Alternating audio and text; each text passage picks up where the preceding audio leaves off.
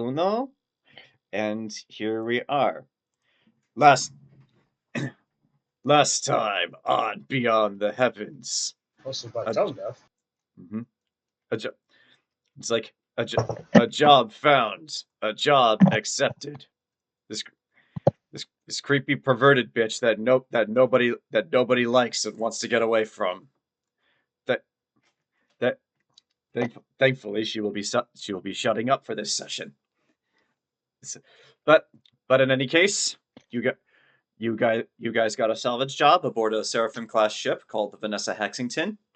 You went you went to the ship, and for going any sort of process to scan the ship, you guys decided to land in one of the open docks, and that's where we left off. We did. With, which, considering that you guys did not actually have any equipment with which to scan the ship, that was probably okay. So anyway, following some instructions from Mike and Jayson, after you guys land, the captain Jerkaul calls all of you guys into a meeting room to discuss how this is going to go. And it's like, all right. And so once everyone is there, Jerkaul's like, he's like, all right, now that we are here, per se, Ajisai, I want you on comms. Keep your eyes and ears open. Make sure we're really alone out here. And if we're not alone, I want to know the instant that changes. It's like, yes, sir. And you watch as Ajisai leaves for a moment to go monitor the comms, and just like before Jerkaul then turns his attention to you, Actuary. It's like, Actuary, you've served on ships like this before, right? Similar enough. It's like, all right, that will have to do. I want I want you to take the lead on this mission. If you've served on these types of ships, that means you must know where everything is. It's like, Dragula, I don't think I need to tell you to keep everyone safe. You seem to be doing a pretty good job of that already. Yeah, though, knowing that this is just flowing out here, I mean, what, what, you worried that there's any, like, space squatters on the ship? For all we know, there very well could be. It's more common than you might think. It's like, I mean, it's entirely possible we might find people cryogenically frozen on this ship. That technology hasn't been used in decades, but you never know. Then we take them back and revive them, and then they stage a mutiny and try to take over our ship, so they use it to escape. It's a whole thing. But it's like, but yeah. As for you, Miss Yenna, I seem to recall you bragging that you are very good at opening doors. I am, Captain. Yes. Good. You're going. You're going with them. What? This is your job. I'm assuming you want to see it succeed, and since this is a derelict ship with no power, I'm going to assume many of the doors are going to be locked, which means they'll need someone to open them for them. Uh, all right, but I'm not. Say one more perverted comment out of you, and we're going home. Aye, sir. All right. All right. So again, actuary has lead on this mission, as it were. Follow where he goes. He and what I probably should ask Ellie. Have you served on these ships, or was that just Actuary? Kinda. Okay. My original order still stands. Follow Actuary's lead. I would suggest checking out the engine room first. How, however, medical bay, captain's quarters, those are also just as important. But I will leave it. But I will leave it to you. But I will leave it to you to decide where to go and what to look at first. This is a big ship. And unless Ajisai tells us otherwise, no one else is out here, so we can take our time. Also, don't if you find anything, don't worry about bringing it back all at once. As long as we're alone out here and no one else finds this ship, we can keep coming back. That's the beauty of a Seraphim class. That's the beauty of a ship this big. You go out here, find a bunch of shit. Even if you can't carry all of it, just drop it off and then come back. Generally, what? Like, are we 100% sure this thing, like, can't fly anymore? What if we just take the whole ship? Well, that's why I suggested checking the engine room first. If the ship can fly, we need to know that, and then we'll determine what to do with it once we know. Also, as we saw from the outside, the ship does not appear to have any power. So if that can be somehow resolved, that would help us, especially with the opening doors bit. Yep. It's like, Ajisai comes in over the loudspeaker on the ship. Also, if you find anything interesting in the captain's quarters, like trophies, journals, or notes, could you please tell me? Damn, she's figured out how the loudspeaker works. It's like, also, Ellie, as you are the only one without a combat spacesuit, stay behind the others. Let them take any laser blast first. Okay. Mm-hmm. Which now would actually be a good time to bring this up, just because you have a regular spacesuit unlike all the others who actually got Yana to buy them combat spacesuits. So She only Actuary, bought two. yeah, she only bought two for Actuary and Dragula. So for the two of you can actually fall to 0 HP and your suit will remain intact. That's the benefit of having a combat ready spacesuit.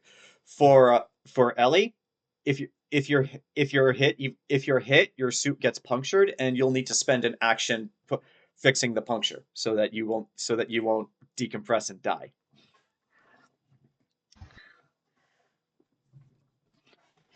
So, all right, get suited up. I will leave where you go from here up to you, and don't worry about your safety. I will be monitoring everything from this ship, and I can see everything you guys do through your helmet cameras. I was like, wait, you can see everything we do? Yes, Yana, and I will be watching you too. Understood, sir. You can tell when she said that there was something she clearly wanted to say, but kept her mouth shut. If I can make a single recommendation, But by all means. we start with the bridge. Yep. Because if there's any power, we'll be able to discern that pretty quickly. If we start in the engine room, who the hell knows? Don't want to be tinkering around, especially because on the bridge we might be able to assess what damage there is and what systems are still remaining intact.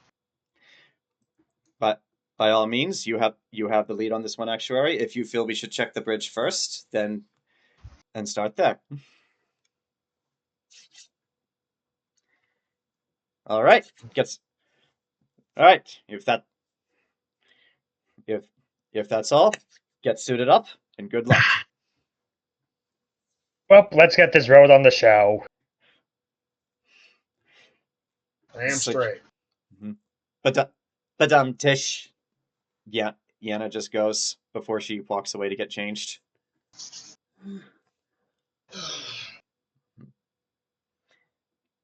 So So you guys have a moment amongst yourselves before you head out into the dark, dank abyss of the void. On a spaceship, yes, but it's a spaceship with no power. Excuse me. Mm-hmm.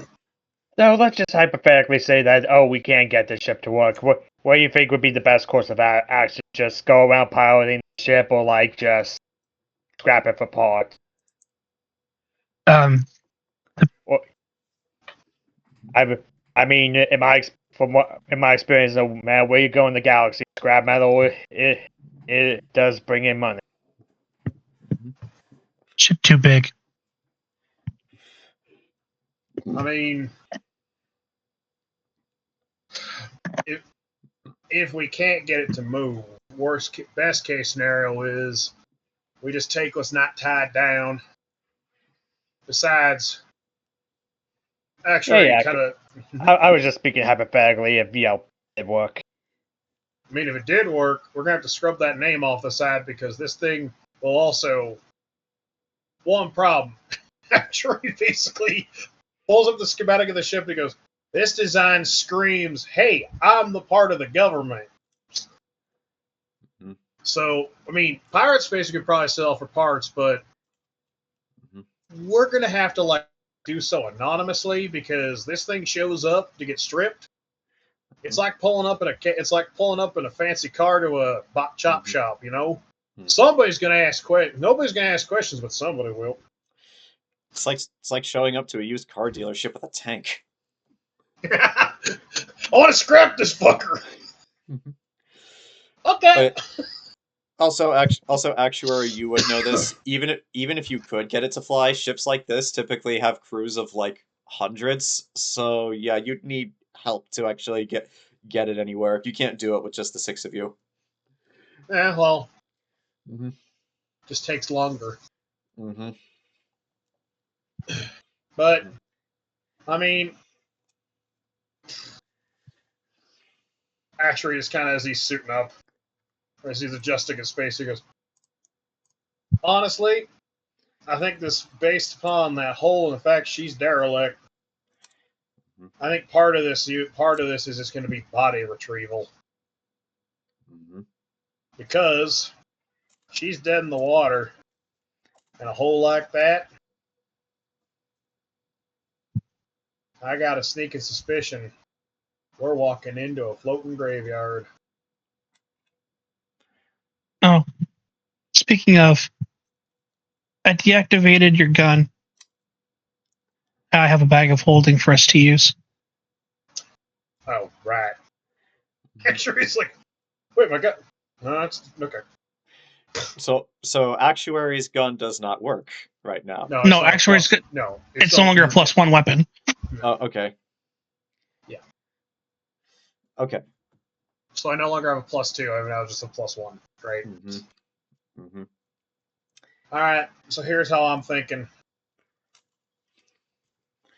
We all stick together. I mean, we could break off into pairs, but ship this big, we could easily get lost. If we all stick together, no chance of us getting ambushed. Us a little easier. Hey, Actually, where are you? I'm in the JC Penney's. I said I'd be in the Macy. Ellie, where are you? Sears. There's not even a Sears in this mall. Suddenly, like, there's a Sears? Where the fuck are you? I don't know. I think I'm in the Woolworths. There isn't even a Woolworths in this mall. Ooh, Wetzel's Pretzels. God damn it, I went too far and I'm in the Piggly Wiggly. But, Wait, where'd the horny chick go? Oh, of course, he's Spencer. Yeah. Where's the Spencer's? Next to the sex shop. Wait. And actually, at that, as if on cue, as soon as all of you are outfitted and ready to go, Yana walks in and is like, so you guys ready for this or what? There's money to be made. There's money to be made on this ship, and as soon as we get back, the sooner we get all of it and get back, the the sooner I can get back to Six Haven and start making horny comments. Because I'm not allowed to do it around you guys because the captain doesn't like it, and I should probably stop talking.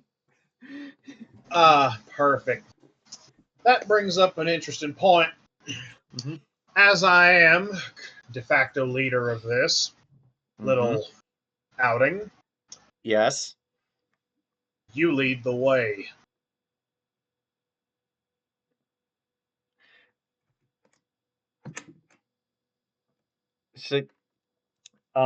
So I just had her roll insight on that comment, and she just rolled a natural 20. So Zach, I'm gonna need you to tell me, did you mean that as in because she's a thief and can open doors, or as in so that in case she gets shot first? As in, this is your job. You take lead, because if they start shooting, I want you between me and the gun. Okay. Okay. So okay, so that with that through her, you can't actually, weirdly enough, you can't actually see through her visor because it's purposefully obfuscated so you can't see her eyes, but you can just somehow tell she's giving you this wry look. And he's like, uh all right, all right.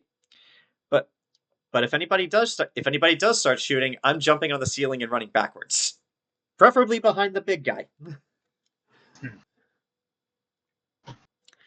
All right. All right, let's do this. And Actuary does have his gun out. Mm-hmm. All right. Because, in my personal experience, no ship is ever truly derelict. Mm-hmm. That is true. So, as you are all suited up and ready, I'm assuming you guys head out into the airlock. It decompresses. There's a brief moment where you guys feel the artificial gravity on the ship deactivate, and you just suddenly feel lighter, like you're about to start floating. But then your mag boots activate, and you're just pulled back to the floor. So, and then the door opens, and you all step out into the open hangar of a derelict ship, and for those of you who choose to look to your left as you step out, you find yourself staring into the open void of space. Although, weirdly enough, while it is the open void of space, you don't see any stars, because, as was stated before, this is the galactic edge. Out that way, it's just the void.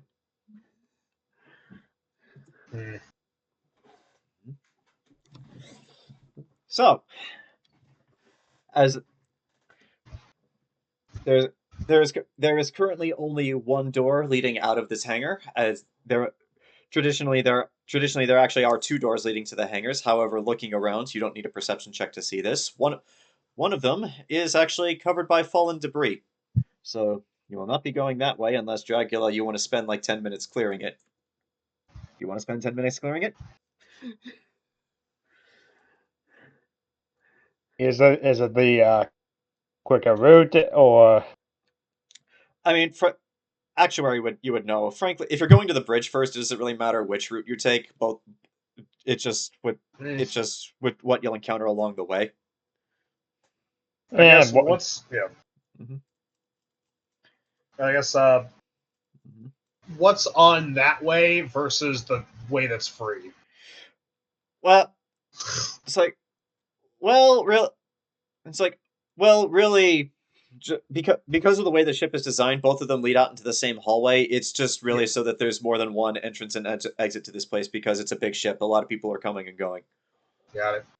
Mm-hmm. So, don't matter none. Mm-hmm. Yeah, it really doesn't, because okay, so like you guys are here. Yeah. The bridge is up here. If you were to go through this door, you're closer, but that's the one that's covered by rubble. If you go through this door, you're in the same hallway. It's just going to take you slightly longer. Well, 10 minutes of labor to save 5 minutes of walking. Mm-hmm. Right.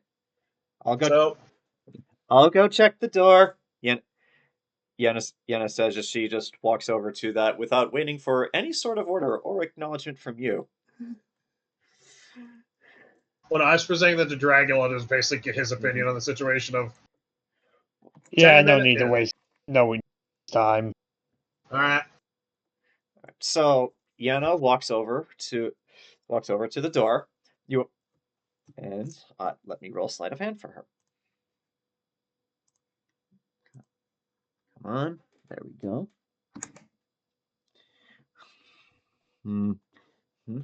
All right. So you guys watch as she walks over to the door, gets close, actually puts her helmet up against it to listen, and then and then she, just rips off one of the instrument panels on the side, pulls out this device that looks kind of like one of those like big calculator things, and then takes some of the wiring, like t- tears some of the rubber off to get the copper, and then she starts plugging that into her little device, and then just starts hitting a few buttons. And a few seconds later, you guys hear this ominous, and then she turns to you guys and says, "All right, door's unlocked. It's just closed. Who wants to do the honors?"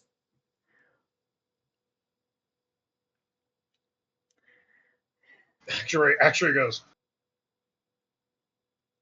When I said you take the lead, after you. All right, everybody, side to the door. Ready? 1, 2. She opens the door. She steps into it and points her gun. Actuary, remember what you said 5 minutes ago about this being a floating graveyard? Yep. As soon as the door opens and she stands up there to point her gun, it looks like that somebody jumps out of the floats out of the hallway, and their arms are out like they're about to grab her, but you all very quickly realize before she can fire her weapon, that person's frozen, and probably has been for some time.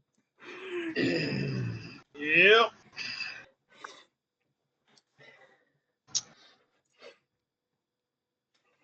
Actuary grabs the body. The name on the tag reads Corporal Jenkins, gunnery.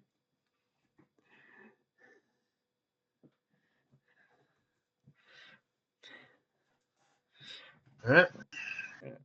Actuary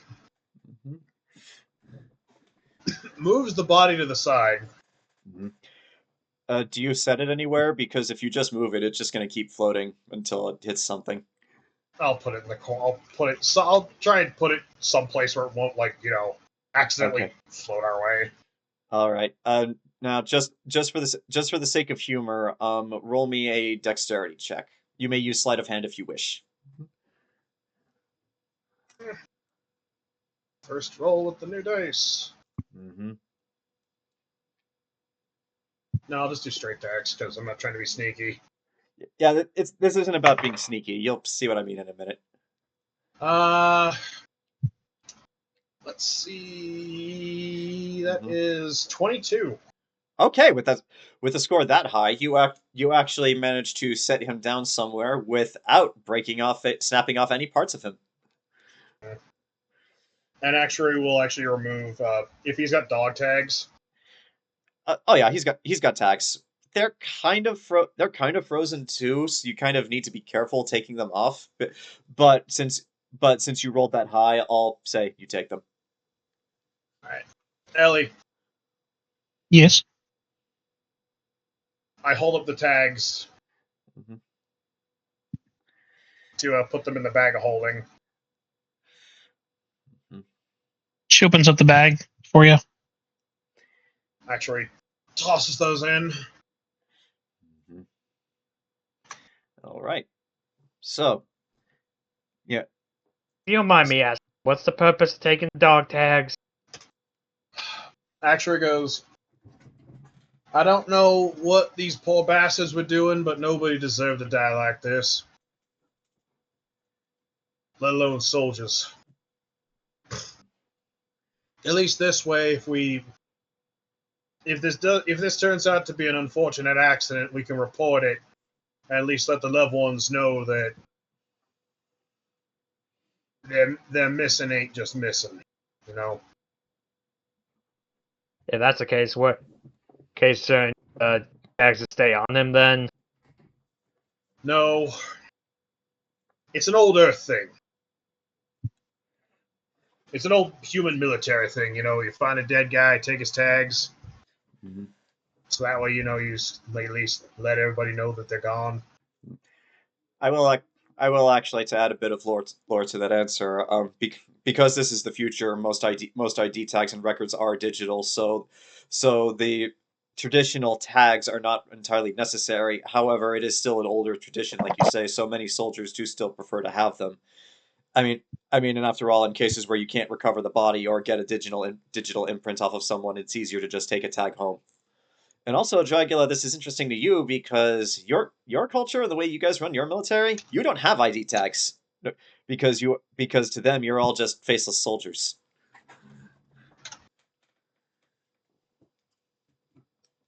Depressing. Mm-hmm. You're a chunk of the reason why Dragula left, but anyways. Mm-hmm.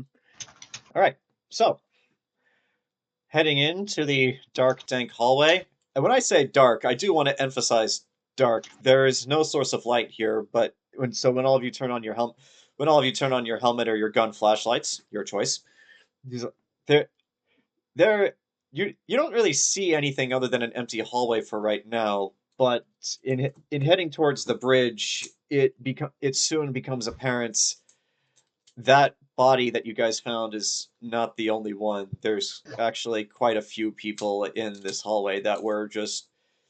Most of them have terrified looks on their faces, but it looks like they were just trying to find some sort of exit. Like they saw the writing on the wall and were trying to leave, but they just clearly didn't make it. Drago just batting them out of the way as he's going through the hallway. Dunk.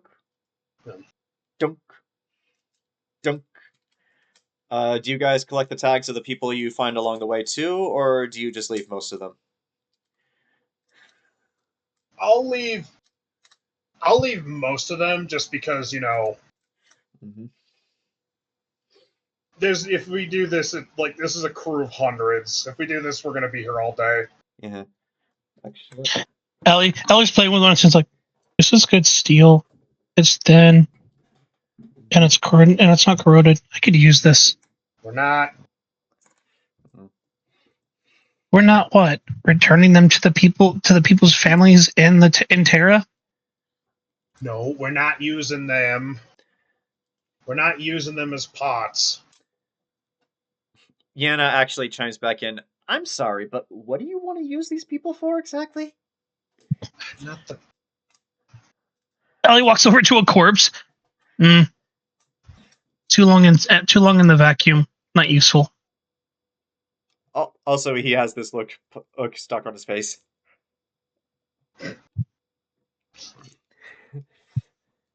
Looks like he got the omelet MRE. Mm-hmm. I'm sorry. I'm still confused. What do you want the corpses for? Parts.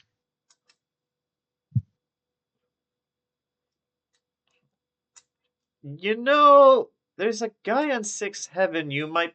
You know what? I'm not even gonna go that way. I hate that guy. But what? Actually, because since all these ships are basically the same, more or less, yes. Some of them are specialized, but most of them have a standardized design. is there any other way to the bridge? Is there anything like critical, like passing, like medical, or like a crew quarters? You're from this side of the ship. You're not gonna pass through medical. However, there is a crew quarters if you want to check there.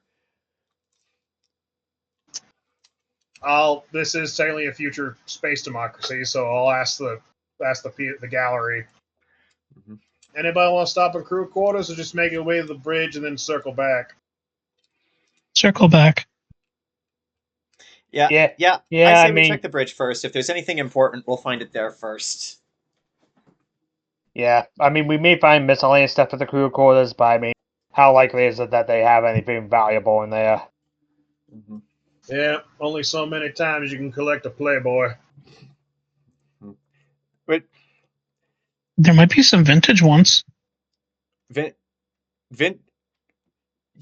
we're on a derelict ship here to make millions of credits, and you guys are want to look for vintage Playboys? I Hey, knew there was a those are reason I liked worth. all. I knew there was a reason I liked all of you. Yeah. Look. I will say this. I will say this. The January 31st, 2035 Playboy sold for 400,000 credits last year, and it was slightly used. Madame Tish. But anyway, make it the bridge. We'll probably find the captain there. Mm-hmm. Yeah. This would probably be a bad time to tell you guys that I do have an OnlyFans page, at least on the pirate net. Got quite a lot of followers actually. Suddenly you hear from your comms like, Yana, what did I tell you? Fine, I didn't think that counted because that wasn't actually making me cracking a cross comment. That's just me telling them I have an OnlyFans page. That counts. Focus on the mission. So anyway, so making your way through, you guys find the elevator, which is the way you would normally go to get to the bridge on a ship like this. However, the elevator is not functioning. So you guys have choices. You can either take the stairs, or you can try to cut through the ceiling of the elevator and just float up that way. However, that might require Dragula having to roll a strength check to pry open the doors.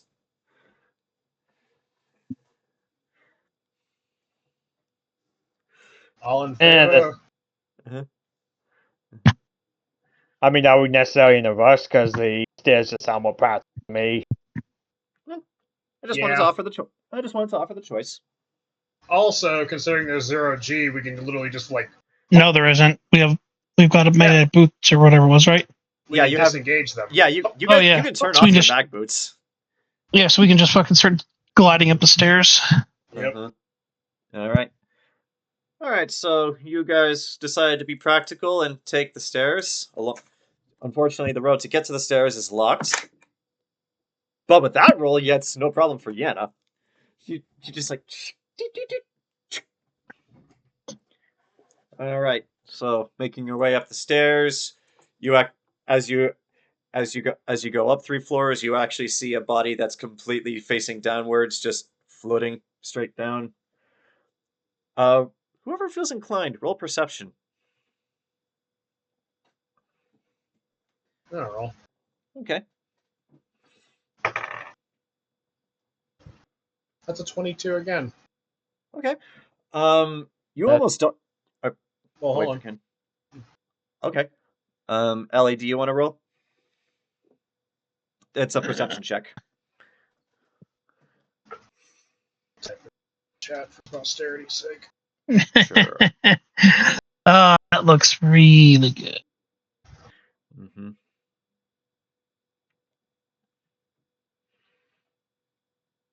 I will say this. I just bought these dice this morning. I eagerly await the next upcoming fight scene. And I bought them because they are technically the color of Actuary's fur. Oh, they're my dice.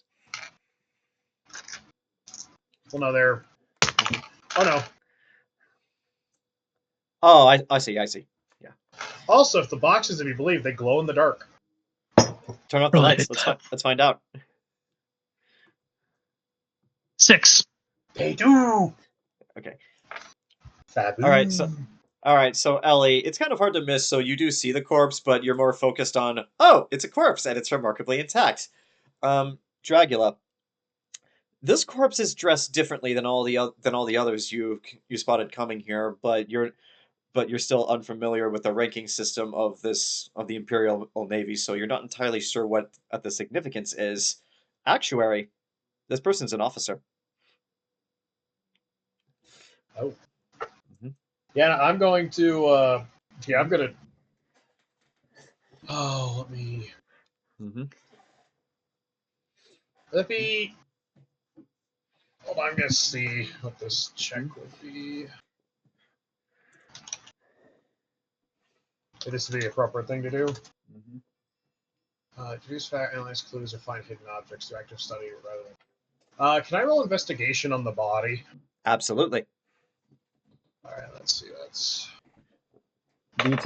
The tag, by the way, reads as petty officer Hungry, John Hungry. um Nat 1, Nat 20. So here's Okay. been my first three rolls with this new die: 18, 19, 20. I eagerly await combat. I'm gonna die. Well, So- clearly they're going in order, so your next one's going to be a nat 1. I know. Okay, so what happens is as it floats past, it gets to the point where like it just goes past you, but you see the uniform and the insignia on the shoulder just before he completely passes. So you just grab the boot before he could float away, pull it back up, and then you start to go through his coat first, which actually does snap off because vacuum of space. Well, the clothes wouldn't freeze. The flesh Yeah. would. Okay. The clothes would just be a little more pliable. It'd be kind of like. Okay. It'd be like hard. All right.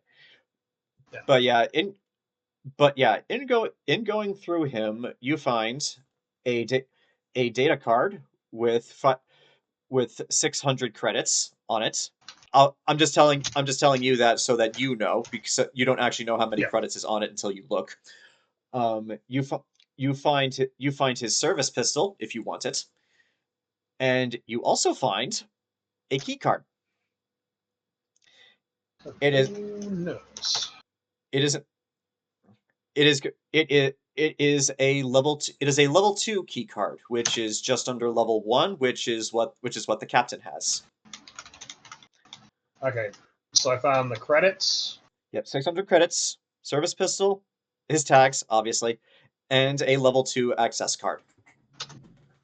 600 service pistol. Dog tags. Level 2 access card. Hello, what we have here? Mm-hmm.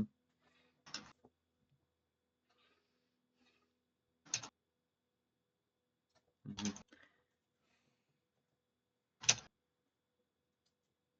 Just typing out this here. But Sure. I'll pull out the access card. Mm-hmm. Hello, what we have here? Gentlemen, ladies. I hold out the card. It's like, ooh, that'll Looks like we just found ourselves part of the keys of the kingdom. Ooh, that'll certainly make things easy. Assuming, we can get power back to the ship, and that will actually let the doors open without forcing them. Well, even if this thing just runs on slight impulse power. It's like, I think there's a pretty good chance that some emergency and impulse power is still here. The issue is going to be getting it turned back on. Yeah, I'm pretty sure can't just hit this thing and get it to work and demonstrate by like knocking the wall. Roll to hit.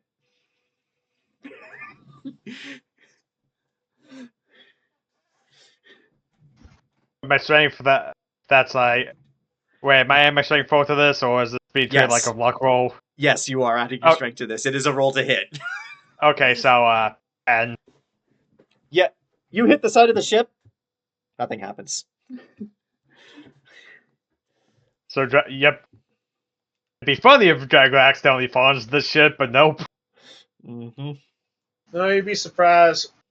You'd be surprised. These things usually have built-in redundancy, so they're easy to start. Actually, Usually. since you bring that up, and actually since you said it, roll me an intelligence check. This will be just straight intelligence. Great intelligence. Yeah. 12. That's actually enough.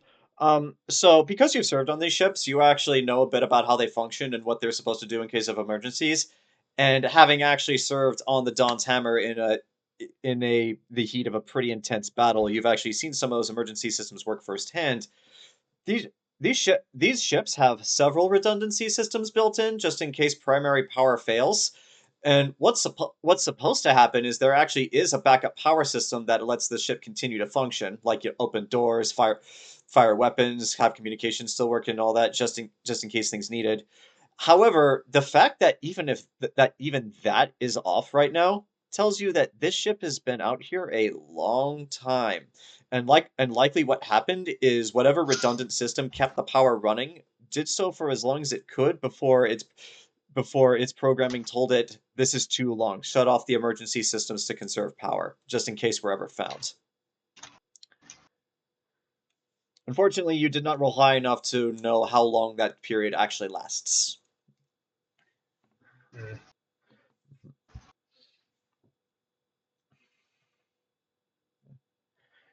Nonetheless, Ellie. No, they wouldn't be smart.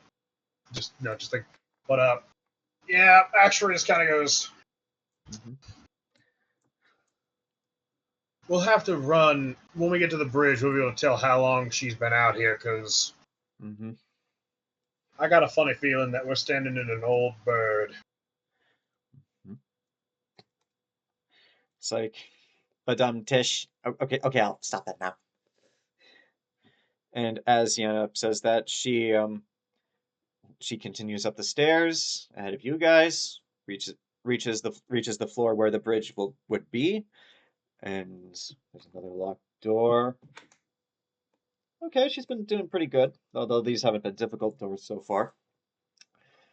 Actuary, as we're heading, Actuary makes a comment to Dragula, because Dragula's like... Yeah, Dragula has to duck through most of these doors.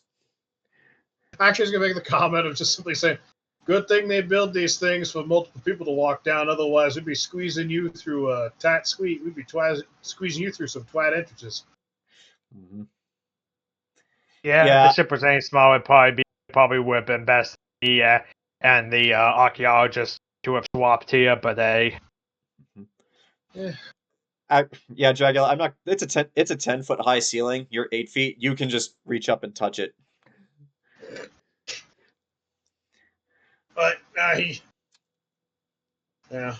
Well, everybody's here for a purpose and a reason. Besides, in the event that we come across some truly stubborn doors, I'll let you handle it. That, or I guess anything big that's valuable, you'll probably want me to do the heavy lifting.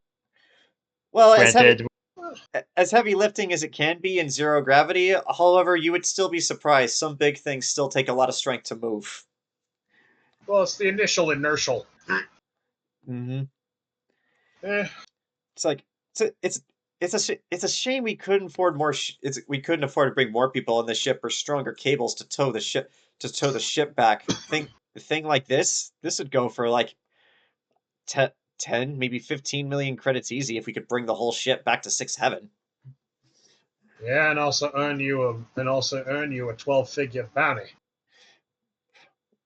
I mean, I'm a pirate. I'm certain I already have a bounty somewhere.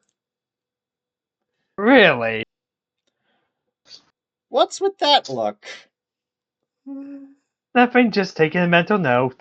What's that joke from fucking... Pay him no mind unless you want to die. But, the Actuary just goes... Just calling me curious of how much you think someone like you be worth. Well, according to my OnlyFans page, I'm worth 20,000 credits an hour. Roll insight, Ken, on that comment. Let's see. That's a 4.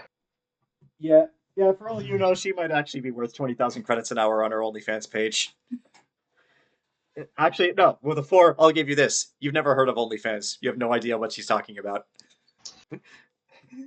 Based on Actuary's experience with her the other night, that statement is dubious at best. Well, I mean, that's what the role is for, but unfortunately, he didn't roll high enough. No, I'm just saying above table. Mm-hmm. But yeah. But yeah, the Chef. important takeaway here is that Dragula, you have no idea what OnlyFans is. Yeah. But yes, so moving right along. The bridge actually isn't that hard to find, and surprisingly, you don't pass through any more bodies on the way to the bridge.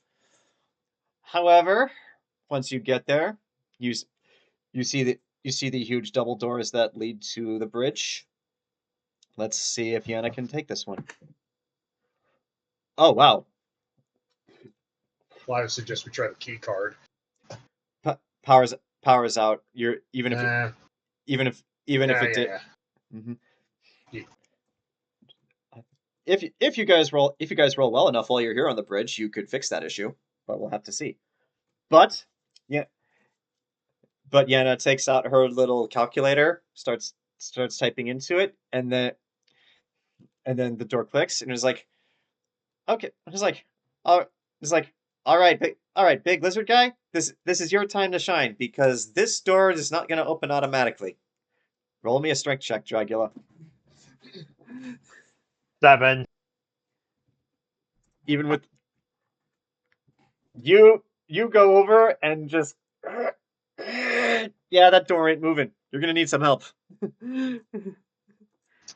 I think so. I think some mechanics either rusted or froze or something. Are you serious? You're an 8-foot tall lizard person who goes through us Terrans like we're meat puppets, and you can't get this door. No, fine. Let me see what I can do. And she's gonna try to help you. I can try. I'll try slide a hand on the door. Okay. Well, she's gonna roll a strength check to try to help Dragula get it open with her strength of -1. That's a 9. Oh my God! JoJo is stronger than Yenna. How is that possible? Well, seeing her, I also feel like, yeah, not that easy, is it? Let me do it. Actually, just standing there with his gun, like he's getting ready to just walk over and like. I mean, you can do that if you want to. I'll wait. You guys about ready to be done up by a bug? What's your fault? Well, you have more arms than us. I rolled a natural 20. Okay, so here's what happened. So Dragula tried; he couldn't get it to move. Yenna stepped in to try to help, and they were able to just get the doors to open just a little bit. However, that little bit was just enough, Ellie, for you two to squeeze all 4 of your arms in there and just go. Well, you see, we loosened it up. Tyran made doors are designed to not close on people.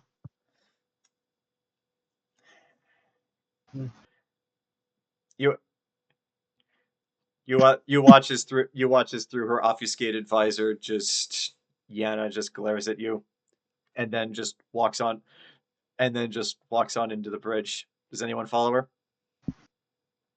As she walks away, I whisper to Actuary and Dragula. Well, if Dragula could hear, because it's like, being petty is fun.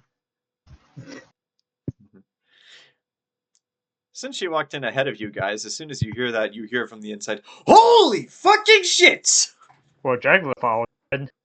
Okay, Yeah. So then you guys all see this as she yells that. You guys walk onto the bridge. There's like 25 dead bodies here, including one that is very clearly a captain or someone in charge. And actually, roll me a perception check. I want to see how much I actually have to reveal.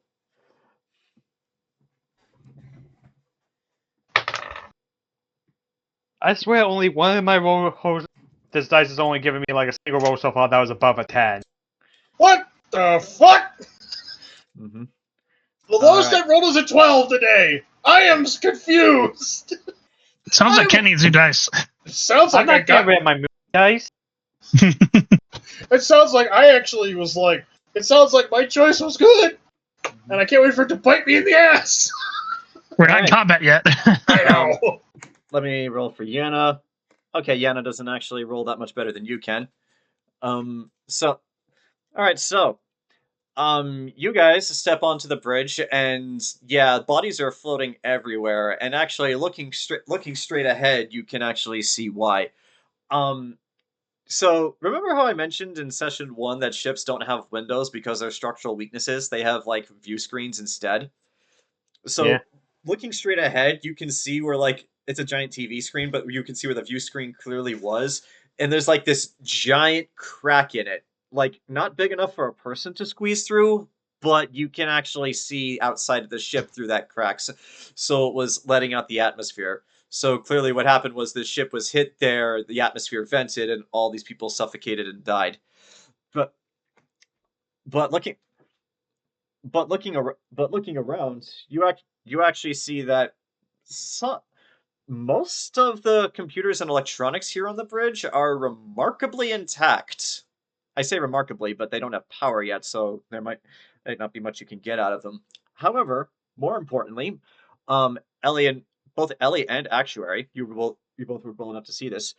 You see, you spot most of the bodies are bridge crew. However, there are two that stand out.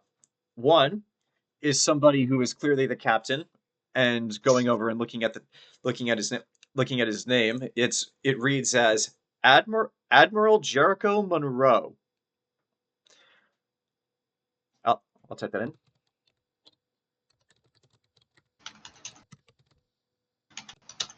Yeah, Admiral Jerkaul Monroe. And Actuary, since you rolled slightly higher, I'll say you find this next body. You find somebody who clearly does not look like he's bridge crew. In fact, he doesn't even look like a Terran soldier or officer in the first place. He's wearing a lab coat, like Ellie. But yeah, he doesn't appear to have any visible identification on him. He looks kind of like let's see, what's the best way to describe this person? Does Do he you look remember- like a bitch? No, do you remember Brett Spiner's character from Independence Day, the scientist?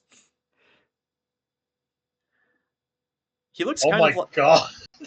yeah, he looks kind of like that, but well, I would say a bit more put together, but unfortunately the situation has changed that.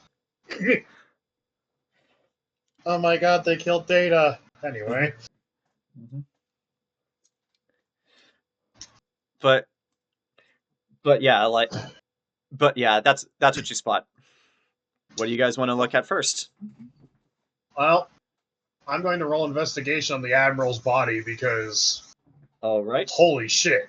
Also, actually, before I do that, his name was Jerkaul Monroe. It's in the Yeah. chat. Yeah. I don't, Mhm. I don't have any history on that. Mm-hmm. I don't have history, but can I roll history? Sure, you can roll history. 16. You are unfamiliar with an Admiral Jerkaul Monroe. Shit. Actuary goes, well, I never heard of this asshole. Time to go through his pockets, I guess. Roll me that investigation check. 18. Okay. I will say you actually roll high enough to make the level 2 access card I gave you earlier pointless, because on his person you find a level 1 access card, which, assuming you get power back, should get you into his quarters and the more secure locations on this ship. Hello, Daddy. Yeah, like level 3 is just like base personnel. Level 2 is officers. They get into some areas that most of the base can't. But like level 1 is like captain or admiral's eyes only. Well, But yeah, you find a level 1 access card.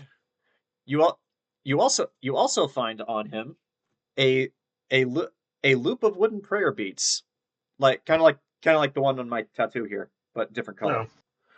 No. Mm-hmm. And you also find on his person a data stick, basically a USB drive.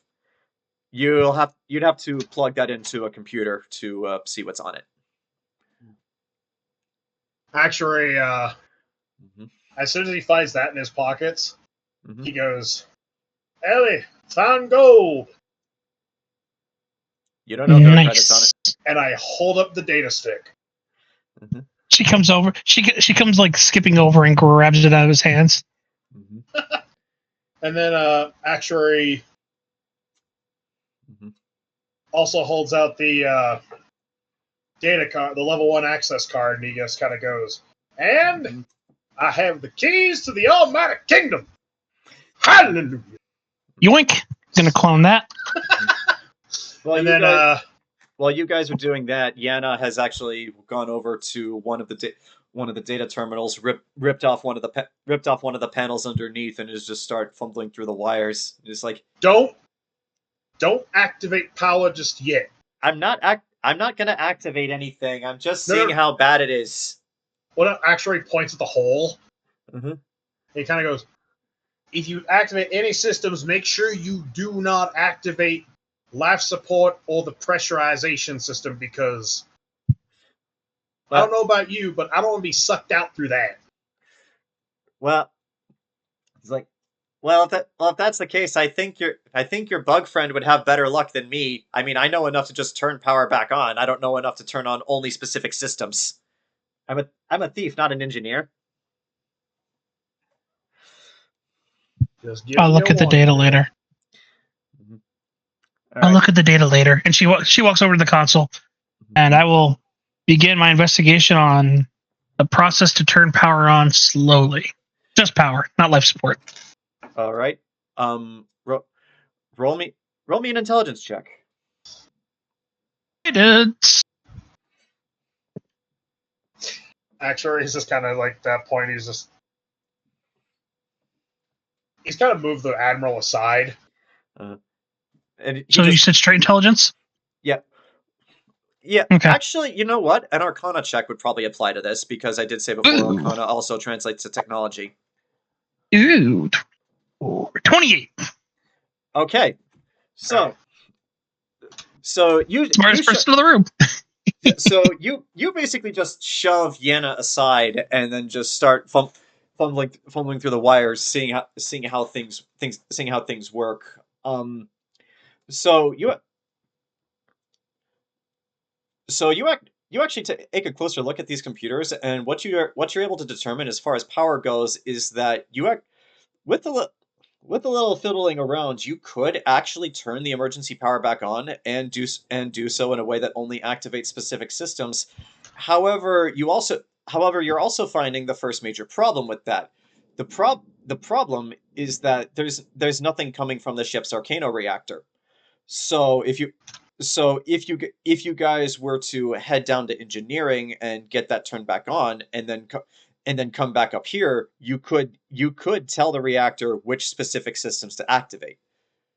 So yeah, like the system is working and all the pathways are there. There just has to be electricity flowing through the system for it to work.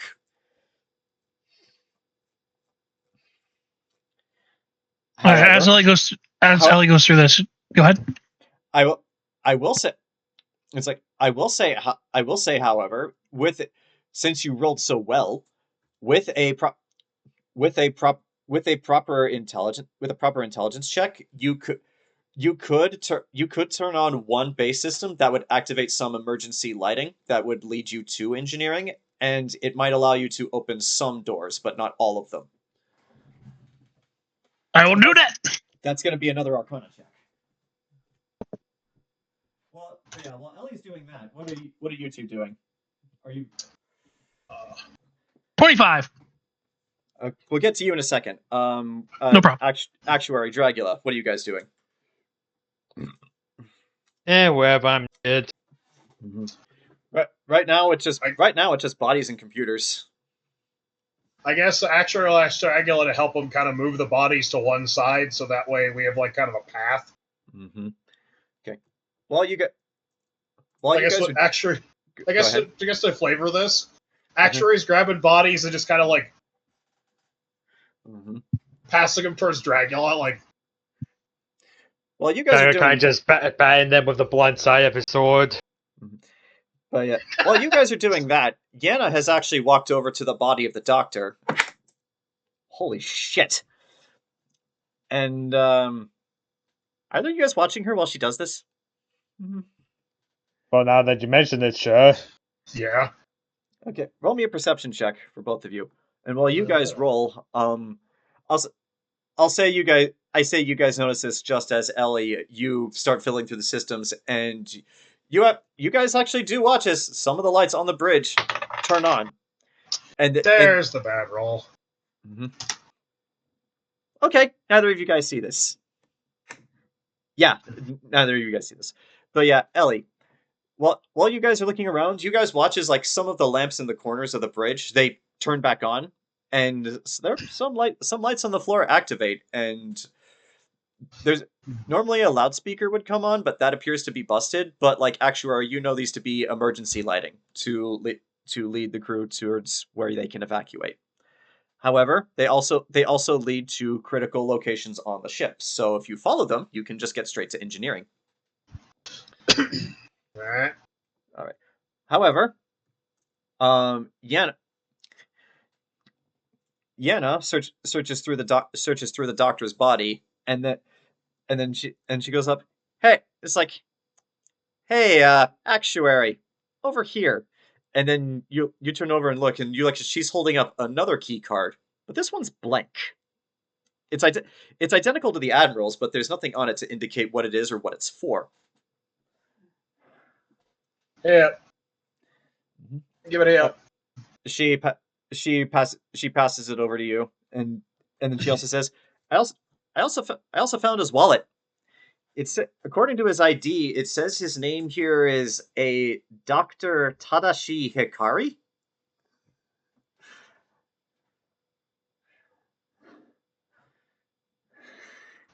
Actually, give me the information description. Give me like curious name for a white guy. What? Giving a closer look, he's actually not white. He's Brett Spiner. He's Brett Spiner-esque. He's a yellow. Yeah, he's a yellow. But no, Actuary takes the key card, and of course hands to Ellie. Just and it's like, all right, clone this too. This is like, it's like, under normal circumstances, I'd be inclined to actually steal from him and not tell you guys, but he had nothing on him. Literally just this blank key card and an empty wallet. No, really, there's nothing in here. I can't steal anything if there's nothing to steal. Can I roll insight? Because why would she enunciate? Sure, go right ahead. Roll insight. Unnat 20.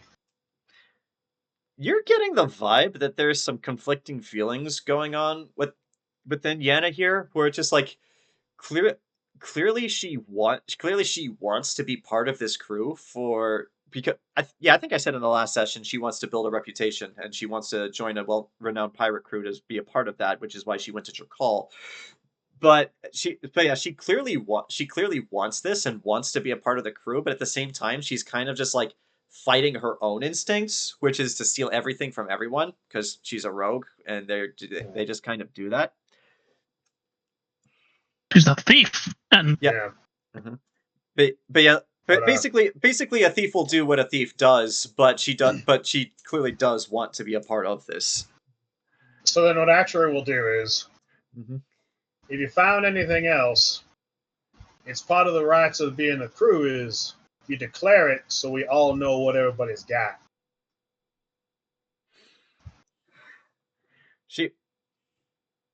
Share and share alike. It's part of being the crew. Ain't that right, boys? From the radio, you also hear, "Aye, and it's also in that contract you all signed." It's like,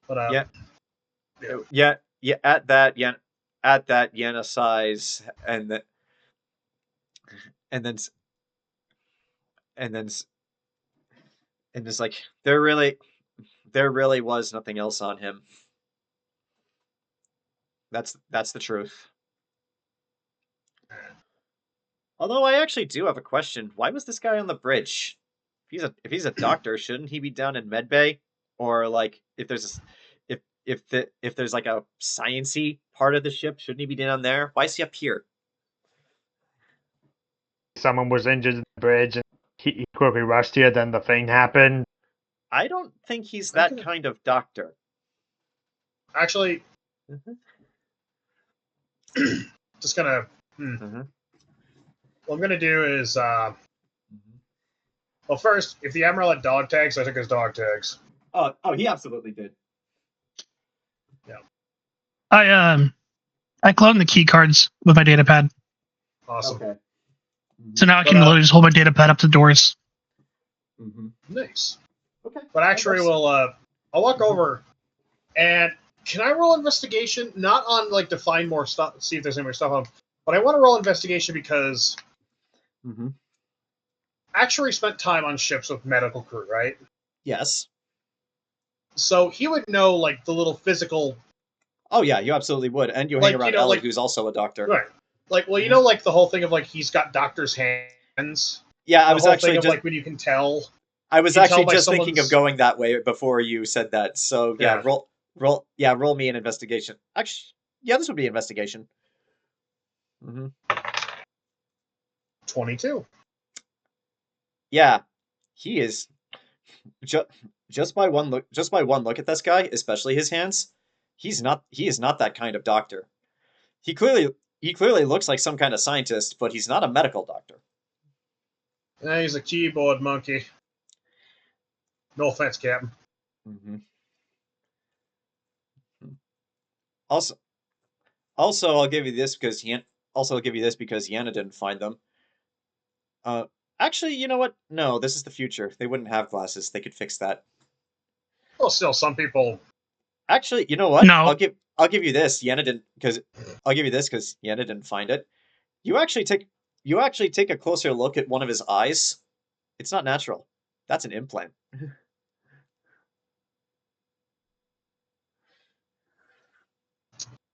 Oh, Actuary is going to go. All right, I have an idea. Horrible idea at best, but an idea nonetheless. Dragula, you mind helping me hold this guy for a sec? Hey, Thank you. I pull out my combat knife, and I extract his fake eye. Roll me a dexterity check. Can I sleight of hand this? Yes, you may. Guidance. What's the guidance add? D4. All right. There's the sleight of hand. There's the guidance. So that is 24. That's a 24 sleight of hand to remove his artificial eye. And if it's the way I think it is, where I'm gonna guess like artificial eyes does it have like an optical implant that goes back into the brain? Oh yeah, it does. Because it has to connect. Cool. I want to remove the whole thing.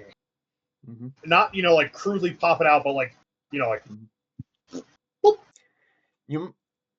Well, I was gonna say you might need Ellie's help, but she guided you, so I'll count that as her helping. But so Right. it takes a bit of fiddling, and you actually do damage part of the retinal socket. But I'll say with that roll, you are able to remove the eye unscathed. All right, and you are for the you are unable, however, to tell what its function is. Well, that's for us to find out later. Because if we can find out what it is, then and I'll actually give you this for free because I forgot to tell you when Yana was searching the body. But as you remove the eye, you actually you actually push him a little bit and jostle him and just like trying to do that, and one of his hands actually comes up and hits you in the face, and you notice he has a very unique looking ring on. It looks magical in nature. I'm giving you this for free because I forgot to give it to you No, that's when fine. you rolled to search the body. No, but Actuary will take the eye, and then because I imagine Actuary will grab the corner of his lab coat and wipe off his knife on the lab coat. Uh-huh. Because you never put away a dirty instrument. Mm-hmm. And then I will take the ring and give both the eye and the ring to Ellie. Yeah. Unfortunately, you're going to need to need an identify spell to tell what either of those do. Yeah. Dr. Tadashi. Dr. Tadashi Hikari. Hikari! Remind me later. I'll look at them for you. No problem. Thank you, Dragula. Now, Right. who wants to go on a horror movie mission? I mean that depends. What kind of horror movie are we talking here? I was able to turn on some lights and some doors, but we need to go to engineering and see if there's real power. Mm-hmm. Okay, that doesn't really answer my question though. Are we talking like zombie horror? Because I don't really care for zombies. I mean that. I don't even know if it's possible. I don't even know if it's possible to do this. But Ellie gives her the flattest look and the long-suffering silence that follows it. I mean, if it was zombies, I think we'd be attacked by now with all the falling corpses here. What if there are zombies, but they're all just frozen because there's no atmosphere here? Wait, Well, then they ain't an issue, are they? He's got a point. I did not. Ellie think looks of at her that. data pad and it's like, I need to find some way to reach Tyran internet. The only way to do that is to either fly back into Terran space, or you go back to pirate space and wait for them to return with a copy of the updated Terran net information. But I'm gonna make a relay. I'm gonna make a relay system. That is something you can. That is something you can get, but you got to pay for it. Actuary goes, all right, well, let's get this Scooby-Doo bullshit on the way. What the fuck? What the fuck is Scooby-Doo? A dog, says the cat man. What's a dog? Actuary looks at him and goes, oh, you poor sweet summer child. Wait. Is that like those people from Aquis? Like, I've heard people call them dogs, but that's an insult. Are you insulting them? Dogs are a Terran species. They're four-legged, furry, and hail from a species known as wolves. They were domesticated by humans a long time ago. And yes, it is the insult used for the Aquans because they look like the dogs of Earth. I had a dog as a kid. So wait, you're telling me that on Earth, the home planet of the humans, there is a race of creatures that looks exactly like the four-legged people from Aquis, but they don't talk and they're just animals? Well, I turned around my data pad with a series of pictures of a lizard, a dog, and a cat. Literally an ant, a dog, a cat, and a lizard.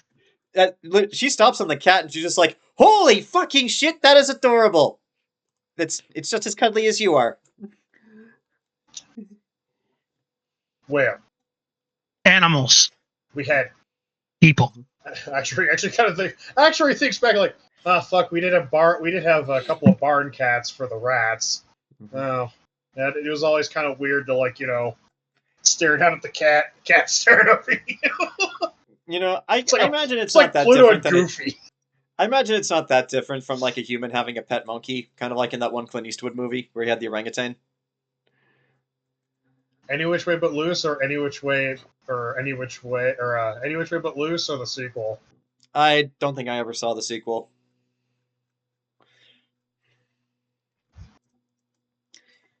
But yes, so you guys make your way down to make your way from the bridge down to engineering, unless there's anything else you want to look for on the bridge.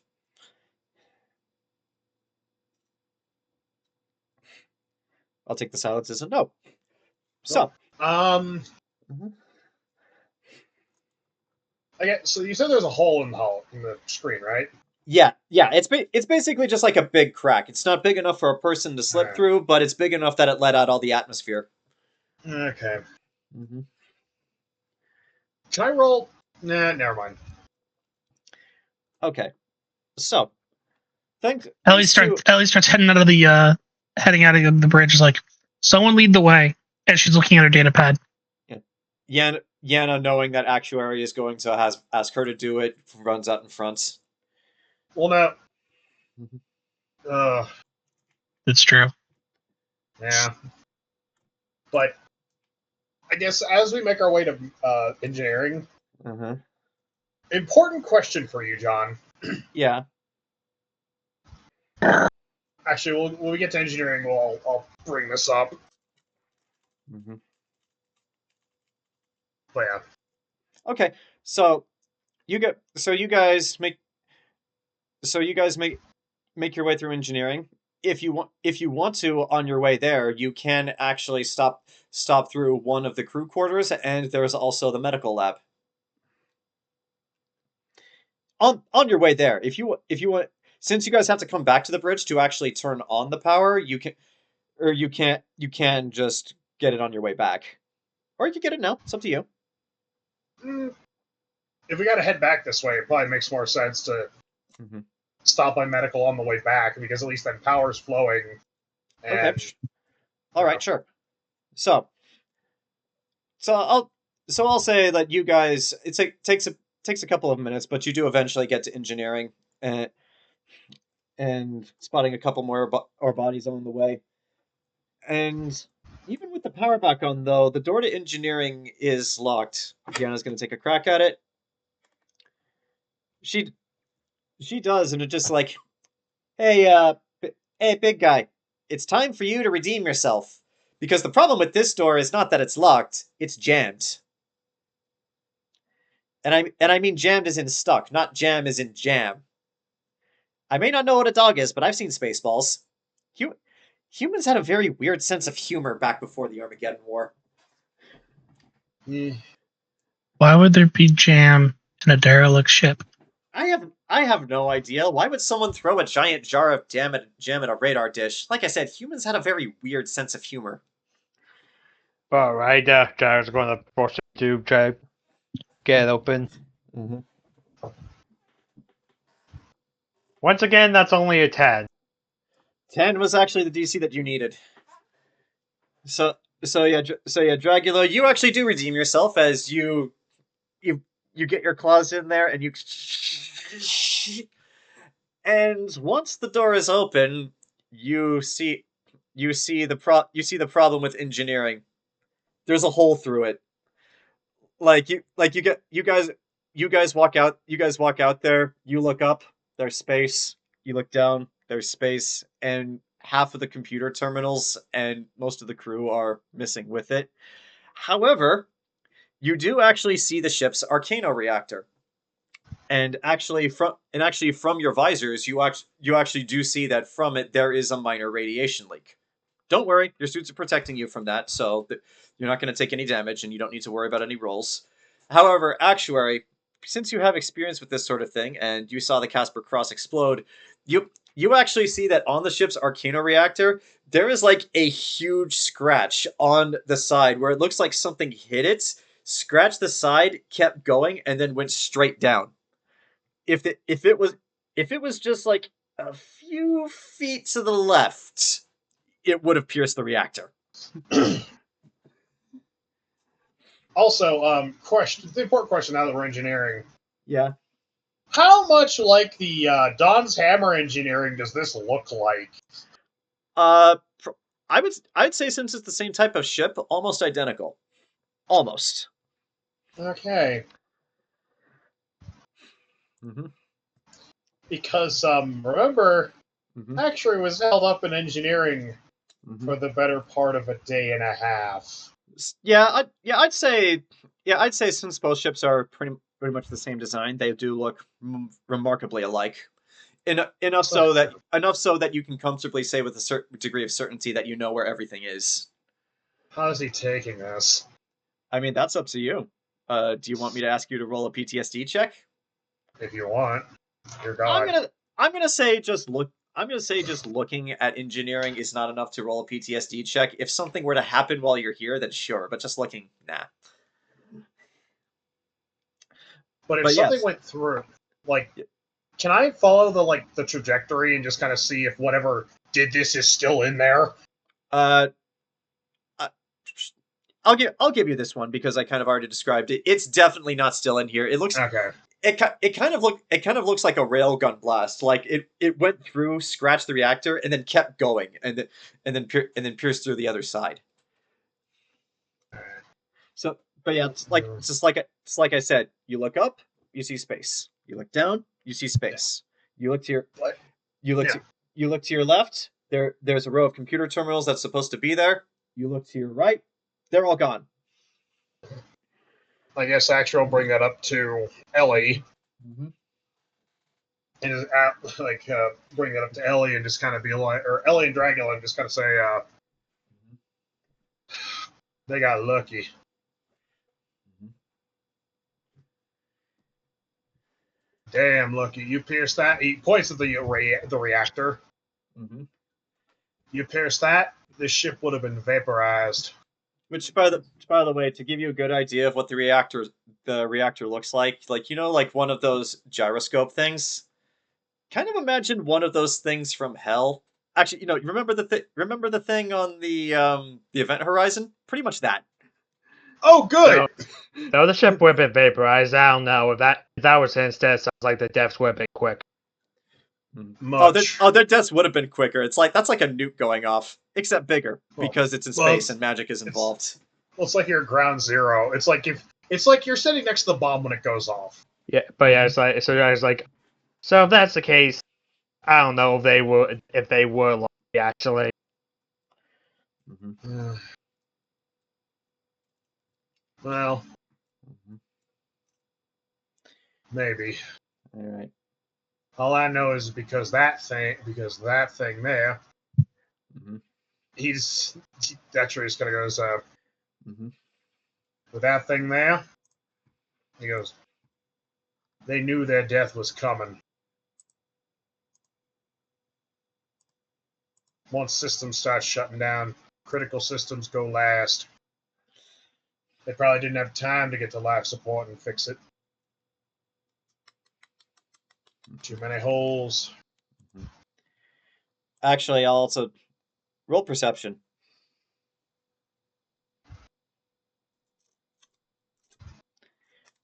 Yeah. Roll a perception check, Actuary.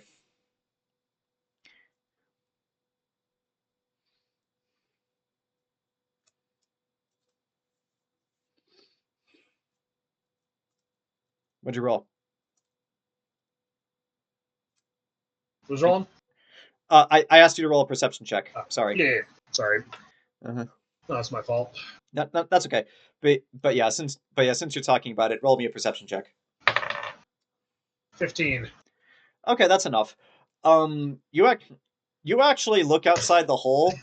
There's no danger to you doing this. You actually float across to get to the other side, so you can take a peek outside of the ship. You can just as easily float back. But yeah, you look out to actually see the ship's engine. There's actually another hole through it. This ship is not going anywhere. So it looked like what happened was whoever hit this ship, they were very precise. They knew exactly where to hit the engine so that it wouldn't move, and exactly where the Arcano reactor was. And the only reason they didn't pierce the reactor was by sheer dumb luck. Like they knew exactly how to cripple this ship and how to stop it. So just based on that, it looks like your initial assessment of it back in the previous session, where it opened the gate to jump, but because it was hit, it messed up its navigation and targeting for such a portal, and it could have gone literally anywhere. And then once it was through, it's just dead in space. I was gonna say dead in the water, but there's no water here.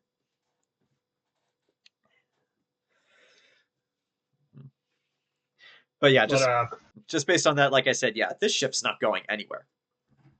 Yeah, actually does kind of say that out loud. Is it's like, well, I got good news and bad news just based on my experience. Good news, we fire it up. We're not going to die. Bad news, we ain't going anywhere. I mean, I suppose that's kind of a good thing. I mean, if this ship's been stranded out here for who knew how long, we're currently the only ones who know where it is. We could just, if we can't load up everything we want to, we can just come back and it'll still be here.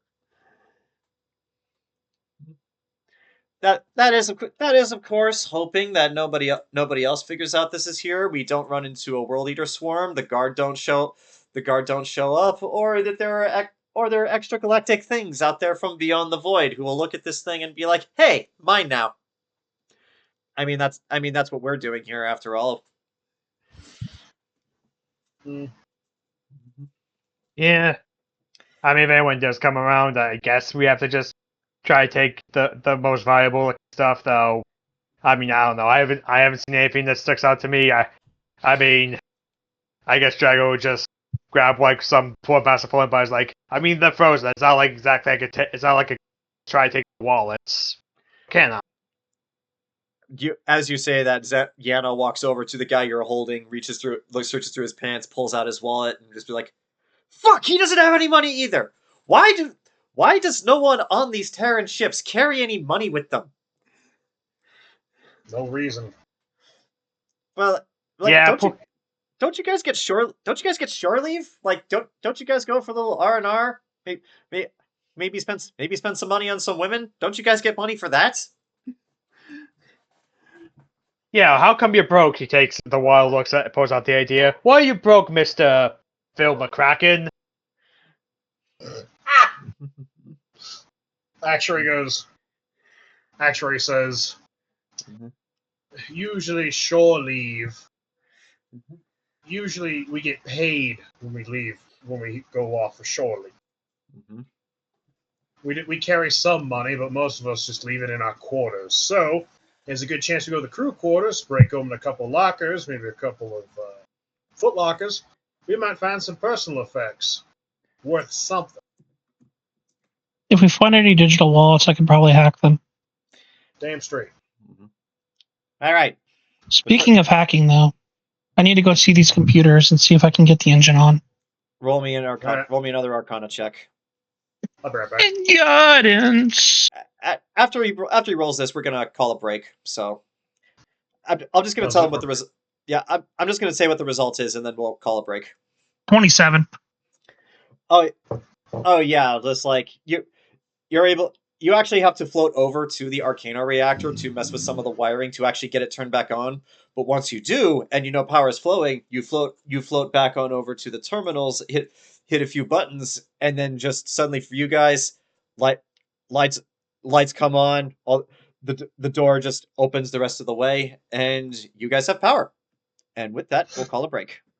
Neat.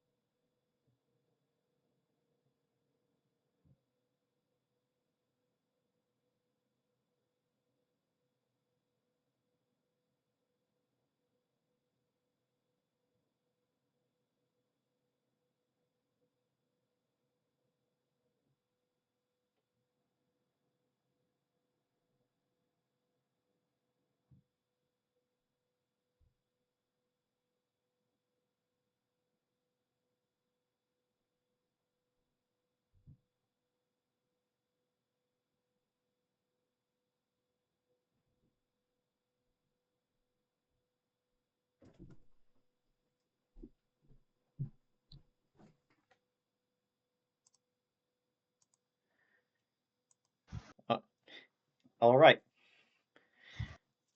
So, Ellie, Yes. as you get the ship's power turned back on, and the lights start coming on. Now, both of you would have been in the Empire space long enough to know this. When you turn the ship's power back on, one of the other emergency protocols that's supposed to kick in is that the ship's smart AI is supposed to reactivate, so in order to either help whoever's here repair the ship, send a distress beacon, or whatever. However, the smart AI does not turn on, which is a very troubling sign, because if the ship's smart AI is not here, that could mean only one of a few distinct possibilities. None of them are good.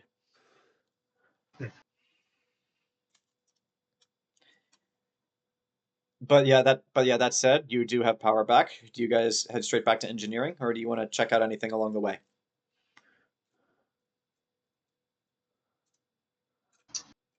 Might prove prudent to check out the crew quarters now that at least power's on. Okay. Let me see. Let me actually check my notes this time. Do I have anything for... Okay, here it is. All right, so along your way back, you guys decide to check out the crew quarters. Most of it appears to be empty. However, there are still quite a few lockers here. Yana will get her dexterous fingers to work, prying some of them open. Which with that roll, she walks over to one of the lockers, just like, why won't you open, you stupid hunk of metal? I just strength start tearing like locker doors off. Sure, roll strength. My dice have like, with the exception of like a 14 earlier, has not rolled above 10.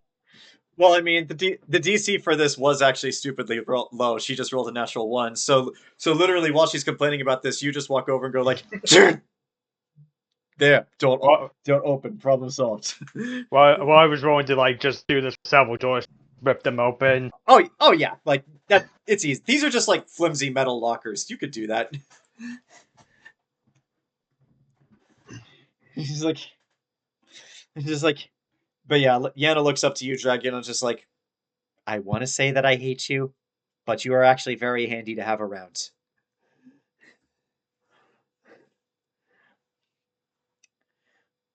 Yeah. Go ahead. Well, welcome, Dragula. That's just going through things like, let's see, deodorant. Looks like there's a poster in here of a pinup of one of those dog people. Kind of disturbing.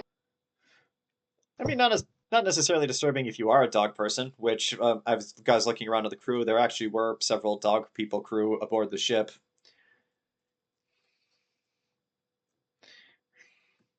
But yeah, roll investigation to see what else you guys find.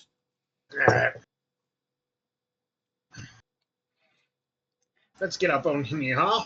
Yeah, but I'll actually have Yana roll investigation too, see if she finds anything useful. Okay, that's certainly better than her lockpicking roll. Equal that, man. Okay. Best of Queen. Why have I come across like 5 different copies of this CD? Mm-hmm. All CDs left in a car, left in a car over a 2-week period, eventually become the greatest hits of Queen. Also, Ken, if you have found an actual physical CD in this time, that thing's worth like millions of credits as a vintage collector's item or as a museum piece. Okay, so Dragula, Actuary, and Yana, all three of you just start going through the crew stuff. You don't find anything too spectacular. I'd say between the three of you, you find a couple of data sticks valuing in total 2,500 credits for whoever wants to put that in their inventory.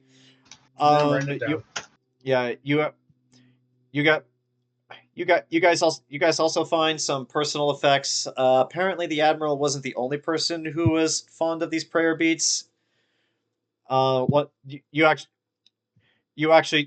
do find a lockbox in one of the lockers that is also locked. I'll say Yana takes a crack at it. Okay, that time she does better. But yeah, she actually does take out a more traditional lockpicking tool and fiddles with that a bit. But she does get the lockbox open. Inside is, no joke, an emerald. You'd have to take that to an appraiser to see how much it's worth. And underneath the emerald is a picture of a beautiful devil woman, and a note underneath it that reads, I look I can't wait to see you when you get I can't wait to see you when you get home. I hope you bring me back something nice. Is there anything that indicates, like, amongst the shit we're finding, anything that indicates, like, how long, like, when this ship arrived, like, you know, like how old this ship is? I was just about to get to that because Ellie, with your 29, you actually combing through all this stuff, you actually find a couple of data pads. Oh, hi! What the fuck? It's like Jerkaul's chiming in from the ship. He's watching what all of you do and has questions about these things you're finding. But yes, Ellie, you actually do find a couple of data pads, all of which don't have power, and you actually I'd say since you've restored power to the ship and you find these, you also find some charging kits that go with them, because these are personal data pads. So if you're not impartial to waiting for like a minute or so, you could just go over to the wall socket, plug it in, and just wait till the data pad boots up. Now, Yeah, I do. I go plug them in. mm-hmm. What else do I find? Anything else? And yeah, and in addition to finding all of that, you actually find hidden, not in one of the lockers but behind them, another lockbox, which with your since you found it, with your permission, Yana will attempt to crack it open.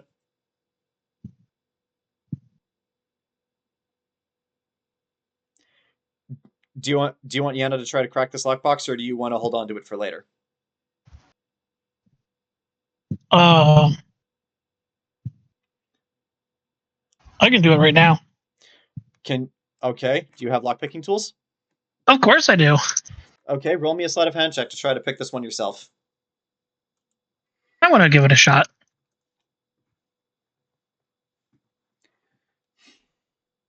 That is a 21. Okay.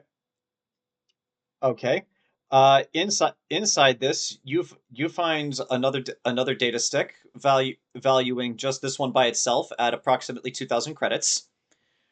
You find a lock of someone's hair, and you also find not one, not two, but three vintage Playmate magazines. And I have to say Playmate because these contain multiple species, male and female.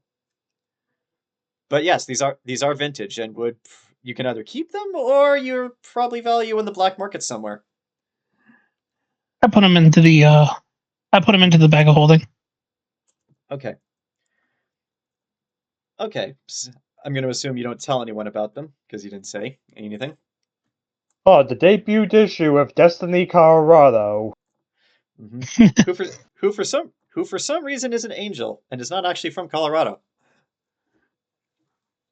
But yes, Actuary, to answer your question, after a minute or so, I'd say the data pad that Ellie plugged in recharges its power, and it does contain a personal log from one of the crew members of the ship, a cadet by the name of William Afton. Now, let me pull up my notes here so I can give you an exact number. Oh, yeah. Oh God, I do not trust what's in that note. Mm-hmm. I literally I just came up made with you! I made you! I literally just came up with that name off the top of my head. That's Springtrap, John. I know.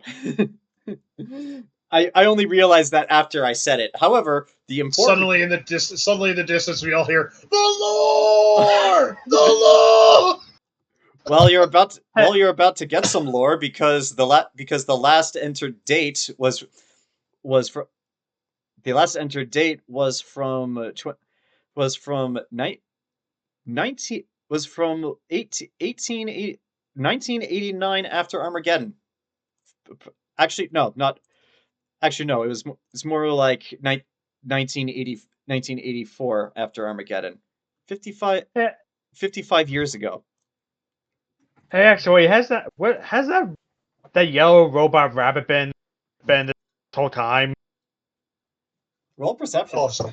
Roll perception. but yes, 5. yeah. If it is here, you certainly don't see it.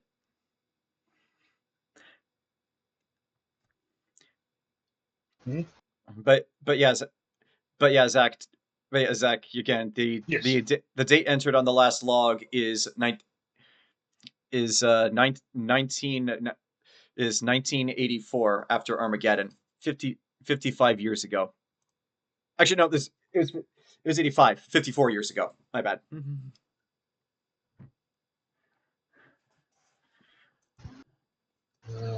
Actually, just kind of Mhm.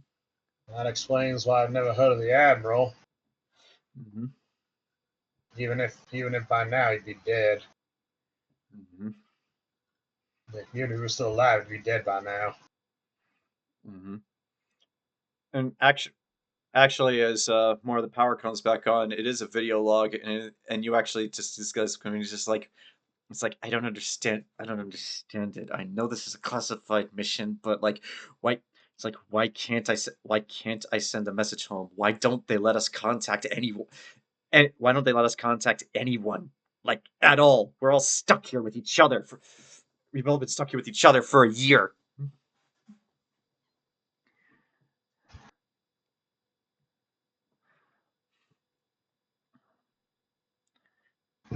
But yeah, that's all you get for right now.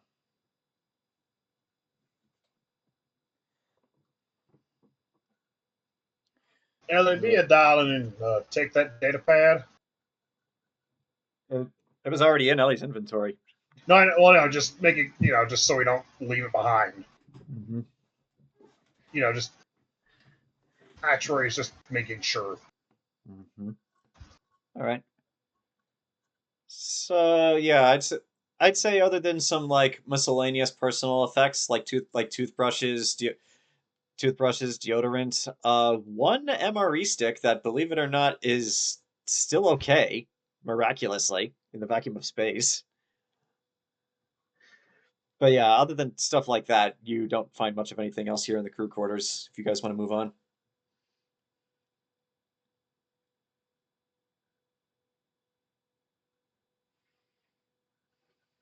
There's not really much left here in the crew quarters, is there? After we kind of searched through it. No, with your roll, you pretty much found all of the good stuff.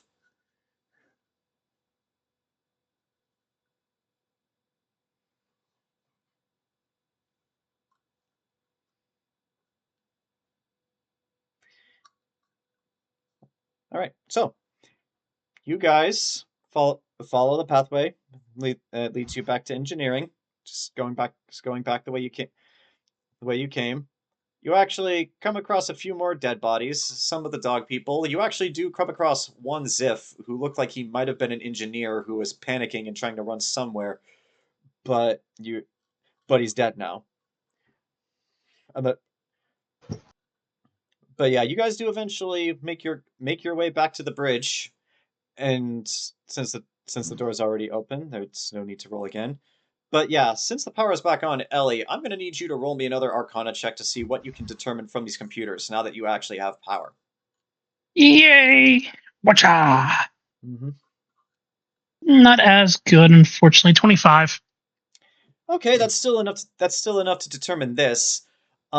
Ellie, now that you're actually in the system and you're trying to determine which systems to turn back on, you actually find out this little bit of information as you actually try to access the ship's artificial intelligence to get it to help you. The ship's AI, it's like the ship's AI seemingly purged itself, and with it all of the relevant data on the ship, including all of the logs that were stored here, and as well as all of their mission parameters and what they were doing.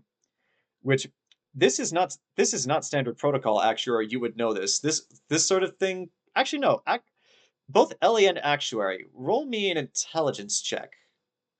Because yeah, this would be above your guys' stations. Yeah. Mm-hmm. It begins. Okay. 10. Ellie, what'd you roll? Sorry, for what again? This is just a straight intelligence check.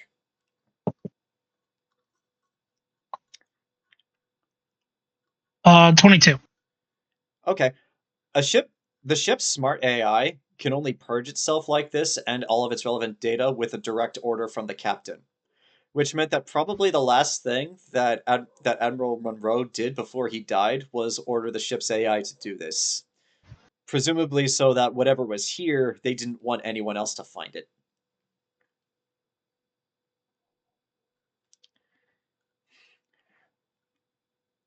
But that being said, all of the important data is missing. There's still like a bunch of miscellaneous things, but like navigation logs, crew logs, maintenance, like information on some of the other things that were happening on board this ship, all gone. You do, however, find a crew manifest if you want to check out that. I'll pull it up and show it to Actuary since Okay. I really don't get much from it. Yeah, Actuary, you just see a list of crew members. Like there's Admiral Monroe. There's one of the lieutenants who was serving under him. There's I forget his name already. The petty officer that you guys found in the staircase. Mm-hmm. It's like and you also see on the ship lead science officer, Dr. Tadashi Hikari. Can I roll investigation to see if I see anything on this list that stands out, like anybody that... Because Sure. like this ship's 54 years old, right?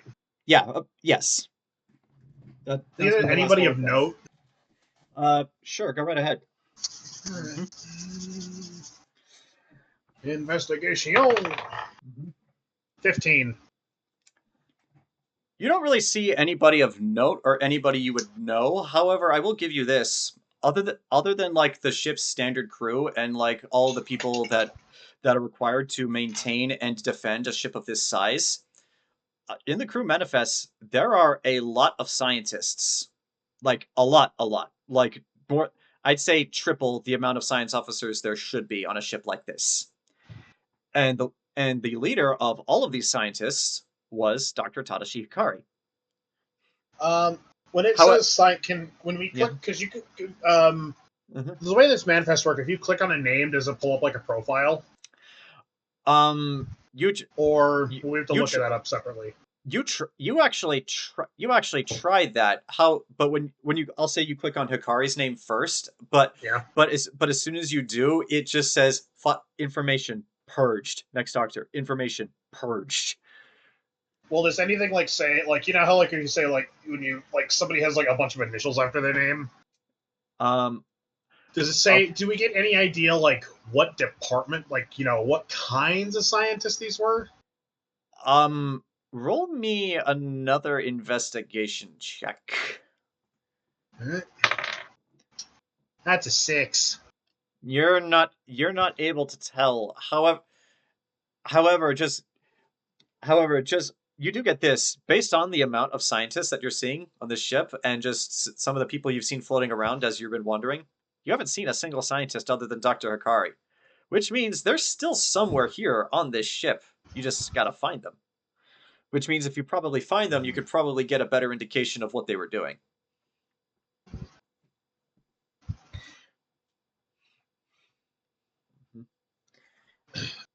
Ellie, It's like, mm-hmm. Yes. what kind of systems did you get up and running on this thing? That was actually going to be my following question. What systems do you turn on now that you have power? So now that I have power, I don't turn on life support. Mm-hmm. I kind of have this. I kind of have the whole ship in like more or less emergency power mode. Mm-hmm. So that way, I have lights, I have doors, Mm-hmm. and I have computers. But I don't have. But we don't have like. But weapons aren't on. Navigation isn't on. Communications is not on. Mm-hmm. And nothing. Basically, it's just all a bunch of internal systems. Again, outside of life support and oxygen. Mm-hmm. Yeah. Weapon systems, when you try this, are actually offline. Most of them are damaged, and actually, when you get to comms, you just keep getting back an error message. Well, I don't even try. I make sure those are off. Okay. All right. Because I don't want, because if I accidentally turn on communications on, any lingering signal could get sent, and I don't want that to happen. That's fair. All right. But yes, Yenna actually pipes back up and just like, so, question I would like to posit to the group here. If the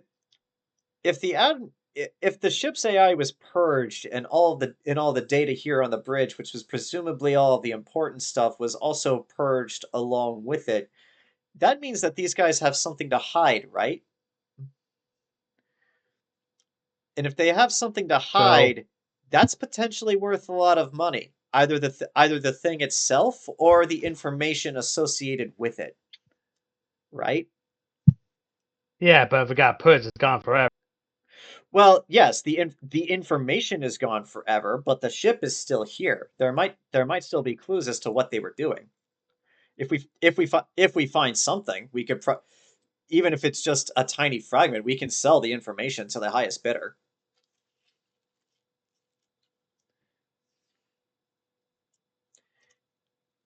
Not I mean, necessarily.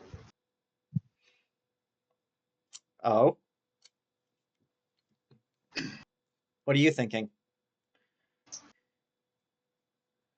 If we had abandoned ship in the middle of nowhere, where a good portion of the crew was scientists, Mm-hmm. and all their names are like, I got names, but I don't have a department that they worked in. Mm-hmm. Now, just piecing this together here. Lead scientist on the bridge, dead with the admiral. Mm-hmm. Now, either he came up running up here because emergency or something, or just putting this out here, Ellie, use that big wonderful brain of yours and give me a percentage of how much of this crew was scientists and how much were military. I burned through the personnel list. How much is it, John? But I'd say a good like quarter of the crew were scientists. The rest of them were all military.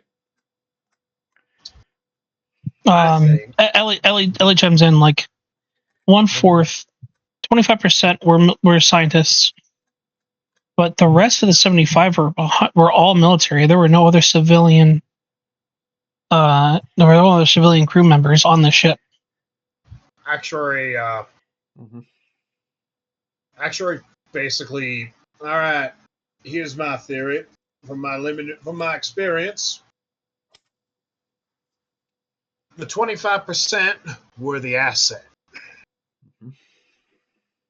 They were the important thing, and that tells me, and I'm guessing, Dr. Hikari here points at the dead guy. Mm-hmm. He was in charge. Well, the manifest did say he was the lead science officer. No, not just lead science officer. The man in charge. What, like you mean like even in charge of the admiral here? I think the admiral was an escort working under him. Now, probably what happened was we got 25% of smart assholes working on something.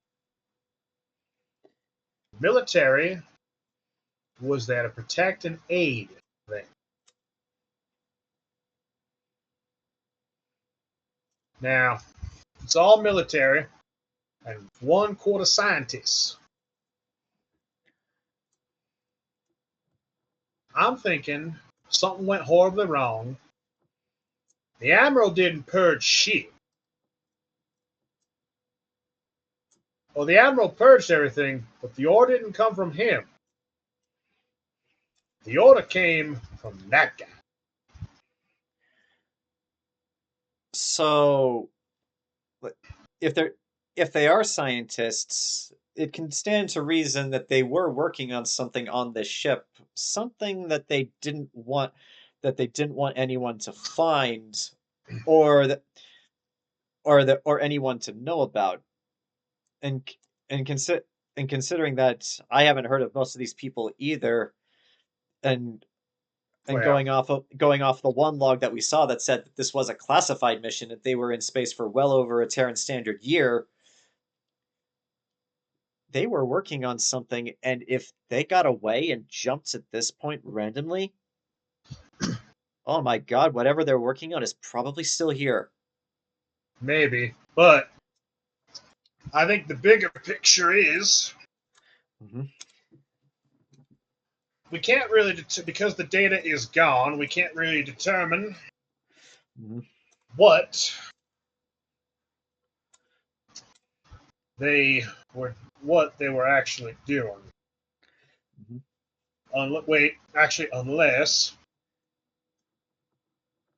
Ellie, Yes. the admiral's data stick.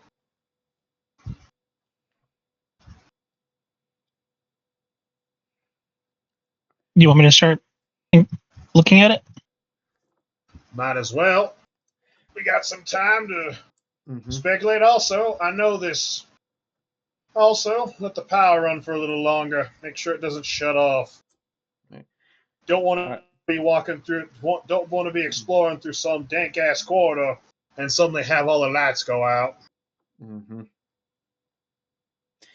It's like, plus, actually, it's going to point this out. How's our oxygen doing? Your oxygen's fine for now. All right. Well, no, just making sure, because if we need to, I'll tell you when your oxygen supplies are threatened. Yeah. But so, that's my theory. Anybody else got any ideas why we're on a spooky ass ship full of dead bodies, like it's some sort of rocket powered meat freezer?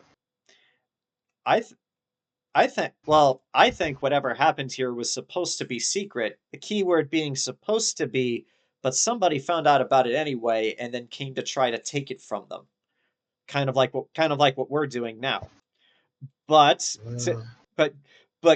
clearly they came in loud and they came in hard. So and they managed to escape. And seeing as how this ship is here and has been here for 54 years, whoever came looking for them originally obviously didn't find them. Now, the bigger question is this: if this was a secret project, how did anybody else know about it?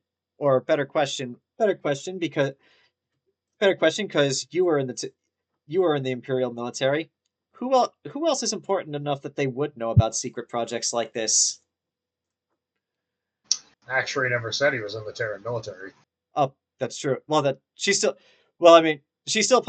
posits the question, not necessarily to you specifically, but she is still. But yeah, like I don't know if anyone ever served in the Terran Imperial Navy, but who else in there do you think would be important enough to also know what's going on a secret ship like this?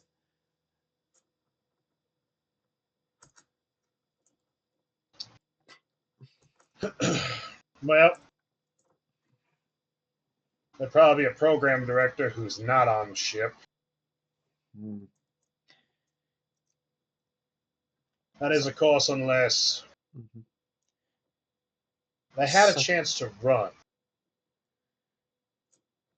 Like, yeah, like I said, whoever came and hit them came in loud and came in hard. So they clearly fought back.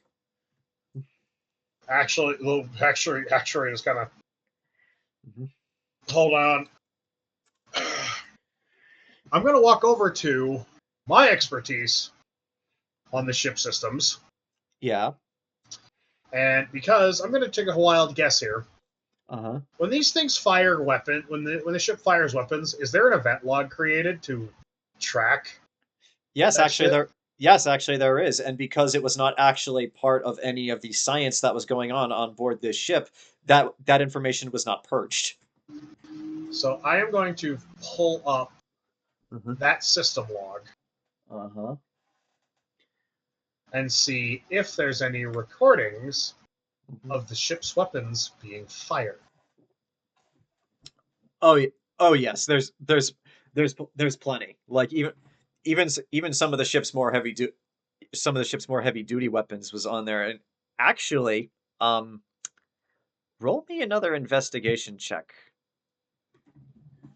Mhm. That is a 14. Okay. Mm, okay, yeah, sure. So check. So checking through the system logs, you actually do see that most of the guns were fired. A lot of the standard ones, a lot of torpedoes. They even fired some of the ship's rail guns. So whatever hit them was probably just as big as they were. However, in checking some of the ship's weapons logs, you find something that's very interesting. A singularity generator. That weapon is a war crime. Hello. Actuary looks and goes. As he's reading through this, This weapon was not activated, but this was not activated. By the way, I should point that out. Actuary, well, just to act this out, as actually, yep, fired the rail guns, fired the heavy artillery, and holy shit! What? What did you find? Oh Lord in heaven! Mhm. Whoo, Taggart's nutsacks! Wow! What the fuck is a taggart? You'll find out soon. But Mhm. Ellie, actually, he looks like because Dragula's a Tyran, so there's a 50-50 chance he was in the military. More like What's the 100. name? Yeah. What's the name of this thing again? Singularity? Yeah, singularity generator. Dragula, you ever heard of a singularity generator? Roll me an roll intelligence history check. for that. Mhm. Mhm. 8. I'm actually going to say this with an 8. You have heard of these weapons. However, the only thing you know about them is that even in coalition space among your own people, that weapon is also a war crime. It's one of the few things that the Empire and the Coalition can agree on. Weapons like that are banned. Ain't that one of the weapons that like every side agrees is unfair, so they banned them? Exactly. And this puppy here smacks the console. Has one. Wouldn't I don't know, but actually looks at that and he goes, "So if we find something that looks big, menacing, and threatening, don't touch it." Well, a weapon like that would most likely be on the outside of the ship. Yeah, but actually, just kind of goes, "Oh," because she asked, "What is that?" Right. The crazy chick asked what that was, right? Yeah. Actually goes. He simply says, "A war crime." Oh. So the Empire is doing secret shit that's illegal and they're not supposed to be doing. What? No, Welcome to the year 2039 after Armageddon. This shit is normal. Oh no, actually goes, no. This This isn't just illegal. This is criminal. But this is an Imperial ship, which means that the Empire put that weapon on this ship. Why? None. Actuary goes, that, my dear, is the question.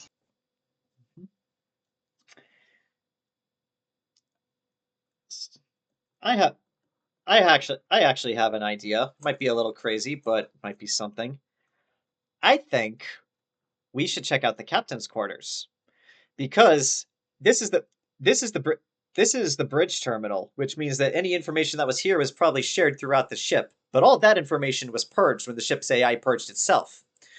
But if we check the captain's quarters, maybe he has a private terminal that's not connected to the rest of the ship, and even if it's just a personal log, that might fill us in a bit more about what actually happened here and what's been going on. Actuary looks at her and goes, and how do you know that? I'm a thief. I have to be able to assume where all the valuable information is. Ellie, what's on the data stick? What did I find? Ellie, you plug in the data stick and you boot it up, and the only thing you get are a increasing sequence of numbers. Whatever is on the stick is encrypted. You may roll an Arcana check to try to decrypt it if you wish. Yes.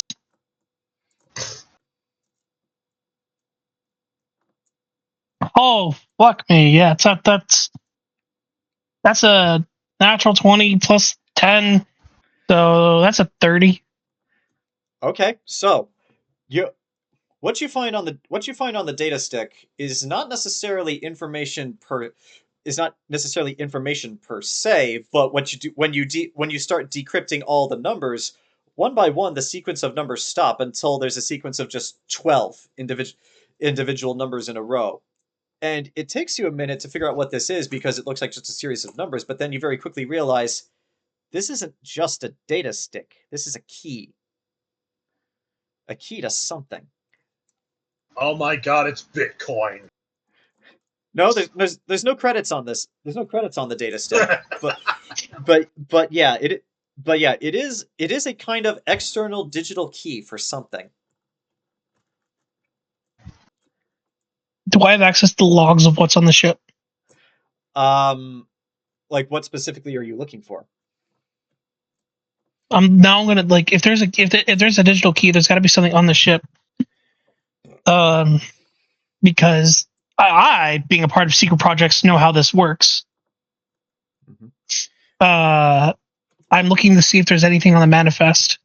Mm-hmm.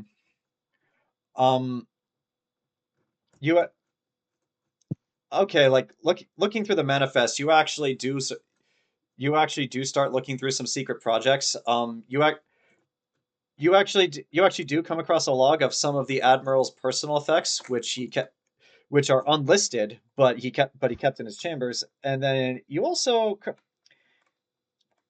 come across one interesting thing because like you said, you work on a secret project, so you know how these things work. A ship this big has, I'd say, 4 hangars, 2 on each side.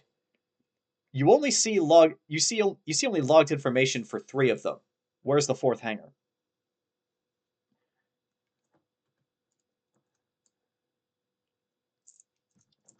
I go through. I'm like, well, I found the big score. Mm-hmm. Oh, What's that?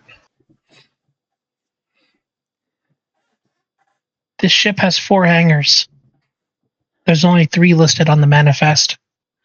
Mm-hmm. If the ship's AI purged all of the important information, then that means it probably also purged whatever information is in the hangar.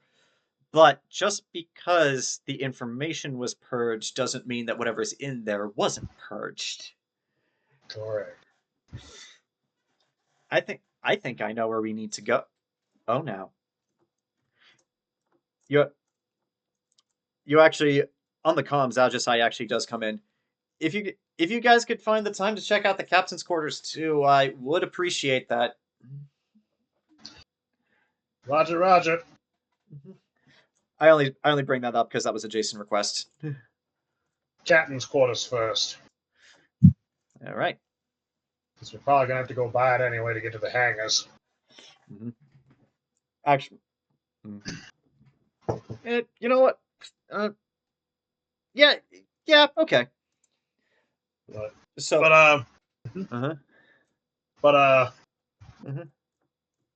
actually, I want to look back over that log that showed the weapons firing. Mm-hmm. Because it creates an event every time the weapon's fired, right? Mm-hmm. I want to look at the time in between weapons firings, because that'll kind of give me that'll give Actuary a window of like how long this battle actually lasted. Okay.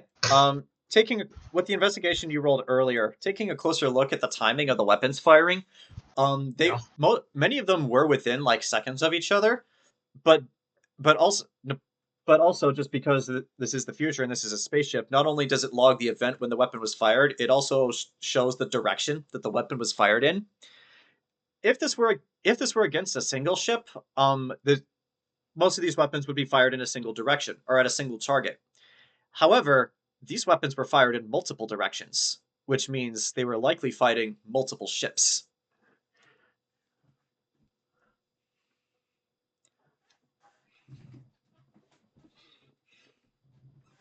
And they gives directions, right? Yes.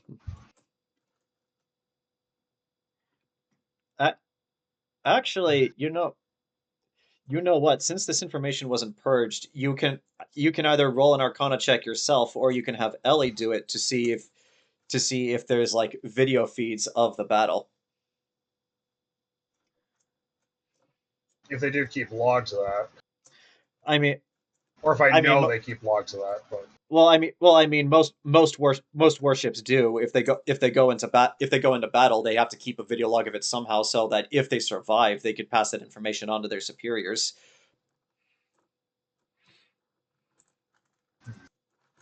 Mm-hmm. Actuary. Arcana check, you'll say? Because magic and technology are kind of intertwined in this setting, so an Arcana check is also a computer check. Could I roll investigation instead? Not necessarily, because Okay. this is trying to recover corrupt or damaged data. I will try it first, and if all else fails, I will ask the bug. Okay. Well, I have a 6. Actually, with a 6, Actuary is going to poke the screen a few times, and then go, Ellie, assistance! Should have just came to me first. Mm-hmm. Noted. Yenna's actually going to kind of sneakily make her way over to you, Dragula, and then just ask, how long have you been running with these guys? No, 3 days. Wait, if that. Wait, you guys have only known each other for like 3 days? I don't know. Does that math seem correct? About give or take. Yeah, give or take. About, yes. Yeah. You guys seem really tight when we met each other in the last stop. I assumed you'd been a crew for at least a couple of months, but jeez, is Jerkaul just that charismatic, or are you guys just really fast friends? Yeah, I think more just a bunch of weirdos with nowhere else to go. Yep. I mean, it's a big galaxy. If you're brave enough to leave your home planet and fight in space, that automatically makes you a weirdo, no matter what you say you are.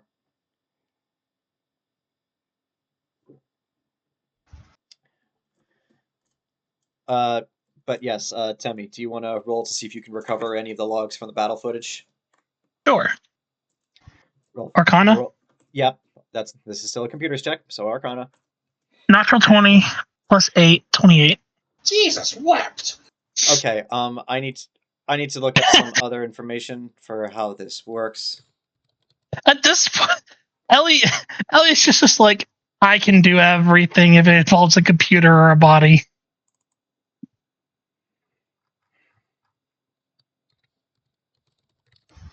Yeah. Okay.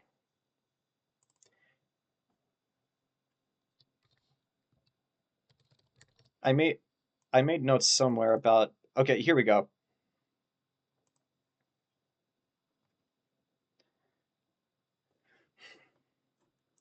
All right, so you actually do manage to recover some of the logs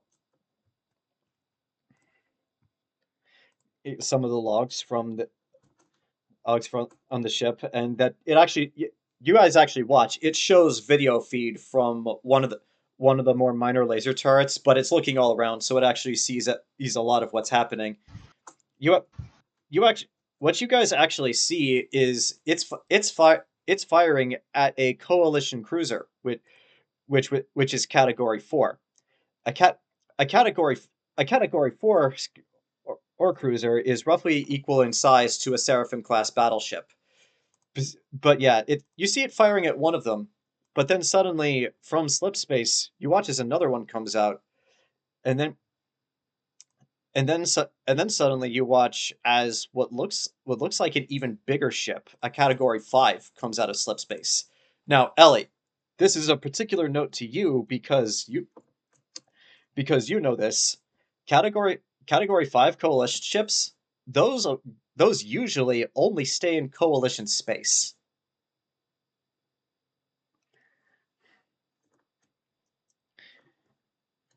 And actually watching this battle unfold, as soon as that ship appears, that's when the order to retreat is given, and then that's when that ship starts firing on the Vanessa Hexington, and that is the one that blasted the hole through the engineering and the Arcana reactor. Now, Actuary, this is interesting. Yep. And yet, Dragula, you don't get anything out of this because you've been on many of those ships. You've actually seen a Category 5 ship before. Actuary, you've heard of I'm just saying, I imagine for Dragula, it's just like, oh, hey, I've been on one of I imagine it's kind of like... But yeah, it's kind of like the old soldier who's just like everybody's thinking of like, oh my god, it's a giant death cruiser. It's just like, oh hey, I was on one of those once. They're fun. But yeah, Actuary, of note to you is watching this battle footage play. When you see the Category 5 ship appear, you actually have to do a double take because Category 5 ships are one of those things that you learn about in the academy, where just like, we know these types of ship exist. We have records that they exist. We have pictures, but you have never actually seen one. You've only ever heard of them and learned about them in your academy days, and they've talked about them in some meetings. This is your first time actually seeing one. But again, Category 5 ships are usually only limited to Coalition space. What's it doing here? And Actuary is actually going to, Hey, Dragula. As a former member of, the Coalition, as you serve for the Coalition, correct?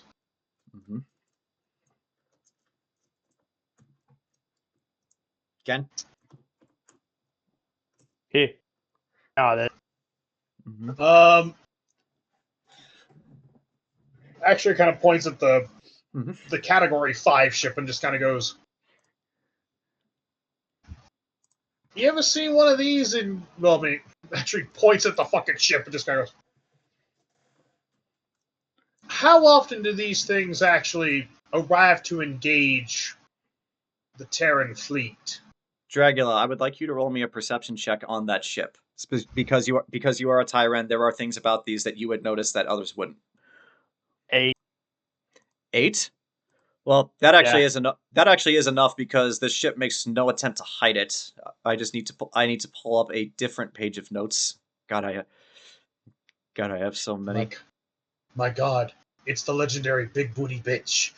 Actually, no. I mean, Dragula, you would know this, but you may only share it with the rest of the party if you wish. Supposedly, you've never seen it. There is a bigger ship in Coalition space. There's a Category 6, but there's only one. It's called the Tiamat. And it's actually the personal ship of the leader of all of the Tyran forces. Okay, let's see. What is the logo of this particular legion?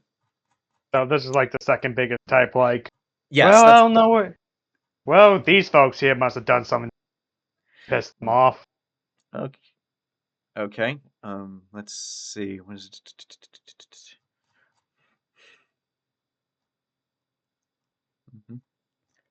Hold on.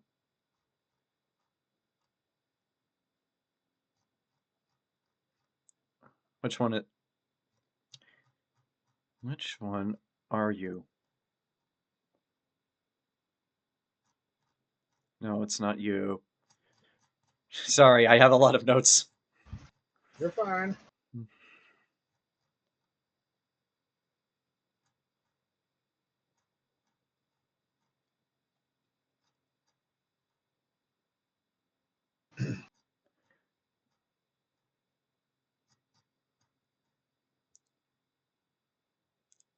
Okay, so, but yeah, but yeah, Dragula. Looking at the ship and looking a bit closely at the insignias and the markings on it, most of it is relatively plain, except the logo on the side, which designates which legion it's a part of, and the logo is of a red Tyran skull, which is just facing front, kind of just like a regular human skull. That logo belongs to the first Tyran Legion, led by probably the most well renowned and the most famous Tyran military leader named Jerkaul. I'll type that into the chat. But yes, the first Tyran Legion serves at the personal word of the Zoth, meaning that they only mobilize when someone very high up in the Zoth coalition tells them to.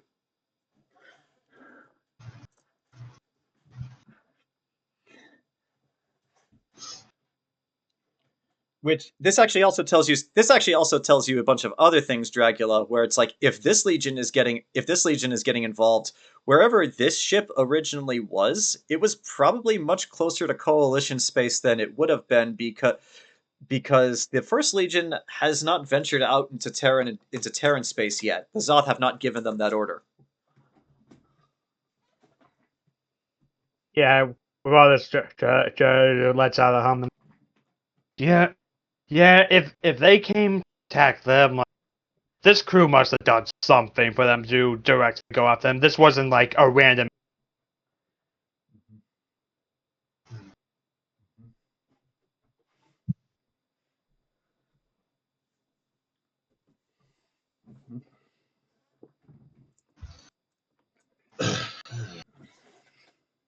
Maybe whatever the ship was doing got them a bit too close to coalition space. I mean, it has happened. Like, but yeah, Dragula, you would know. It's less that the ship itself got too close to coalition space, and more that whatever they were doing got the wrong kind of attention from the wrong kind of Zoth. Yeah, that's what Gyro said. Of like, yeah, they had to have done something that got them mad. Well, considering that this ship has a singularity generator on it, that's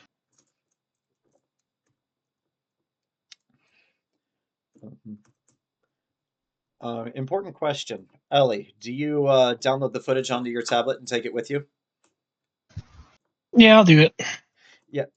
Yeah, I'm just gonna say, like, don't ever think that isn't an option. Like, anything you find on any computers, you can absolutely download it to your personal data pad. all right. right, so from there, you guys, Well, unless hold you on. got, Well, okay. I guess Actuary's just gonna kind of go. Actuary's just kind of stands there staring at the screen. Mm-hmm. Yeah. I think you got a good point there, Dragula.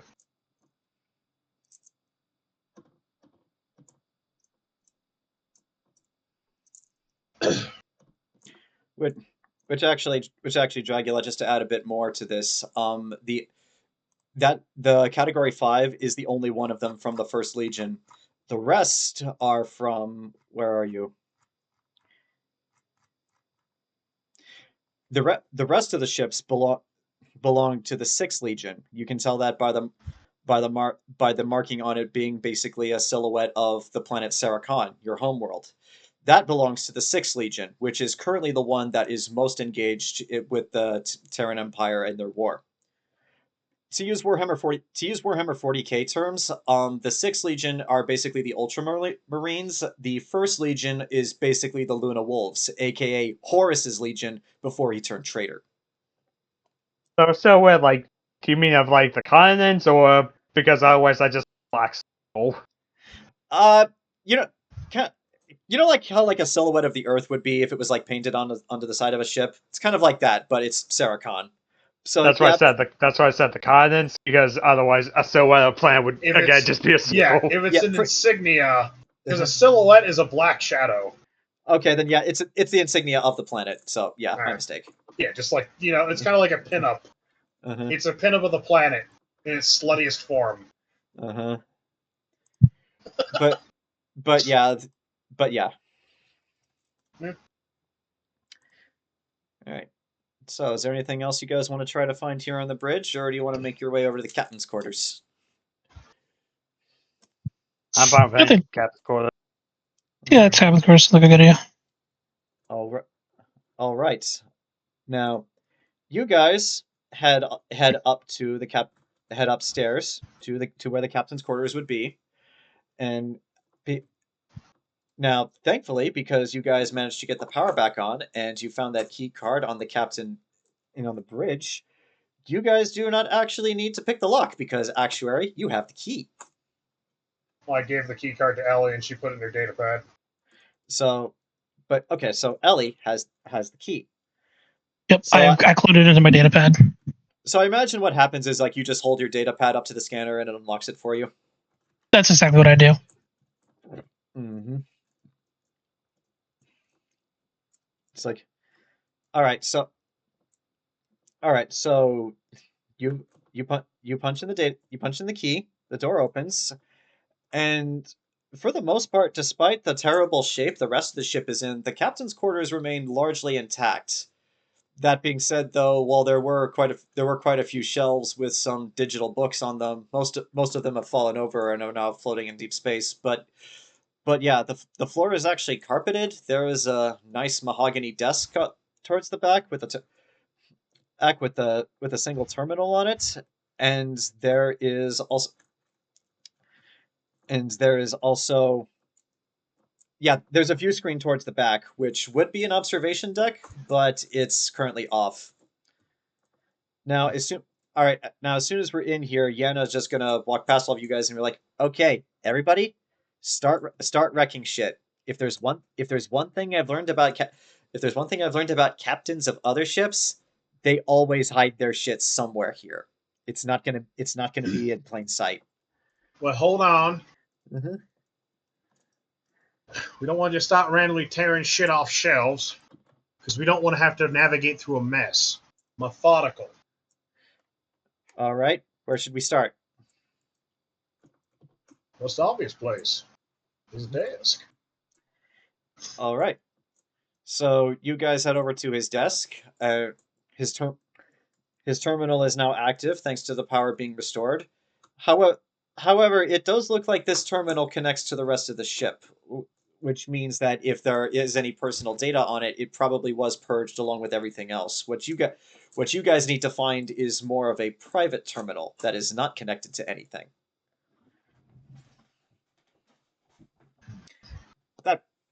That being said, though, there's no reason not to check the captain's terminal if you want to try. Well, let Ellie work her magic. All right. Yep. Go for it, Ellie.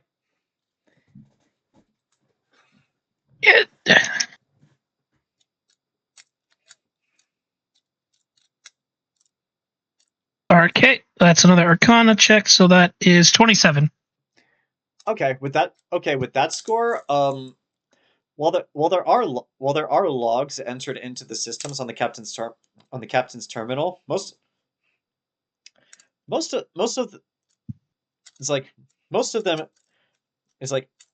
of them have been purged. However, if you want to roll another Arcana check, you do find one log that might be partially recoverable, but it's a difficult check if you want to try it.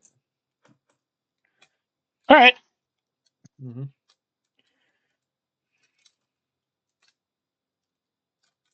It's a good thing I'm not playing D&D later. It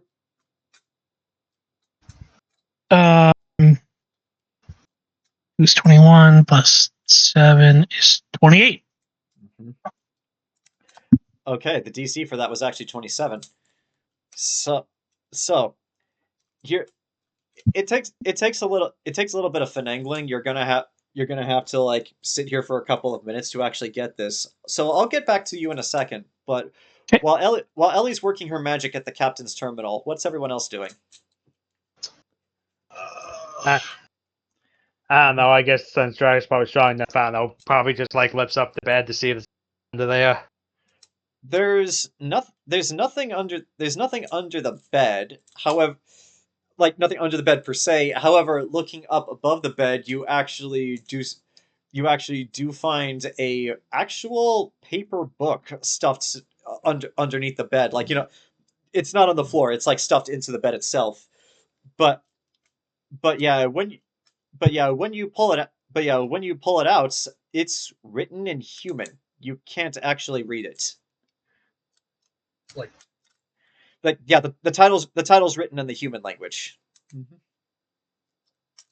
Which human language? English.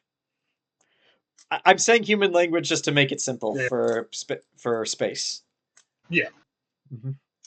Yeah, just part of that post like, hey, what's that Hayward saying? I don't know. He's from a different country. Hey, then you're lucky I speak human. We've been speaking Russian. What? Yeah, there's plenty of human languages. How? Your planet's so small.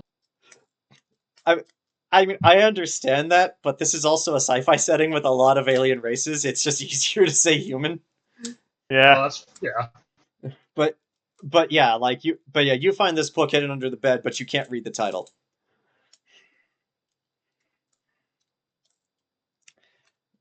I don't know. Is the picture on the cover? Nope.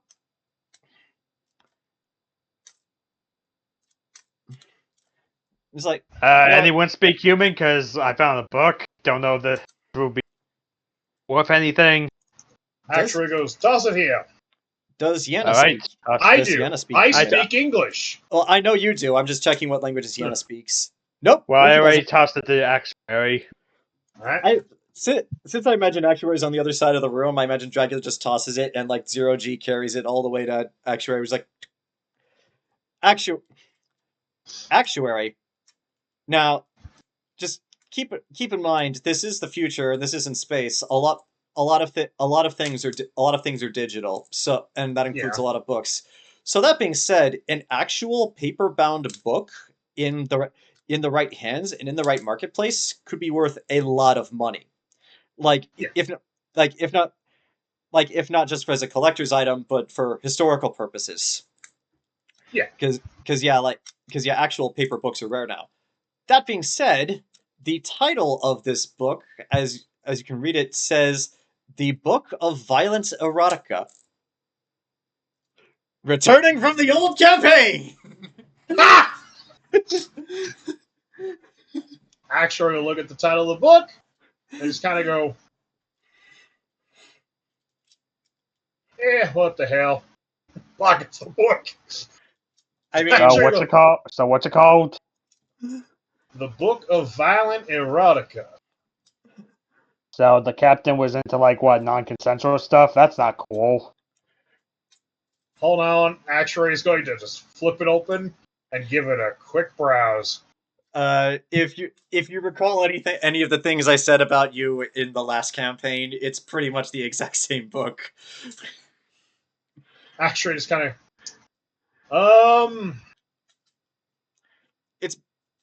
But yeah, as a Yeah, quick refresher, it's yeah. basically a collection. It's basically a collection of short stories Yeah. about different fetishes, each one exploring different kinks, as it were. Yeah, Actuary kind of goes, a little bit of column A, a little bit of column B, and a whole lot of, oh, sweet Lord. Yeah, that captain's a freak. But yeah, so But, we got what I'll we got give what it to- Dragula's. Go ahead. No, I'm going to say I'll just walk over to Ellie's bag of holding and put it in there. Because even if we don't keep it, that'd be worth a pretty penny. Mm-hmm. To someone. Yeah, to the right collector. All right. So, but yeah, so that was what Dragula was doing. Actuary, what are you looking for, if anything?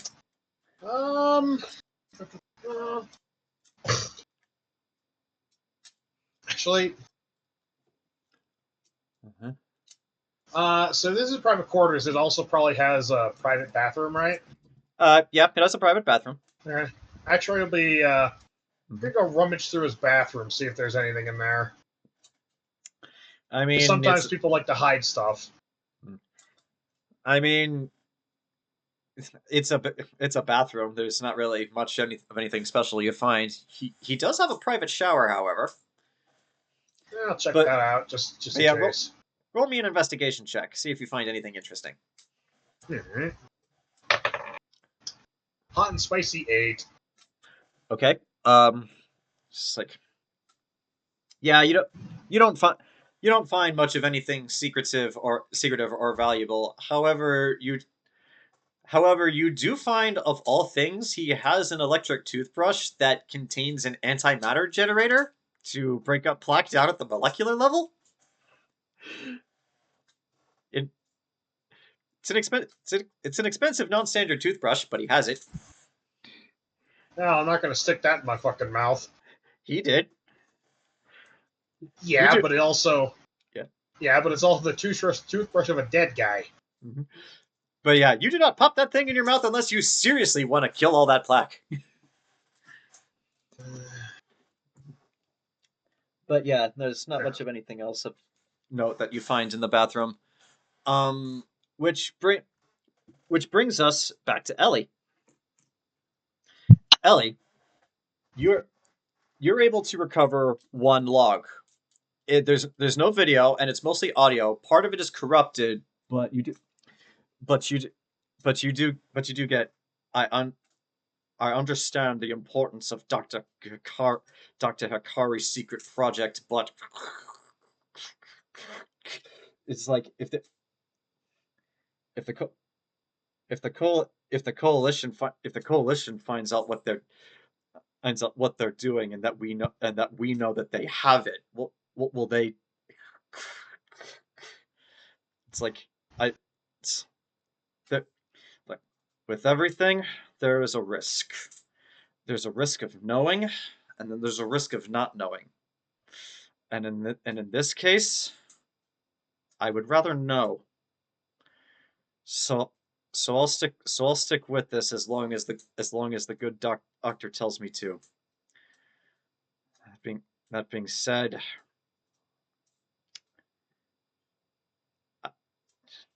that thing, I don't feel comfortable with any side having that sort of power. And then the log ends. Huh.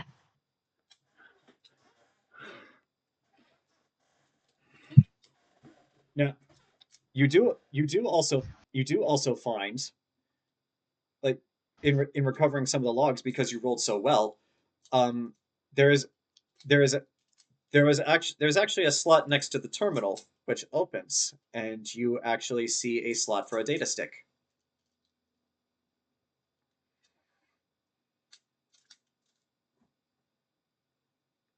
I stick the Admiral's data stick in there. Okay.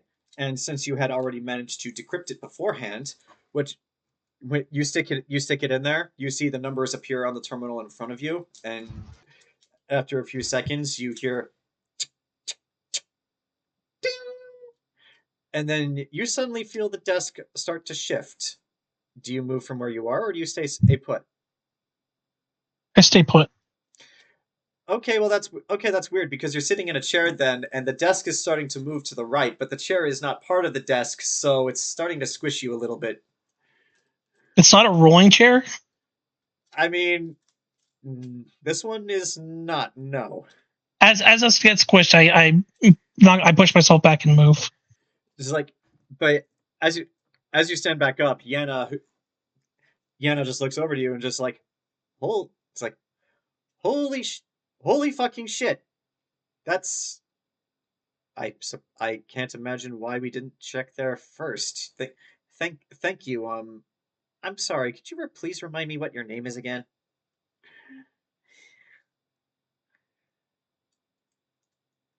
Ellie. Oh, thank you, Ellie. Let's see what you've uncovered for us. And you watch as Yana happily not just walks but skips on over and then gets low, very low. And with the desk completely moved over to the right, you actually see that the whole quarters is carpeted, but this section underneath the desk is not carpeted. It's just a steel floor. However, in the middle of it, there is a locked compartment, a safe, if you will. It's like, but yeah, seeing this, Yana's just like, all right, everybody, stand back. I've got this. And so Yana is going to take out her tools, plug it into the safe, and with you watching, Ellie, she is going to attempt to crack this. Actuary, I'll say that you walk out of the bathroom just in time to see all of this start to happen. Holy shit! Finally, Yana rolls well. Just like, God damn it! I know you need an eye sample, but we don't have his eyes. Let me hold on. I'm fabric. No, we don't need anything. I'm fabricating the information just based on what's in the terminal. We got the dude's eye. No, that's the doctor's eye, not the admiral's. Okay. It's like, okay, got it. Fuck. This guy. Okay, I got the electronic locks off of this thing, but this guy was apparently either incredibly paranoid or just. Hey, wait a second. Hey, Ellie, could you read me back those numbers from the data stick again? She goes through and reads it off. As you do, you actually watch as she actually inputs them on the punch pad on the next to the safe, one after the other, and then as she hits the last one, yes, I told you I'm good. And Yana has opened the captain's personal safe, of which, since you are all together, you go through it together. You find a personal tablet that was not connected to any of the systems on the ship, which, like many of the other tablets before, is also dead. So you're going to need to recharge it to actually look at what's on it. You also find another actual paper book. This one's actually written in Terran Common, and it is actually a very old copy of War and Peace. Probably more of a sentimental value thing. Now, the next thing that you guys find is a star map, and looking closely at this star map, you see several locations within the Zoth Coalition space have been marked, which, if you'll refer back to the galaxy map, most of these locations are here, here, and here. Actually, no, there's one other one that's out this way. There's no indication as to what these spaces might be, but if you go through the tablet, it might fill out a bit more information. There's also one last thing, a very fancy looking pistol that kind of has these like these purplish neon lights running along the side of it. Ellie, roll me in an Arcana check on this pistol. Guidance. Finally, actually, no, that's still really good. Fuck. Okay, 28. Well, that's definitely enough to discern this. You can't tell what it does. You need the identify spell for that. But Ellie, this is a magic pistol. Not like Actuary's gun. That's special. But this is more a regular pistol that has been infused with magic and contains a single spell. It's basically the sci-fi equivalent of a wand. Oh. Yoink. All right. Put that in the bag of holding. It's like, all right. All right. So at that Yana gets back on the comms, is like, all right, Ajisai, was it? We pretty much cleaned this place out of the important stuff, at least I think. Is there anything else you might want here? And just like, yeah, actually, can you grab some of the paintings on the walls? Paintings? What paintings? I've been watching all of you guys through your helmet cameras. Yana, are you going to tell me you've been looking for things that you think are worth money? You didn't notice the paintings on the wall?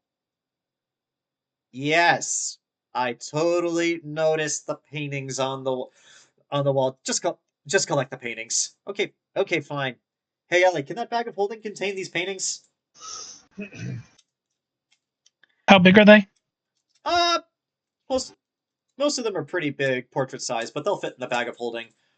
Looking at them, most of them are of ancient historical Earth figures, which makes some degree of sense, since I forgot to mention this earlier. Both Admiral Monroe and Dr. Hikari were both human. However, one of them, since this was pointed out earlier, is of a blonde girl with short hair with wings. As was pointed out earlier by Ajisai's history roll last time, that is of Vanessa Hexington. Makes sense. Yeah, whoever, and actually, one of these other paintings is of a group shot of her with, I believe, with 12 other people. So most of which are human, but there's one angel there too. I just imagine size-wise one of them. Actually, yeah, one of them is that big, but you can still fit it in the bag of holding. How? It's a magic bag. It'll fit in there. I mean, just at what angle, but... All right, works for me. Let's do it. All right. So you guys actually cleaned out the captain's quarters pretty fast. Is there what do you guys want to check next? So we did the crew quarters, the captain's quarters. Oh, medbay. Yep. All right. I need materials. Materials, drugs. So, heading on down to the med bay, passing a few other floating crew members along the way. You actually find that apparently during the battle, the med bay got incredibly busy. Like there's still some people strapped to beds that clearly suffocated when the life support ran out. There are doctors still floating around, but there are definitely still some supplies here. If anyone wants to roll investigation to look. Yes. Yeah, I'll roll up and investigate.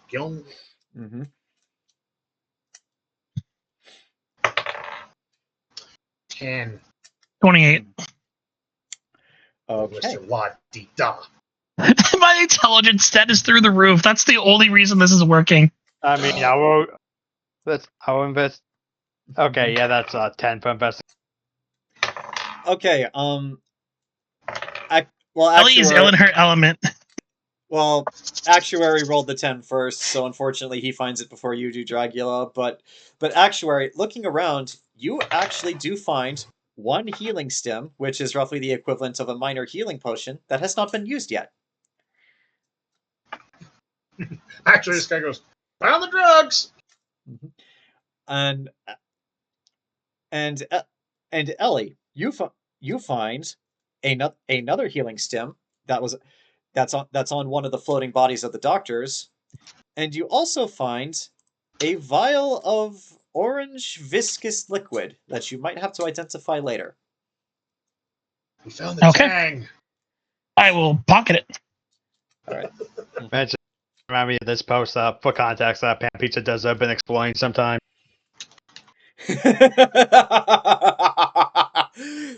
I do not want to know. Flu shots, sure. Yeah. But yes, looking around the med bay, you guys actually do find some stacked crates towards the back, and but actually, Dragula, I'll say you find this because Actuary found the healing stem. Dragula, opening one of these crates, there are stacks upon stacks of unused medical supplies in these crates, and there's not just one crate. There's like stacks of them on top of each other. I think in just this one room alone, there's probably like 10. Oh, hey, let's take these. I mean, Ellie being the doctor, I'm sure you'll be fine with stacked in your little medical wing. I will say though, Ellie, for just your small crew, there is way too many here for you to use by yourself. I mean, I don't imagine we would need them all at once. Yeah. So hold on, wait, say that again. There's what in here? There's like 10 crates of medical supplies. Unused medical supplies. Many of We them taking still as in their much. original... We are taking as much of that as we can. But yeah. Also, not far from the med bay is actually the science wing of this ship. If you guys want to check that out too. The what wing? The main science wing of this ship. Yeah, probably be a good idea. Well, all right. So you guys head that way, and as soon as you open the doors, now you see what happened to the scientists. They're all in here, and they're all dead. They're all dead, Dave. Like dead of natural causes, or dead as in we can't get caught? Mostly dead of natural causes. It does, however, look like there was a struggle between the two of them, and they shot each other.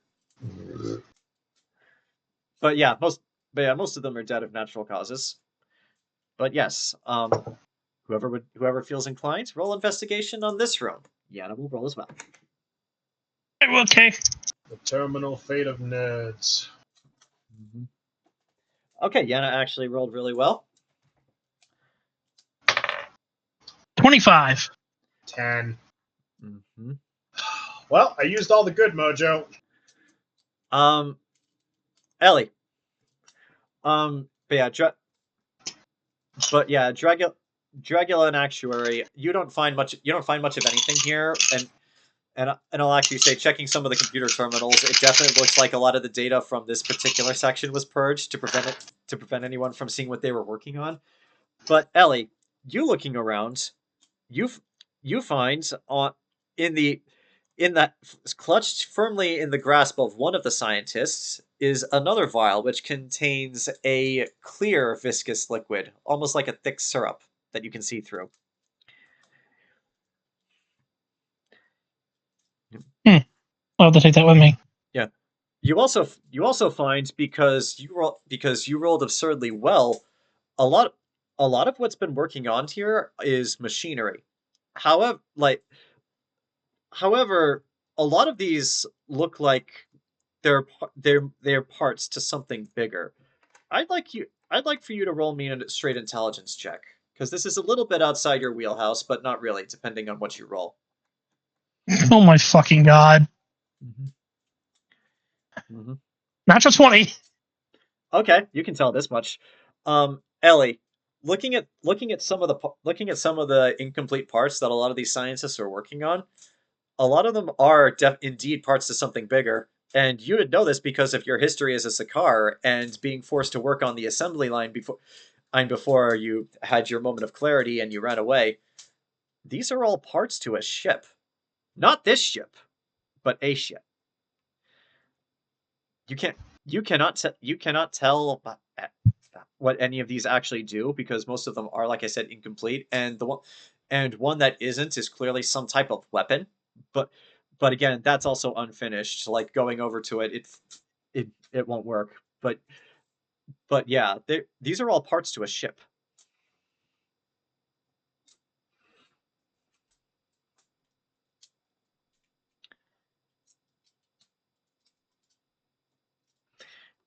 But yeah, while you're taking all of that information in, Yana actually looks into one of the lower cupboards and yells, "I found the drugs!" And I don't mean like any special hallucinogen drugs. I mean like these are tablets to keep people awake. Oh. Like these guys had a pretty good supply of this stuff. And in fact, you actually see her holding out like a pretty decently sized box. I'd say I don't have a good box. I don't have a good box on me, but you know what? Yeah, it's about the size of this, and it's just filled with those like little orange capsules of like caffeine pills, pretty much. Shit. That. I mean, you could always sell those. But yeah, I like to have a good round of. I like to have a good round of drugs as much as the next person, but just with this many and for what these people may or may not have been doing, this can't be good for you.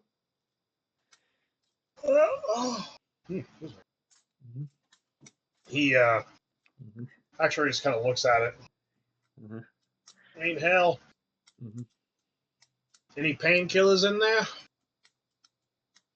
We found all the painkillers in the last room with all those crates of medical supplies. Yeah.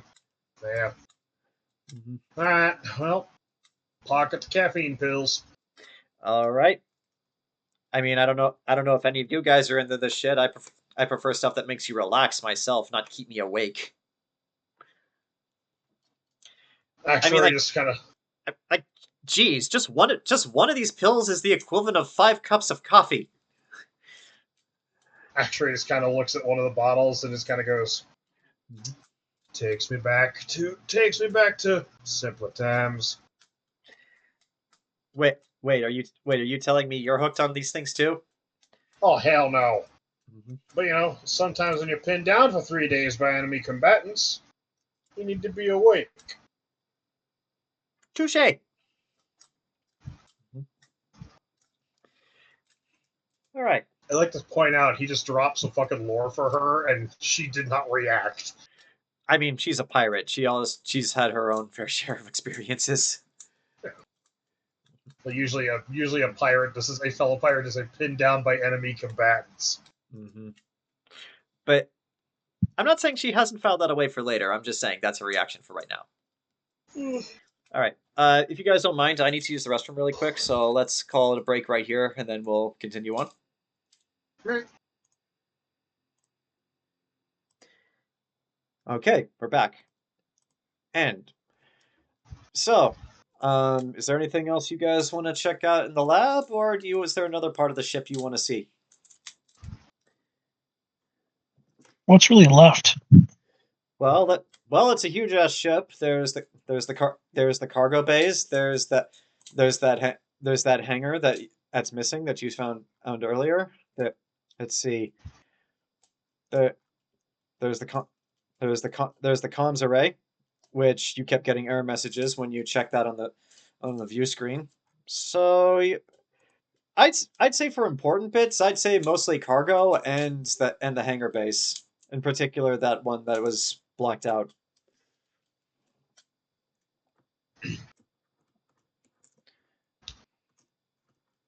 I'd say the cargo bay then. No one else has any other. I feel like cargo bay's probably the most likely to have some good stuff. Okay. All right. So I'll say this: you guys walk over in the direction of the cargo bay, and actually along the way you pass the armory. And do you guys want to stop in there briefly before we get to the cargo bay? Hell yeah! Yeah. And all right, this I might. mean, hey, if there happens to be like ammo for my shotgun, I'll take it. Since I realized we never specified how much ammo Dragula has, because first you said, whatever, it's fine. This would actually be a good time to talk about how guns work in this setting. So, this is the future, and your weapons have been developed by a coalition of multiple races. Both sides have. So there are no more bullets per se. Bullets are a thing of the past, unless you want to make a gun that fires bullets, in which case you definitely can. Yo! I But yeah. mean, if it doesn't fire bullets, how does my shotgun work? Well, most standard weapons fire lasers. The kind of laser, however, depends on who's making the weapon and where it comes from. Even your shotgun is basically a laser blast of hard light. So yeah, you don't find ammo per se, but what you do find in the armory are more shotguns. A lot more shotguns. And a lot more pistols. In fact, the armory of this ship is pretty much untouched. There's guns here for days. In fact, you guys can probably take most of the guns and sell them. Oh, wait. Yeah, seems like a good idea. Yeah. Mm-hmm. Yeah. Mm-hmm. Well, if they're shotguns, Mm-hmm. and the same as Dragulas, does that mean that they use, like, if they fire hard light, does they use, like, some sort of battery? Yeah, they have batteries, but the batteries are usually good for like 100 years. Yeah. Now, here's where it gets interesting. Well, hold on. Yeah, huh? Because if they're the same shotguns Dragula's using, Mm-hmm. can you just harvest a bunch of the batteries? You absolutely can. But again, here's where it gets interesting. Most of them just fire lasers of hard light. The ammo types are what make it interesting, because you could switch out one of the batteries for another, and that changes what type of laser it fires. Like most of these are pretty standard, like elemental damage, like increase range, decrease range different spread. However, there are some that are a bit more experimental. You're not finding any of those here in this armory, but you might find them across the campaign. I Now, mean, Drag- Drag will take a bunch of like the shotgun ammos. Okay, sure. Most of them are regular for right now. Now, that's Terran weaponry. Coalition weaponry is a little bit different because they also fire hard. They also fire hard light, but I'm going to assume you guys are all familiar with the Needler from the Halo series. Does anybody besides me remember the needle rifle from Halo Reach? Kind of. Yes. So yeah, what coalition weapons do is they fire pretty much just pointed shafts of hard light that basically impact a target and then explode, kind of like a hollow point.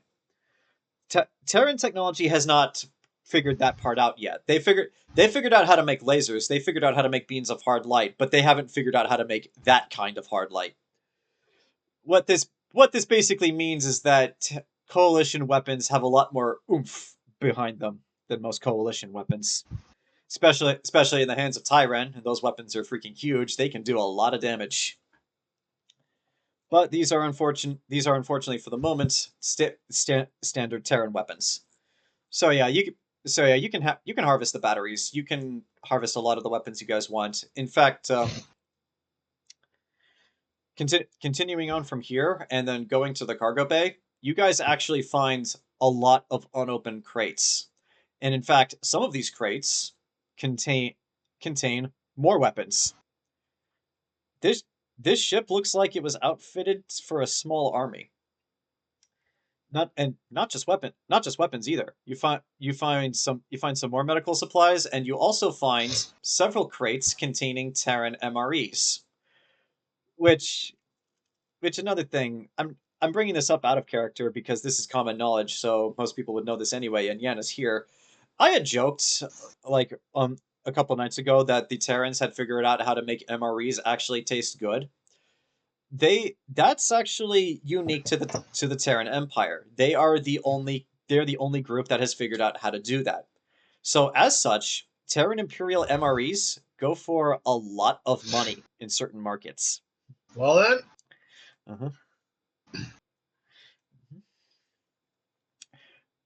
But yeah, between the armory and the cargo deck, you guys find like crates of weapons, MREs, medical supplies, spare parts for the ship, like yeah. pretty much the works.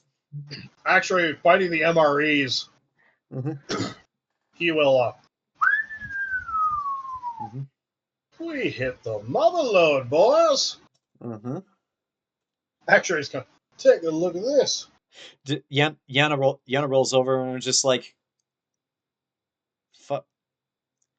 fuck me in all three holes. I don't even remember the last time I've had actual decent food in a long time. Most of what we get on Sixth Heaven is either shit that's stolen or just whatever canned goods people can cobble together. But this, I'm hungry and not for sex, which is rare.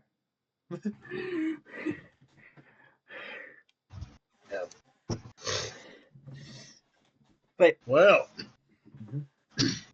let's see what else is in the cargo bay that I have written down here. Actually, I'll say aloud to Ellie, without directly counting, can you give us an estimate about how many MREs you think? I texted Mike and I said, we've had a shit ton of MREs. Okay, definitely take that. Because look, we can basically, actually he's going to say this character. I look at it like this. We take these back on the ship, we sort through them, we take out all the really good ones that we want, and then we sell the rest. Now, this is the part where, as the DM, I decide to be a bit friendly to you guys. Because you're finding crates upon crates of weapons, medical supplies, MREs, and what have you, if there is anything you find here that you guys would like to keep for yourselves, tell me now so that I can put in my notes that you guys have this and are keeping them. Well, I mean, like Dragula mentioned more shotguns, but if like you say you want a rocket launcher, or like if you want to push your luck to try to find a bigger shotgun. Yeah. Well, let us explore because we haven't rolled to see if we found anything. You just told us point blank what we found just looking. Well, we haven't investigated or rolled perception. Well, I mean, again, there's a lot of crates here, and they contain a lot of things. So I'm gonna need specifics. Is there a manifest data pad somewhere lying around? On one of the crew members floating around the cargo bay, yes, actually there is. Cool. Ellie grabs that. And I worked in logistics. Yeah, you did. Which means I know how to read a manifest. Ellie grabs it, starts thumbing through it. Actuary. Yes. It's your calling. Lists. All right, so Actuary is just gonna. All right, Vanessa, what were you holding deep inside? Well, I mean, again, a lot of it is just like crates of standard things. But if you want to look for anything specific, I'm gonna need you to tell me what it is, and then I'll need you to roll for it. Well, can I roll just to kind of see if there's anything exotic? Sure, roll an investigation check.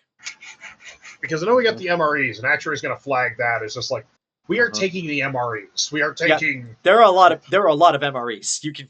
Oh yeah, we're just like basically. That by the way, if you could get them all back, that's like an easy 1,000,000 credits right there.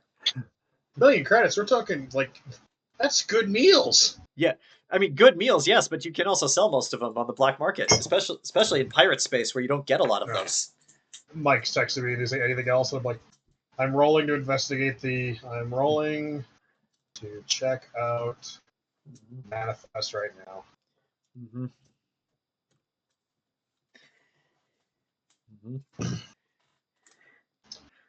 Investigation. 12. Okay.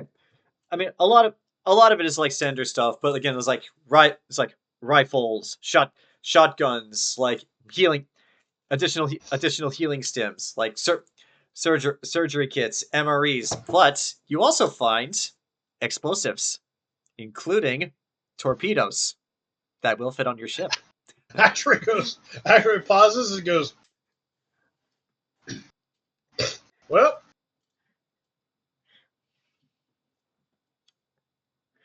But not just torpedoes, like handheld explosives, rocket launchers, like little blocks of.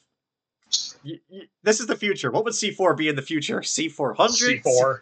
Yeah. C4. Okay, fine. Why? C4 is already perfect. Why? Plastique is already perfect the way it is. But all right, but yeah, you find a crate that's just full of C4 charges. Actually, just kind of looks to like. So he starts flipping through and he whistles. Hey, Dragula. Mm-hmm. Yeah. You got any great love for explosives? Because I just found we got crates of grenades. Mm-hmm. There are grenades also. I feel like I'm more of the up close and personal type, but hey, if the rest of y'all want to start chucking them, go ahead.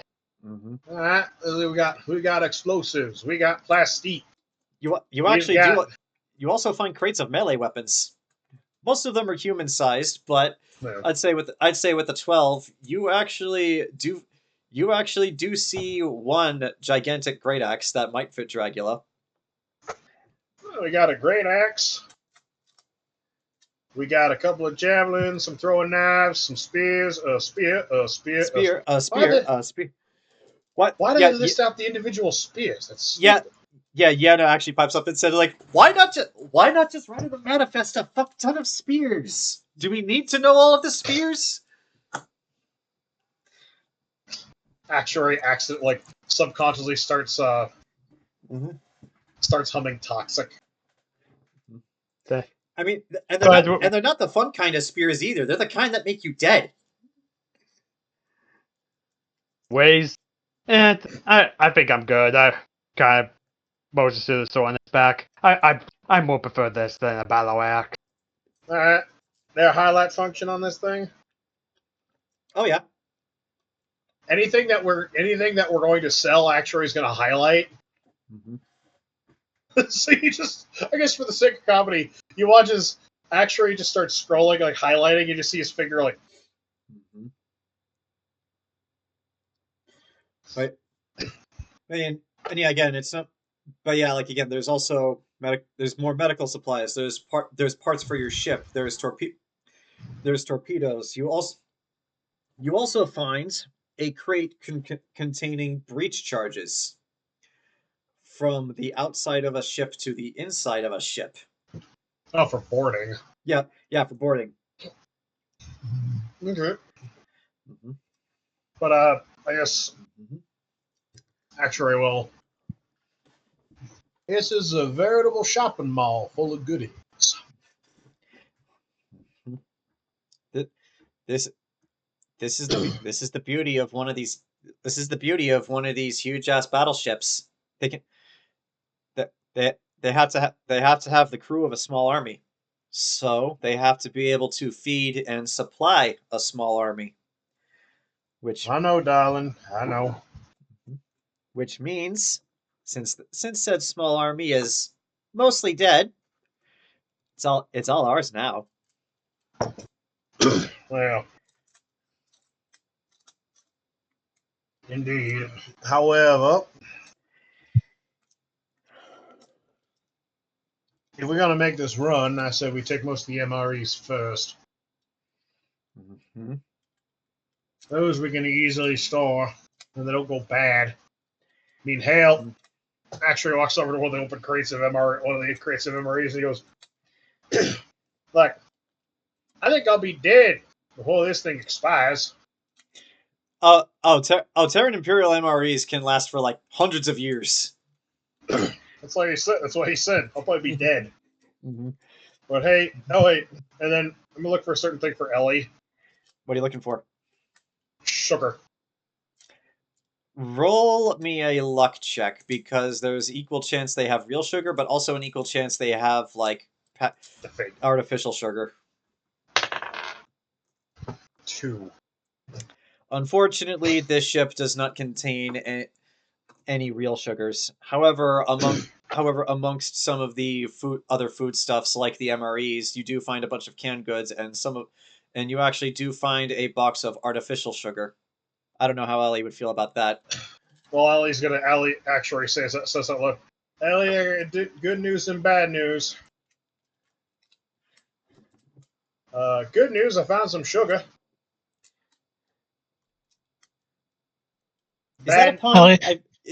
Ellie turns around and you can see the sparkle in her eyes through the visor. It's the artificial crap. And then all life just drops like. Yana turns to you, Dragula. Was that an innuendo? I feel like it was an innuendo that I'm not getting, because they clearly have history. What, do you not have eyes? He literally found sugar. Oh! Well, I'm embarrassed. Yeah, actually pulls out the box. It doesn't even say sweet and low. It says it's not even sweet and low. It's like one of the it's like it doesn't say like sweet and low on the box. It says like industrial grade artificial sugar. I mean, Yana, who clearly doesn't get it, is just going to look between the two of you. He's like, I don't see what you guys are so disappointed in. It's artificial sugar is still sugar. You can still make a cake with it. Just so you know, I prefer artificial sweetness made by man. No, actually just turns and says, actually doesn't say a fucking word because, like, when she says, like, it's still sugar. Just keep digging your own grave. That's all I can think. I mean, again, just from looking at her, even through her obfuscated visor, you could tell she clearly does not get it.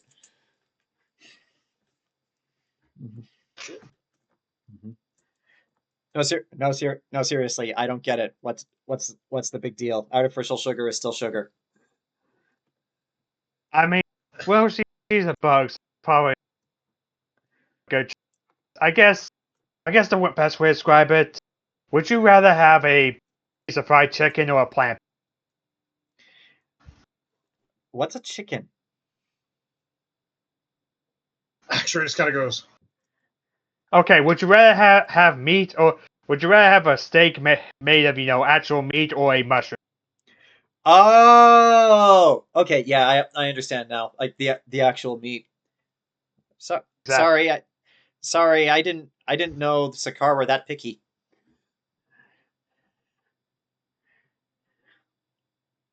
But actually, it's kind of, well, good news is this shit doesn't expire till. That's a lot of ones. She just looks at the thing and goes, so we can probably still sell it for pretty good and get to the real shit. I don't know. Real food's expensive out here. Although maybe if you fly into maybe a Legionnaires closer to Hyperion or one of their garden worlds, they might have real sugar at a discounted rate, but that requires some traveling. Unless any of you know a good garden world and have connections to people who grow. Meanwhile on board the ship with Ajisai at the console. Sorry about that.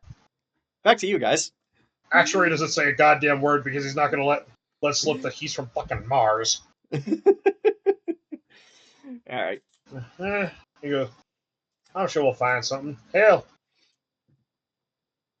Oh shit, we never checked the mess hall. I think we're more likely to find better stuff here than in the mess hall. I mean, we could probably check there later. Yeah, he goes, actually, considering this ship's 55 years old, I wouldn't want to be roaming around the mess hall with the power being off that long. I mean, after all, we might find a gelatinous blob made of grease.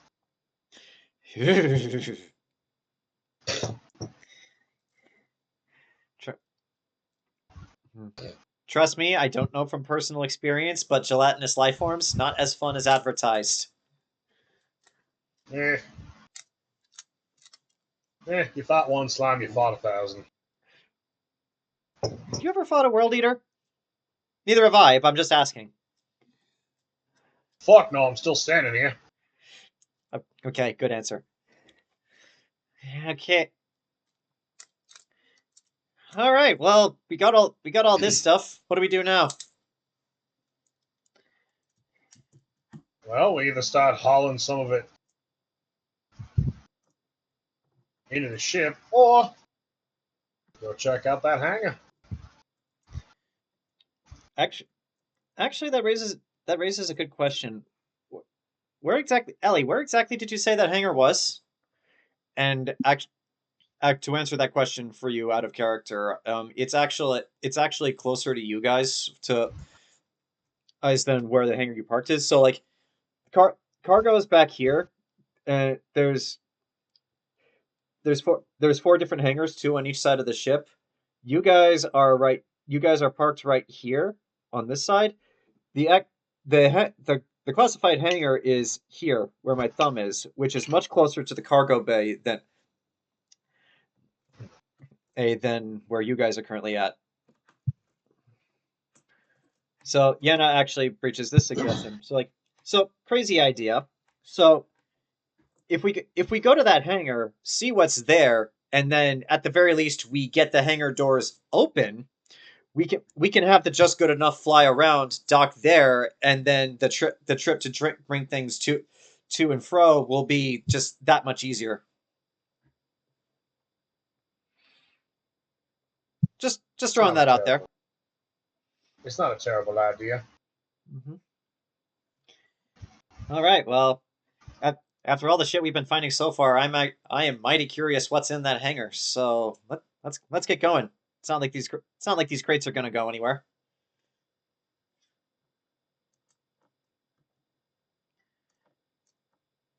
Mm-hmm. All right. All right. As a just in case. Mm-hmm. Actually, he's going to walk over to the. Ellie, can I see that bag of holding? Yeah. Here you go. I grab a big old fat stack of MREs and I chuck them in there. All right. Add those to your inventory. And I make sure they're the ones with like the fucking good dessert too. Any specific flavors that you want to take just so that you can mark it in your inventory, or do you want to just roll the dice on that one?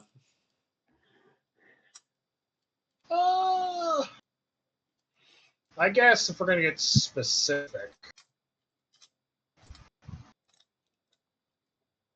if I have the opportunity to get specific, you do.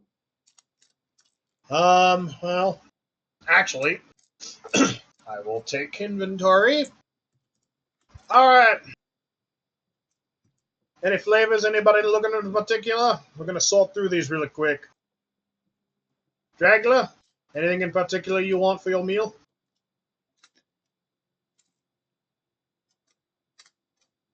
I don't know what are the options. There are lots of options. Just make something up. Not sure. I got a steak and potatoes, living onions, ratatouille, chicken parmesan, chicken parmigiano. Chicken parmesan sounds nice. Wait, what's the difference between a chicken parmesan and a chicken parmigiano? I have no idea, but I'm grabbing both. So Tree grabs a bunch. Ellie, anything in particular you want? No, the sweet stuff. All right. There are actually some ice cream flavored MREs. All right, let's see. I got chocolate, vanilla, Neapolitan. Then Actuary looks at you. He goes, Actuary is like, what about you, Yana? Oh, me? He's like, oh, me? Let me take a look.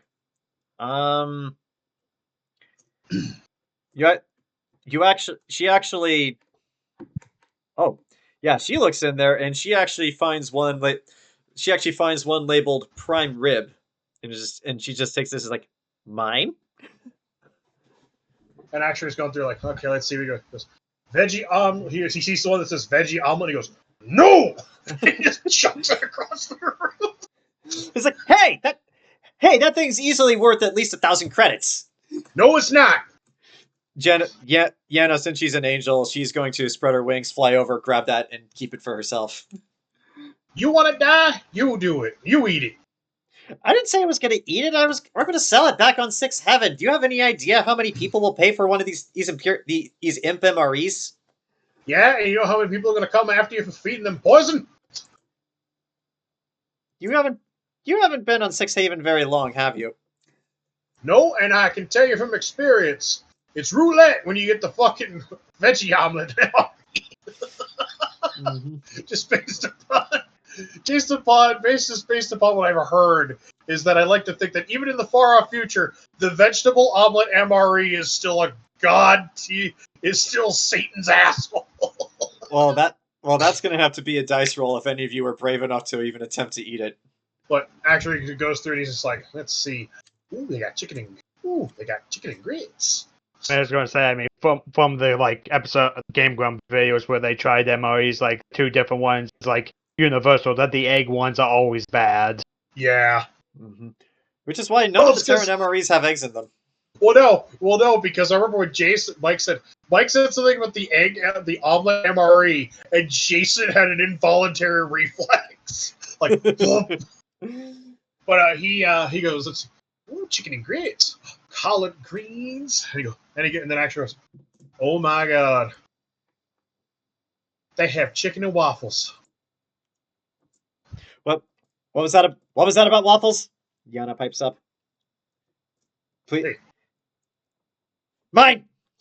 You watch as she runs it over the crate, takes 5, and then shoves them in her own bag. Making sure there's still plenty of chicken and waffles MREs because I like to think Actuary is mostly Southern, so Southern cooking, damn it. Well, I mean, there's crates of this stuff. You don't have to worry about running out. She could probably take an entire crate to herself, and you still have plenty. And he just and then he goes, let's see, and he's kind of going through, and he grabs a few, and he's like, and then he just kind of goes, oh. Say Actuary, when we get back to Sixth Heaven, I actually know a good spot that makes pretty decent waffles. Not with real sugar, unfortunately, but if you're interested. Pod pass. Just based upon my limited experience on Sixth Heaven, I wouldn't eat the food. Well, a lot of the people who live there don't really have much of a choice, and they're still around. Yeah, and I do. Okay. I would sooner pull a Captain Franklin than eat that slop. Well, I mean, whatever planet we end up on next, what if we just find a Waffle House there? I cannot tell you how long it's been since I've had an actual waffle that didn't come out of a package. Yeah. But actually finishes loading up on all the different MREs he's scavenged because he's just he's got his sneaking suspicion I don't know, we've been pretty lucky so far. Mm-hmm. I'm just waiting for us to turn a corner and the ship's on fire. We gotta flee. Well, there's no oxygen, so there's no fire that's gonna catch. Well. All right. There's invisible fire. There's a ghost fire. Yeah. Oh, no, hold on. I gotta find the thing because there's actually a concept of invisible fire. It's fucking horrifying. Well, I mean, with the lasers that the Terran weapons use, I actually got this concept from somebody who actually was working on lasers for the military, and he actually showed me a YouTube video for a weapon he helped develop.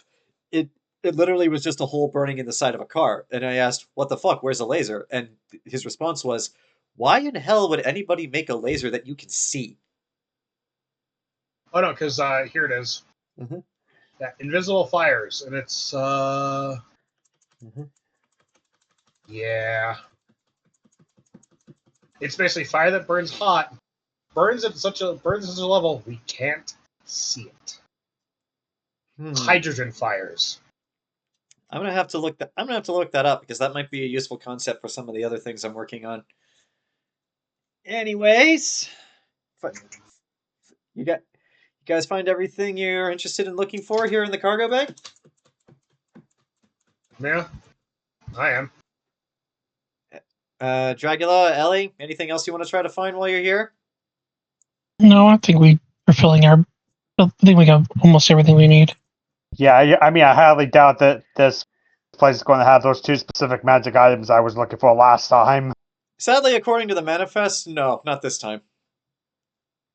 But yes. So you guys leave the cargo bay, and you make your way over to that hangar, where you find another one of the scientists who is just pushed up against the door, like he was trying to get into it, but couldn't because it's locked tight. However, the power is back on. You could, in theory, open it. How do you open it? Well, he's not clung to the door first, right? So Jared's just going to take it so and just kind of wedge him off of it. Just for humor, roll a dexterity check for me. When the strength? Yeah, strength. Actually, you know what? No, I stand by what I said. Roll a dexterity check. Just straight dexterity. It makes sense. Alright, 14. Okay. You actually do manage to pry him off of the door. Unfortunately, in doing so, you hear a loud and you get him off of the door, but his arms are still on it.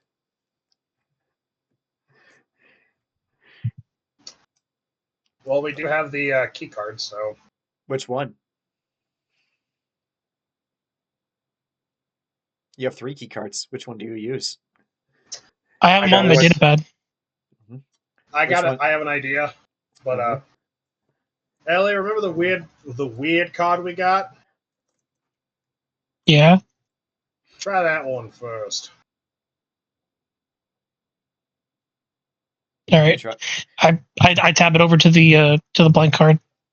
This is like you tap the blank card to it, and then well, and you're just like, well, Dr. Kari, and the door opens to darkness, which seems a little odd because you got the emergency power back on. It's almost as if this entire hangar is running off of its own independent power source.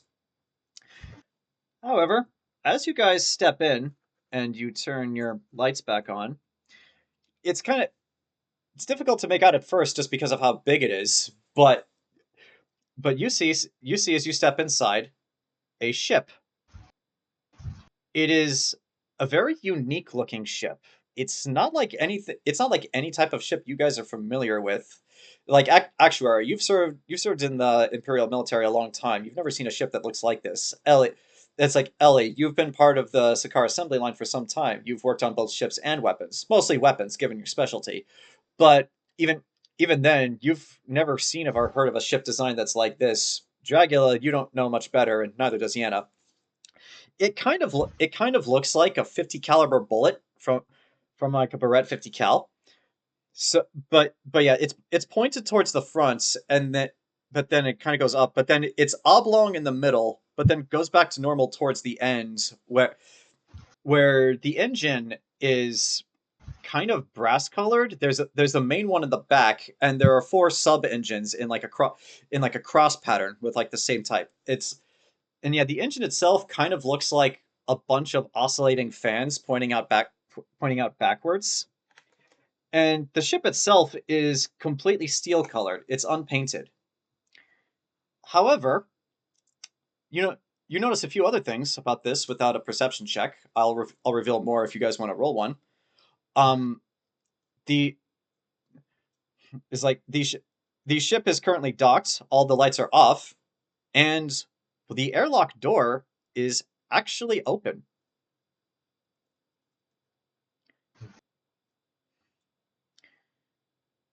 What? But yeah, this, and just for size,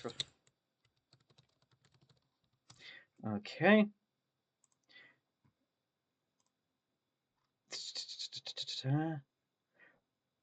Yeah.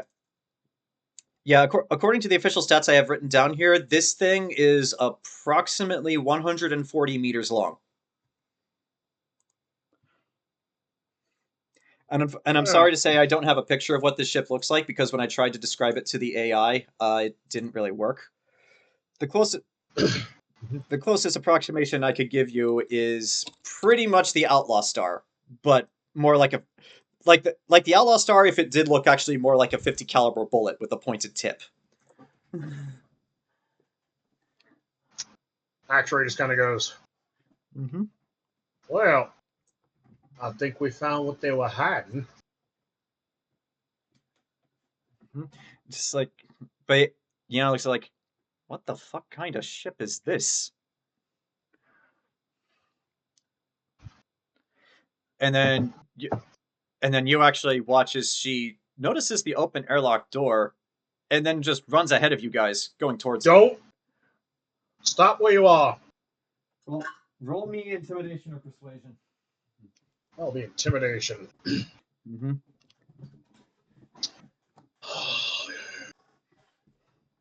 Yeah. That's a 19. Yeah. That's actually enough. She gets about halfway there before you stop her. She stops in her tracks. We move as a unit.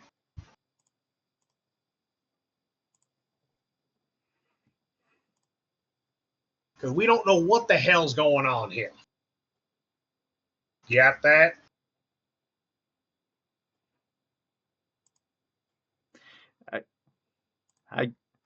I got it.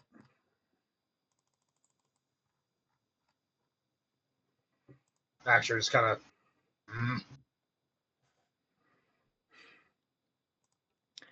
All right. So what do you guys want to do? Do you guys want to take a look at the outside of the ship a little bit first, see what else you can find out here, or do you want to check out the inside? You should report this back into the captain.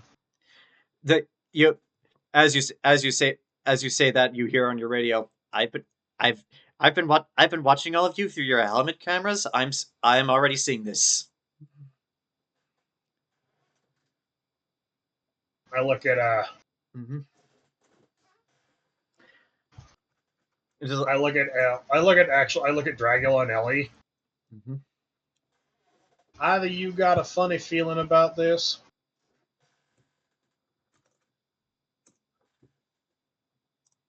If this was anything like TV, something would happen right about now.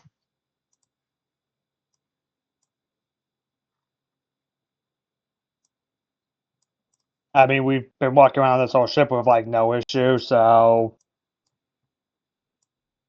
Yeah. But the gods have funny ways of fucking with you.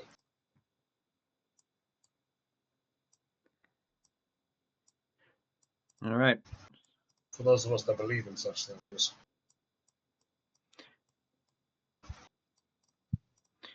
All right. So, what do you guys want to do?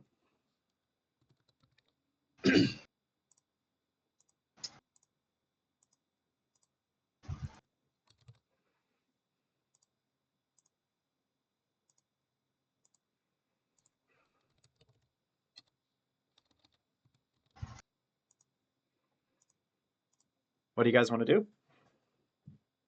Thinking. Okay. I mean, I don't know. Jerkaul feels like Actuary's being a bit paranoid silently for no real reason. Well, he's just paranoid because things have been going like. Know what Ellie said? Like, if this is TV, something bad would happen about now, and Actuary's just like, huh. But also, her running off, that's the whole thing that's just like, it's a ship in the middle of a hangar that's not on record, and it's got an open door. That's one of those things where it's like, okay, like, if I was like, like, it's one of those things where it's just like, it's like when you're playing a game and you're just like, oh, look, everything's going swimmingly. There's an open door right there. I'll go in there and, oh no, there's an alien trying to eat my insides. Ah! I will say, just looking around the hangar, you do see like a lot of like it's like railings and tools floating about, and like the maintenance was clearly being done on this ship, but from what from what you can tell just from the outside, it is completely intact and remarkably pristine, despite the rest of the ship. I mean, the rest of the Vanessa Morningstar, not this ship. Yeah. Mm-hmm. All right. Well, I guess.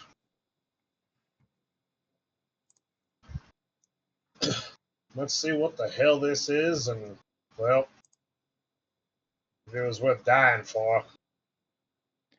All right.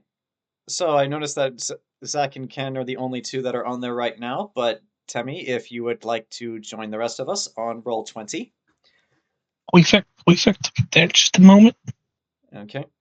I spent literally all of Thursday night making these maps. You guys are going to be treated to them. You can't make me.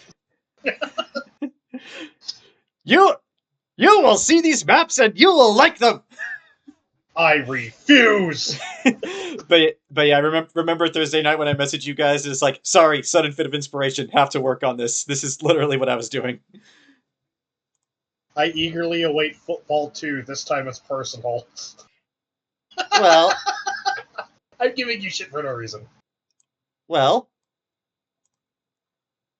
here we are. It's a bloody penis. There was no way to make this design that make it not look like a penis, but I'm kidding. It is what it is. As someone who has spent a lot of time drawing, who spent a fair amount of time drawing ships as a child, eventually you start to realize 95% of them are phallic by nature. Well, I mean, I did describe the ship as a 50 caliber bullet, so there's that. Mm. But yeah, as you guys walk inside the ship, the first thing that immediately grabs your attention is there are no lights. You've restored power to the rest of the ship outside, the Vanessa Morningstar. No, not Miss Vanessa the Vanessa Hexington. But Yep. This ship still has no power, so all the lights are still off. That being said, though, you still have your helmet lights, so you are able to get a good look around. Where would you like? You guys have control of your tokens. Where would you like to look first? I'm going to assume that this is the cockpit. That would be a safe assumption. Yes. I will head towards the cockpit. Mm-hmm. I guess follows through because yeah, no. Mm-hmm. Mm-hmm. Huh, well, they added that now. Neat. So, Actuary, what you see up here is, I mean, there is a view screen here, but it's mostly turned off. It's mostly turned off. Now, you see in the cockpit there are 3 chairs. However, this one in the middle here is different. These two on the sides have instrument panels in front of them, like almost what you would expect from a pilot seat for a ship like this. But not this one, not the one in the middle. It has no instrument panels. In fact, it doesn't even really look like a seat. The best way to describe it is it kind of looks like a big beanbag chair that's black, that's completely black, and doesn't really have a form or a shape all to itself. However, it is situated in the center, so it is significant, but the lack of an instrument panel kind of raises a few questions.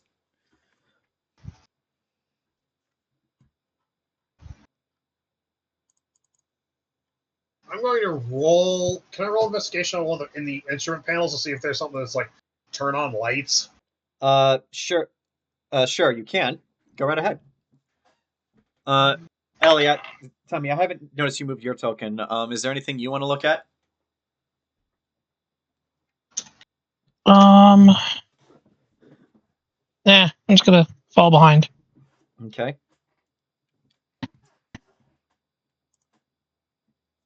$21. Okay.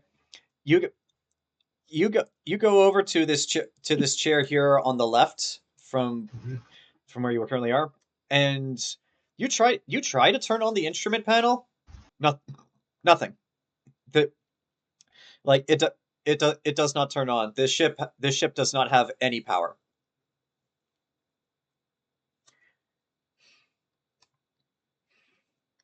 It's like, from behind you. Hey guys, what do you think this is? And you actually turn around to notice Yana way back here, looking at this round thing in the middle here. It looks kind of like a raised dais, but it's kind of hard to tell if exactly what it is from where you guys are. Just stay put, because apparently you forgot about the whole sticking together thing. Oh, right. Sorry. I'll just wait here. By myself. Jared's going to sign, just start making his way over to her. She'll come back, and then she'll start looking around, just like, just. Is it just me, or does it seem weird that this ship is remarkably clean, considering the state of the ship outside? Not really. Maybe it was Ships barely only- used. Spaces only get dirty if there's human occupancy. Yeah. Judging by the looks of things, this thing never got off the ground. Or out of the hangar, for that matter. So you're guessing that this ship has never been flown before? Correct. At least not in at least production.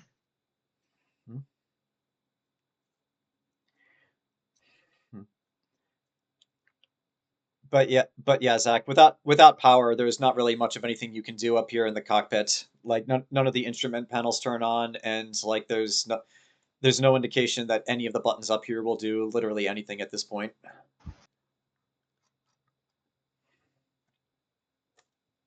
So we got a virgin ship without power in the middle of a dead ship.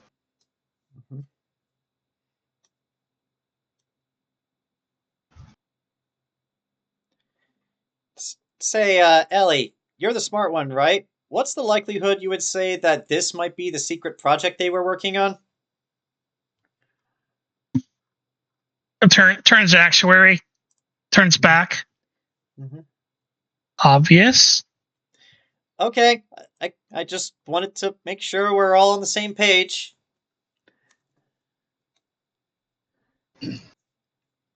You keep looking around. I'm gonna play on the computer. She's gonna go up and look at the dashboard of the cockpit. I mean, again, the ship has no power, so none of the buttons will do anything. But at least tell me what they planned on having the ship do. Okay. What specifically are you looking for in that area? What do you think you're going to find from an offline computer about that? It's more like what I'm trying to see isn't here. So this thing is supposed to be experimental. So I'm going to basically reverse deduce this. What is not here on the control panel compared to other ships of this size? So interestingly, what you see on the two panels on the side, these two chairs on the sides here, both of these are clearly support and co-pilot seats. The main pilot seat is this one in the center right here. But again, the fact that one does not have an obvious instrument panel is just kind of strange. It's like, if that's the pilot chair, where are the controls? And also, if that is the pilot chair, why is it designed like a beanbag chair? But yeah, just based on what you're looking at, it's clearly these two on the sides are support. The one in the middle is the main one, and also it looks like both of them can do both comms and navigational control.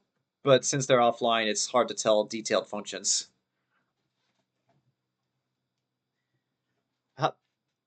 Also interestingly, there's not a mechanism here to fire any weapons. Which is also odd, because you saw the outside of the ship, you saw a torpedo port, you know the ship has weapons, but you can't fire them from these controls.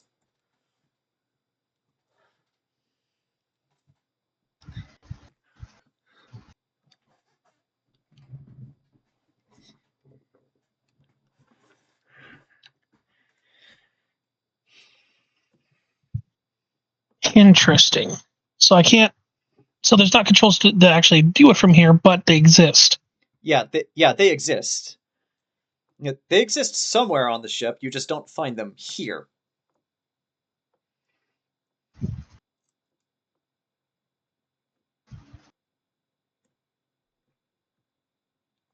Mm-hmm.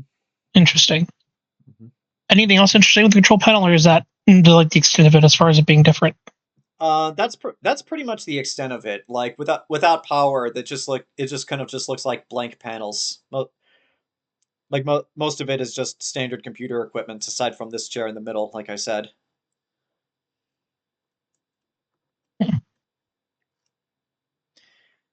It's like,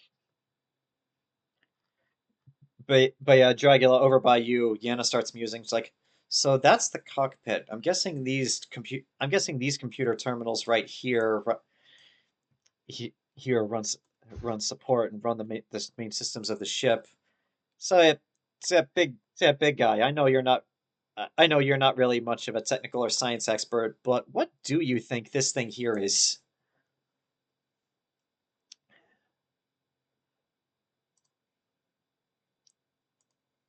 Jared just shrugs like, I don't know, it just looks like a raised platform to me.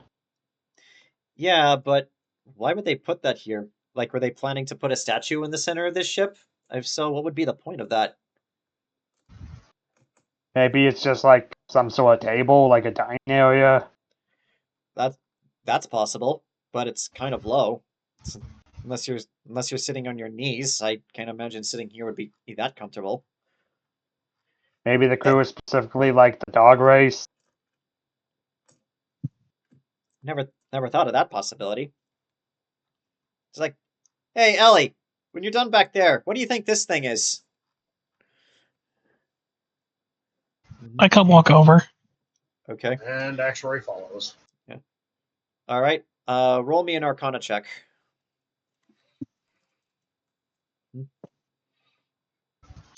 Oh wow! Finally, a low number.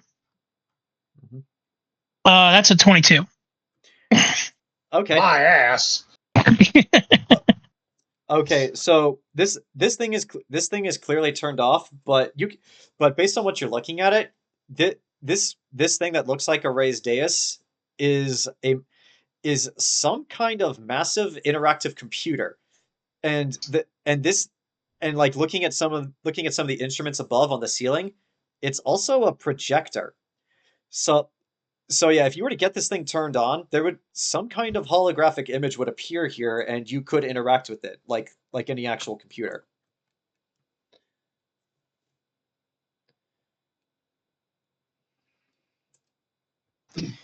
But in fact, I would say, based on that, this thing here is probably navigation control.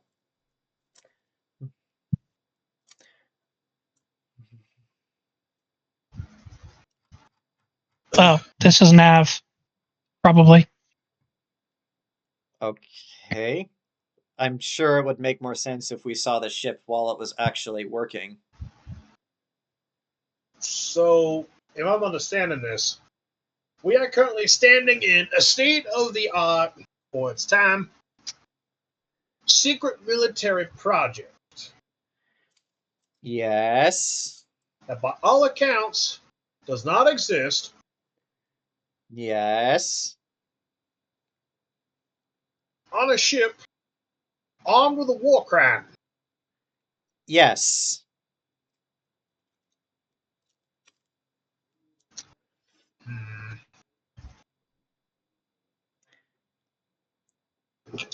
If they went through that much trouble to hide this thing's probably not listed in any official records anywhere. That we're aware of. Yeah, well, yeah, that we're aware of, but we'd probably have to break into like the Imperial military headquarters in Terran space, probably in heaven. It's not that hard. It's not that hard. Have you ever been to heaven? I mean, yeah, I know I'm an angel, but I've never been to heaven either. Has Actuary been to heaven?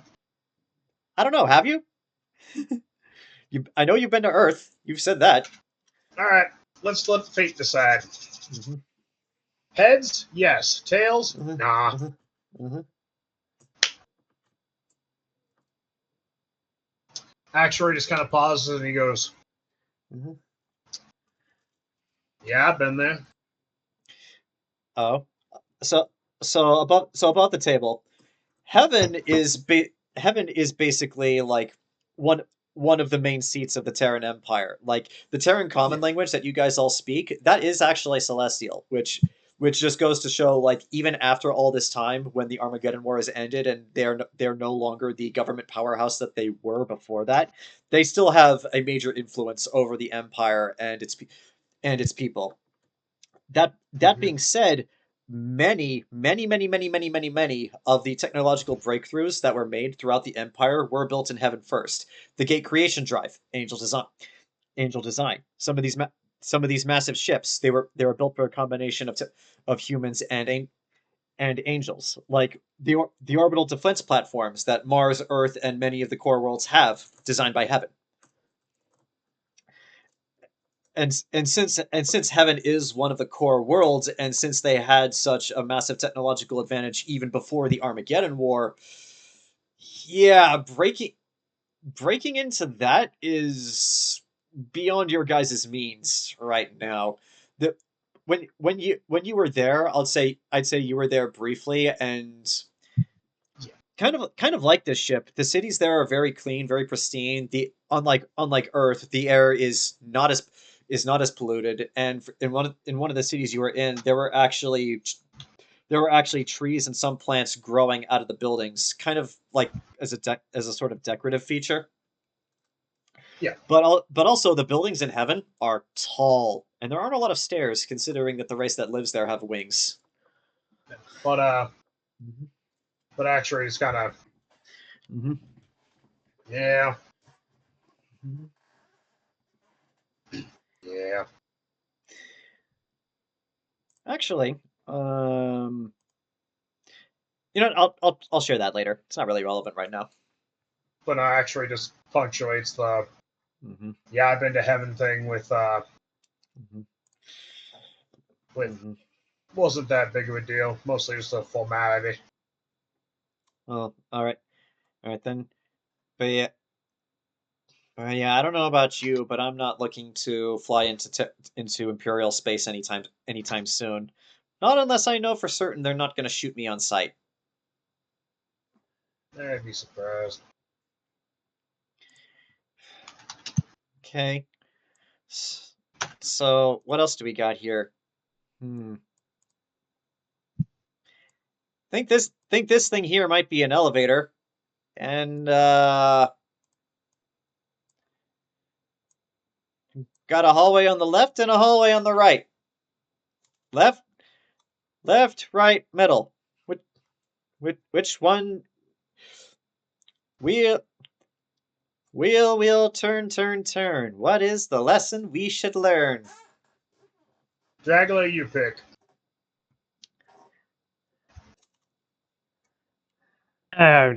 He'll just start going down this left hallway. Yana will follow you. All right, Ellie, you coming?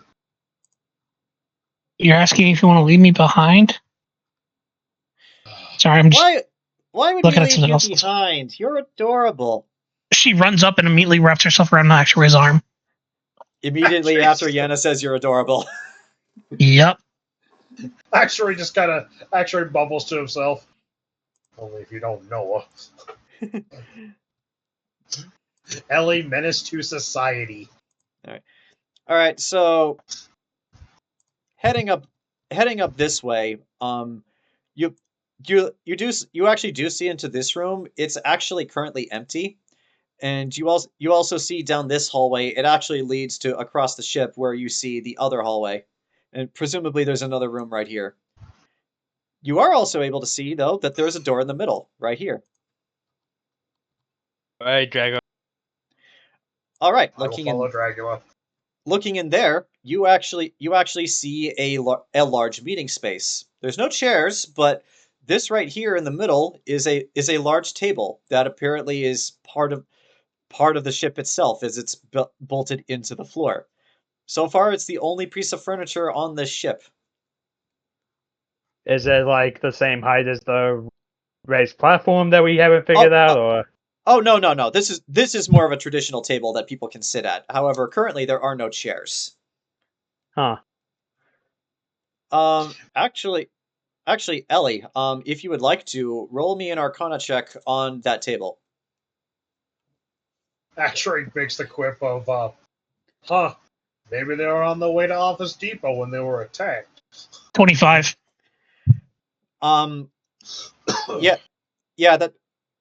That same projector technology that was on the raised dais outside, it's actually also built into this table.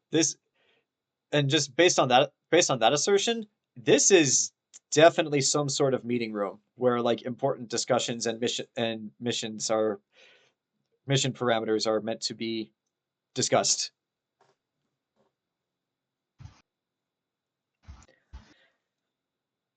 But yeah, Sorry, it's a fucking like hollow table.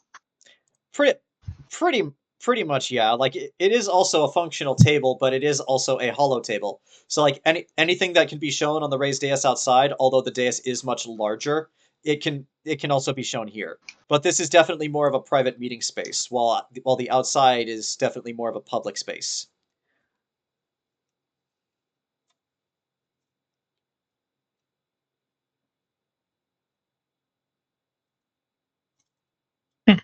All right, well, in very clipped words, or very few words, I say that.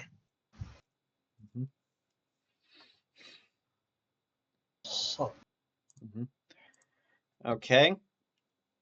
So if this is a meeting hall, and I'm guessing in that room over there doesn't have anything in it either. You know, Actuary, I think you might have been right.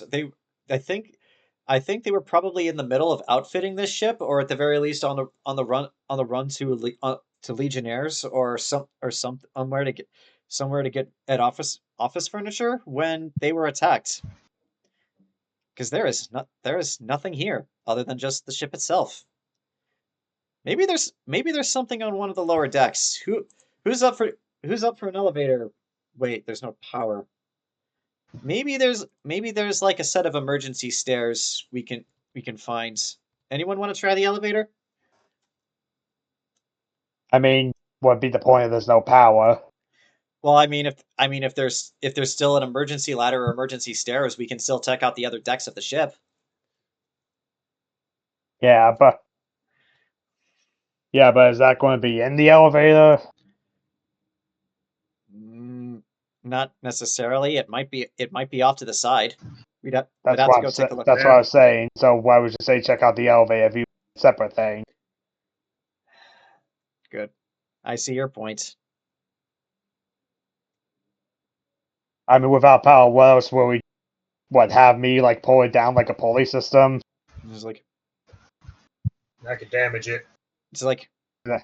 you guys suddenly hear from your comms Jerkaul's voice, and just like I have an idea, but it's going to require something on your guys' end. Do you think you could head back out and get the hangar door open? Well, hold on. If this is a ship, they have an elevator. There would be stairs in case something gets shut down. You don't want to be trapped in an elevator. So let's see if, because just looking at the plan, and just the amount of space we had to walk around, I'm hedging my bet that well, either A or B are stairs. Possibly. Do you want to go over there and check? Yep. All right. I guess look for Yenna's gonna follow you. All right. I guess everybody start knocking on panels and see something pops open. Yenna actually finds it incredibly quick because she rolled a natural 20. She walks over to the elevator. There's not much that's obvious at first. However, the panel next to the elevator, right here where she's standing, does actually come off, and there is a ladder there. Not stairs per se, but it is a ladder. Well, there we go. The ladder even fit. Will Dragula even fit down through this hole? It'll be snug, but yeah, you can fit there. Now, important question: do you guys go up or down? Up is an option. Yeah, up is an option. Oh, shit.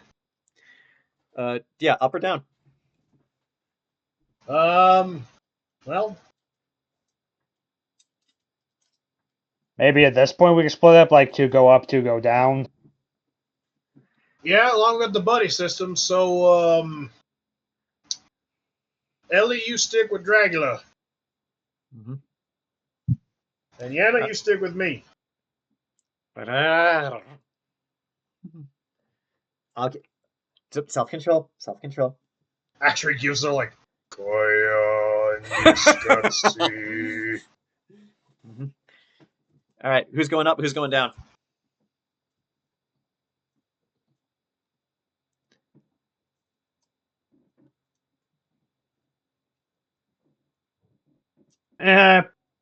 Since this is a tight fit, I'd rather go down, like, I don't know.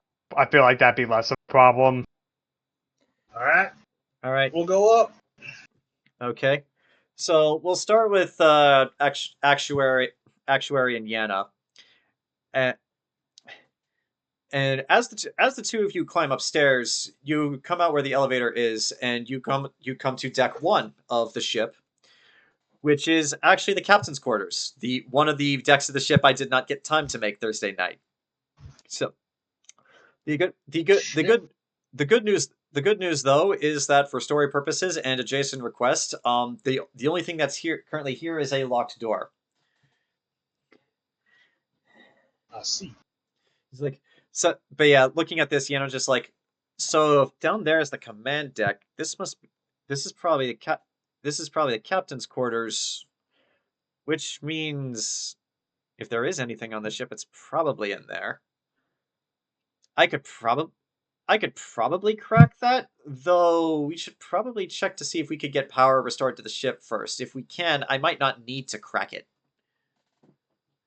I agree. Mm-hmm.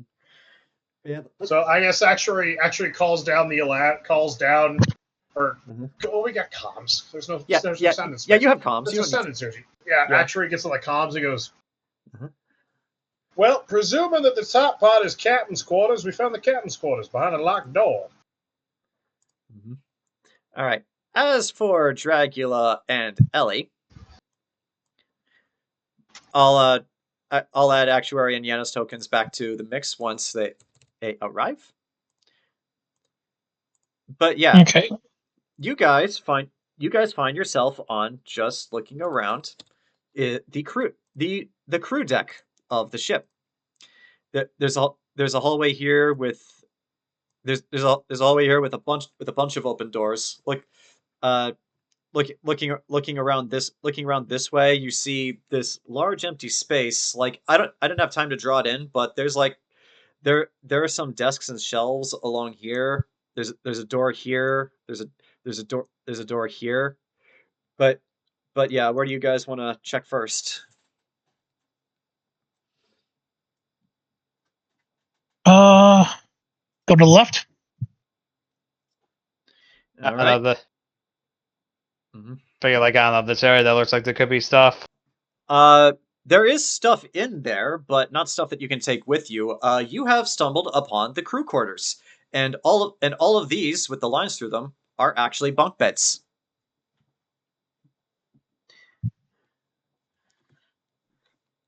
But yeah, All right, now. much like upstairs, it looks like the bunk beds are literally the only thing in this room thus far.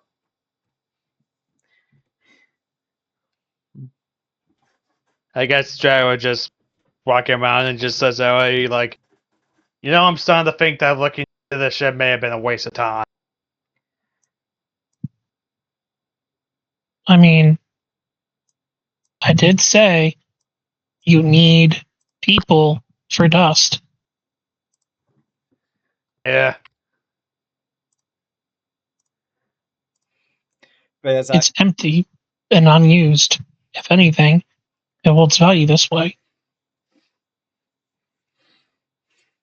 But yeah, Zach, I put your token on the map for when you're ready to start moving around here. He's not there. Oh, okay. Well, when he arrives. Yeah, I guess just keep walking around like, I don't know. Okay. In this room, you actually find atmospheric control, and surprisingly, it appears to be very well maintained. There's like whatever kind of cryosystem that was in place that shut down when the ship preserved some of the plants that are generating oxygen. You're not a scientist, so you're not entirely certain what does that. Ellie, do you think any of the... Apparently there's a bunch of plants in here. Do you think that'd be useful to take with us, or... But yeah, again, Ellie, Plants. this is atmospheric control. If you were to get power restored to the ship, this is where your oxygen supply would come from. Which means that everything's pretty integrated, and the rip it out would take us a long time. Pretty much, yes. Ellie shakes her head. We would suffocate before we could get all this out. Mm-hmm. We might actually have more use if we just haul this ship back with us. Mm-hmm. At least to a planet that we can breathe on. Mm-hmm. Yeah. All right. But yeah, I'll save you guys some time if you guys just want to say you look around the whole ship, and I'll describe in detail parts that are of interest to you guys. So Go ahead. I mean, if everybody else is up for it, I'm up for exploring. I mean, if it sounds like the ship is like just completely empty, Empty. then Yeah. well, I mean, well, again, do you guys want to explore the rooms one at a time, or do you want me to just tell you what each of them appears to be, and then you can search them on your own time? Well, no, I think I agree with what Ellie was saying. Is just to haul it someplace where we can, explore it where we're not,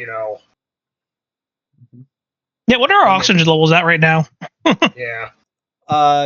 Your oxygen levels are, I'd say, about half. Like you guys got a pretty good oxygen supply, especially with like the magic and technology mixture that you guys have in this setting.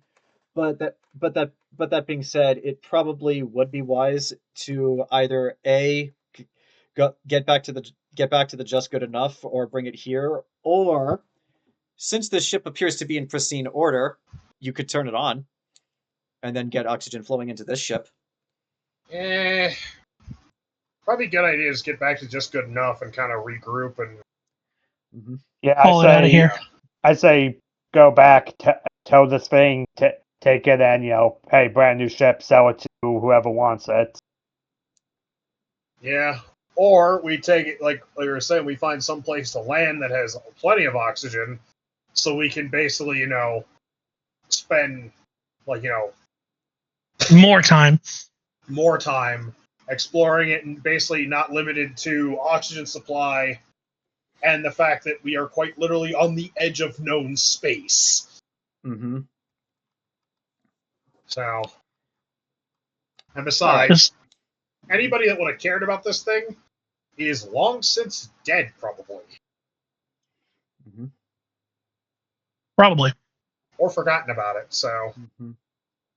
Yeah, so I say, I think good idea to just, because we can regroup on the ship, let our oxygen supply, basically refill our oxygen, and basically kind of take stock of everything, so then we can kind of formulate, because, here's a thought, actually, we'll say it in character, here's a thought, this ship's basically empty, right?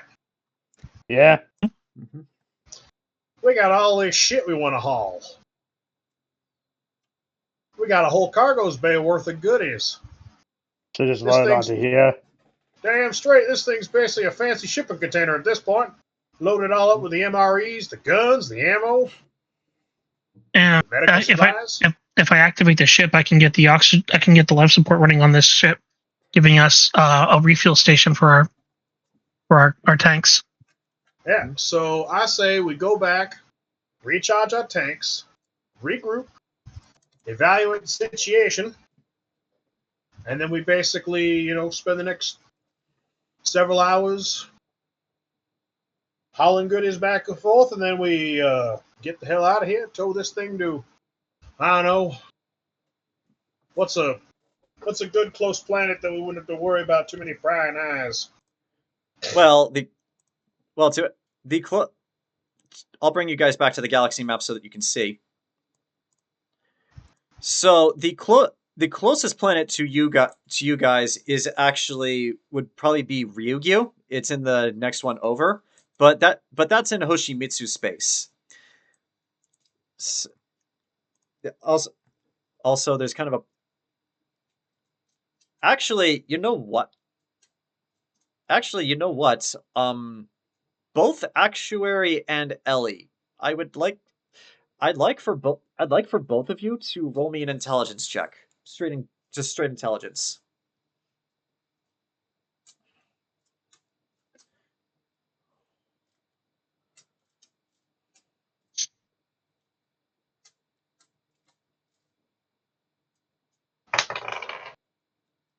$11. Ellie? My dice rolling luck today is astronomical. Okay, what's your roll? Not 20 plus 7. Jesus Christ. Okay, Actuary, this thought doesn't occur to you, but Ellie, this does to you. So, Ellie, if this ship is some kind of secret government project that is probably not on any books, what this ship probably also does not have is a registration number. Which is not that big of a deal if you're just flying around, but what it means is that if you were to dock in any legitimate ports, this ship might be flagged and searched. Because like a ship without a registration number, whoa, what the fuck is this? Who are you? We have questions. Wherever we go, we need to make sure there's no government oversight or jurisdiction. Yana speaks up. Well, we did just come from a haven of pirates. Too far away. Also, you don't tow a fancy car. You don't tow a fancy car. You just pulled out of an abandoned warehouse to a den of thieves. I mean, there are a lot of fancy and unique ships surrounding Sixth Heaven. Like, it's a haven for pirates. They modify their own ships all the time. Another one's not gonna stand out to them. Yeah, but this thing doesn't have an ID, which means how are we going to report it stolen if it gets stolen? It's pirates. You don't report stolen. You find the people who stole it and kill them. Exactly. Yeah, exactly. But Also a registration number for a ship. That's not an impossible thing to forge or get. In fact, I actually think I know a guy back on Sixth Heaven. well, couldn't we also fly to corporate space and get the exact same thing? We could, but the problem with that is that the corpos will probably ask a bunch of questions and probably charge us through the nose for it. Yeah, we can also sell them this shit.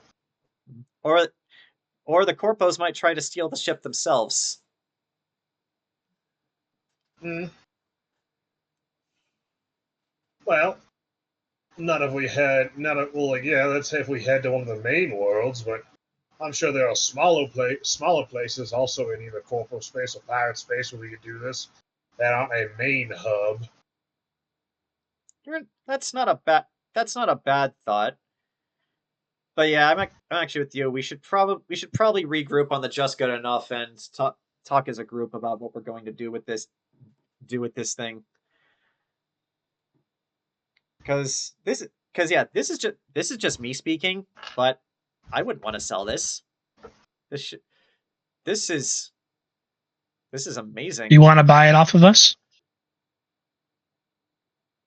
Who says it's yours yet? Well, that's well, you did. Let's see, how much fame be worth? Because you're taking like what 10% of the finder's fee. Like perhaps if the prices match up, this could be a finder's. You hear on the comms. You hear on the comms. Perhaps this be the sort of thing best discussed in person, where we can go over our contract and see how much this ship is worth. After all, if this ship is a secret government project, it does not have an assigned value, which means we will have to determine it ourselves. Agreed. And we can't really do that standing here gossiping. Nor should it be done. Look, I still think that we discuss this. We find some place that's not a major sport hub, not a major space hub, that we can dock and work in a safe, oxygenated environment.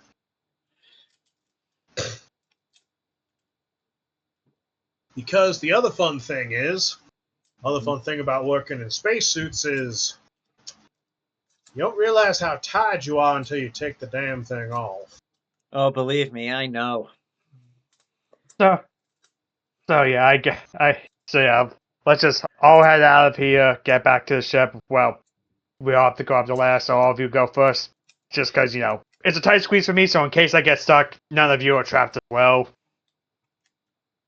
Matt, There are actually 2 emergency ladders, one on each side, so if Dragula does get stuck, you guys can just take the emergency ladder and pull him out, Winnie the Pooh style. oh, bother, said Dragula as he loaded another shell.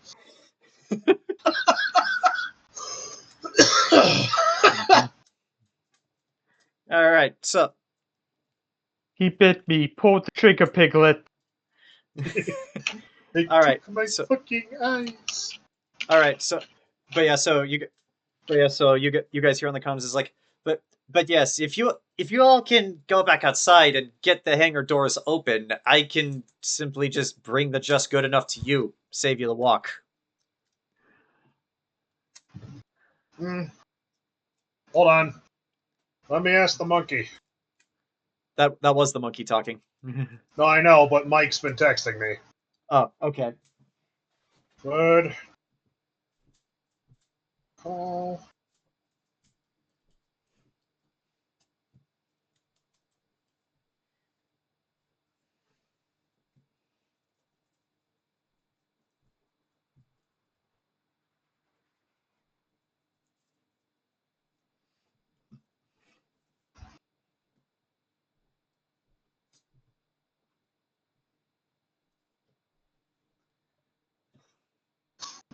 See if Mike replies. Because he's been texting me asking questions like, found anything yet? What'd you find? Anything? Which actually leads to a good question. If you guys do want to discuss as a group what to do next, do you want to do that now, or do you want to do that next week when Mike is actually here? Well, he is the captain, and it would probably make more sense because, Because depends yeah, on how much clearance is in the hangar for him to bring the ship around. Oh yeah. You can definitely fit two ships in this hangar. You could probably even fit 3. Most of what's here is just supplies and parts. Like clearly this ship was the big deal, and this entire space was just devoted to it. So yeah, there's definitely space to park another ship here. All right, so I said depends on how much clearance. I said plenty of room and more to spare. Mm-hmm. Waiting. Because yeah, like these hangars on these types of ships were meant to fit like multiple fighter class ships and like whoever decides to dock with them. So yeah, like a ship this big, you could probably fit a couple of them in this hangar. Yeah, but no, I was just actually Mike because because this would probably be a better thing for all, because I know Jayson isn't here, but having 4 of us instead of just half of us. I have been talking to Jayson. I've told him some things about this ship and what's on it. So I've gotten instructions from him, but yeah, I haven't really gotten any from Mike just because I knew he'd be here next week. Yeah. Check for any automated security or defense systems. I'm guessing those are down. Yeah, those are down. Ellie, I'm guessing Ellie did not turn them back on when she reactivated power. The big doors? Yeah, like if you guys can open the big doors to this hangar, Jerkaul can fly the ship over and just land it at you guys. Yeah, I gave power to the doors. I gave power to all the doors because I didn't want to have to sit here and try to figure that out later. So, all right. Ellie's gonna go over to the control panel, and with her data patch, she's gonna open up the bay door. All right. So cutscene mode engages as Hold on. Go ahead. Main ship has power turned on. Oh shit, that guy. Ah! The monkey! Oh, the monkey! He's here. All right, just to say very quickly, Mike. Main ship has power. Little ship has no power. Basically, there's enough room to fly your ship in, dock next to it, so we literally can just go in, recharge our oxygen, and then next time we'll have the big meeting to discuss what we're doing. All right. Yeah, if it's safe to get in and get out without any issue, and there's no automated defenses of any kind or anything like that, should be good. Yeah, Ellie Nope, didn't no turn on automated the defenses. automated defenses when she reactivated the ship. Yeah. But Yeah. Then you get the thumbs up from the monkey. all right. All right. So cutscene mode engages as you Thank you, Mike. as you enter the correct sequence in the keypad to open the doors. Doors open, and then a couple minutes later, you all stand clear as the just good enough flies up, turns around, and then backs into the hangar and lands next to this shiny new ship that you all have discovered. Now, since you guys want to take a moment to discuss what to do next time, that's really all I have for this session. So unless there's anything else you want to go and do and explore on the Vanessa Hexington, or if there's anything else you want to do that doesn't involve this shiny new ship, we can do that. Otherwise, we'll call this session to a close. I think I'm good. Yeah, because there's really not much else to do except because we have to decide because we got the cargo manifest. And like I said, if we can get power, yes, we did. Yeah. We basically rated everything, and we have a list of. We got the good stuff. We've been writing it down. We also went through the crew quarters. Is mostly just personal effects. We have a couple of things that are probably worth something to somebody, but we'll get through that next week. We have a bunch of weapons we can sell. We have a bunch of MREs, so we have food. Yeah, we have an entire ship's worth of MREs, like a battle cruiser level of MREs. And I bought all those rations. Yeah. Well, I mean, the rations are for you guys. The MREs for there's an entire battleship's worth of MREs, guns, medical supplies, spare parts for the ship. Again, this ship was outfitted to hold a small army, so there's enough supplies and stuff for a small army. And the best part of all, this current new ship is completely empty on the inside. It's like they were literally heading to Office Depot, Walmart, or IKEA to outfit it with generic stuff. So we can literally if we run out of room on the just good enough, we have more than enough room to basically fill this thing to the gills with crates and boxes. All right. Yeah. But we have ships manifests, we have crew manifests. And yeah, this ship, the only reason why we haven't turned on life support on this big ship is because there's too many holes. Yeah. Yeah, there's a giant hole through engineering. And the bridge. Yeah. Also, just because I think you might be interested in this, Mike, they found the captain's personal data pad, which was not connected to the network on the ship, which was purged. So yeah, you have the captain's private logs. The data pad just needs power because it's a tablet. Yep. Definitely need to scour that. But yeah, if there's nothing else you guys want to do on the Vanessa Hexington, we will call There's the session to one a thing. close. And yes, Temme? Yeah, there's one thing. Ellie, Ellie just wants to do one last quick run through. She wants to gather up component materials from what's left in engineering. Basically, this could be anything from just computer parts, equipment parts. Basically, just enough that I'm going to get started with tinkering on stuff. So that's essentially I'm looking for just materials. I'm not even gonna make you roll for that. There are just so many loose and spare parts, some of which are intact and some of which are not, that you can just take. Perfect. Because I want to get started on crafting stuff eventually, and I will need materials for such things.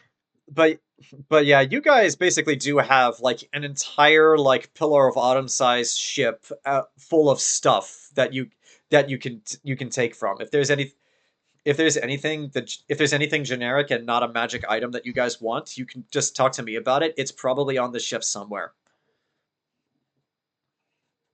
I mean, again, with all the guns and the MREs and stuff, like if there's a specific type of weapon you want, or if there's anything that's, like I said, not magical and just generic, it's probably here.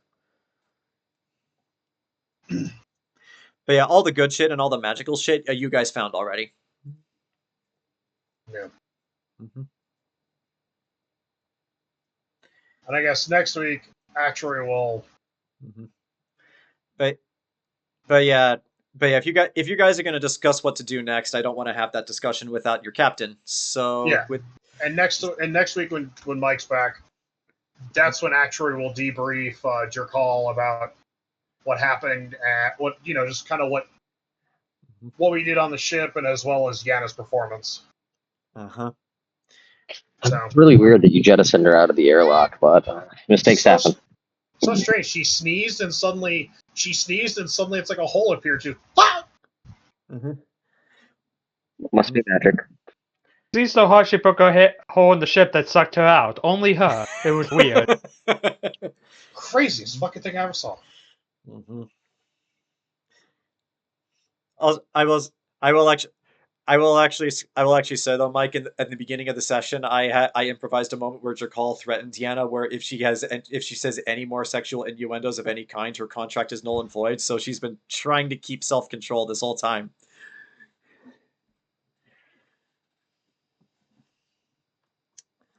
But yeah, I guess with all of that said and done, we'll call this session to a close, and we will reconvene next week where the party will decide what to do. And I'll message Jayson to get his thoughts. All right.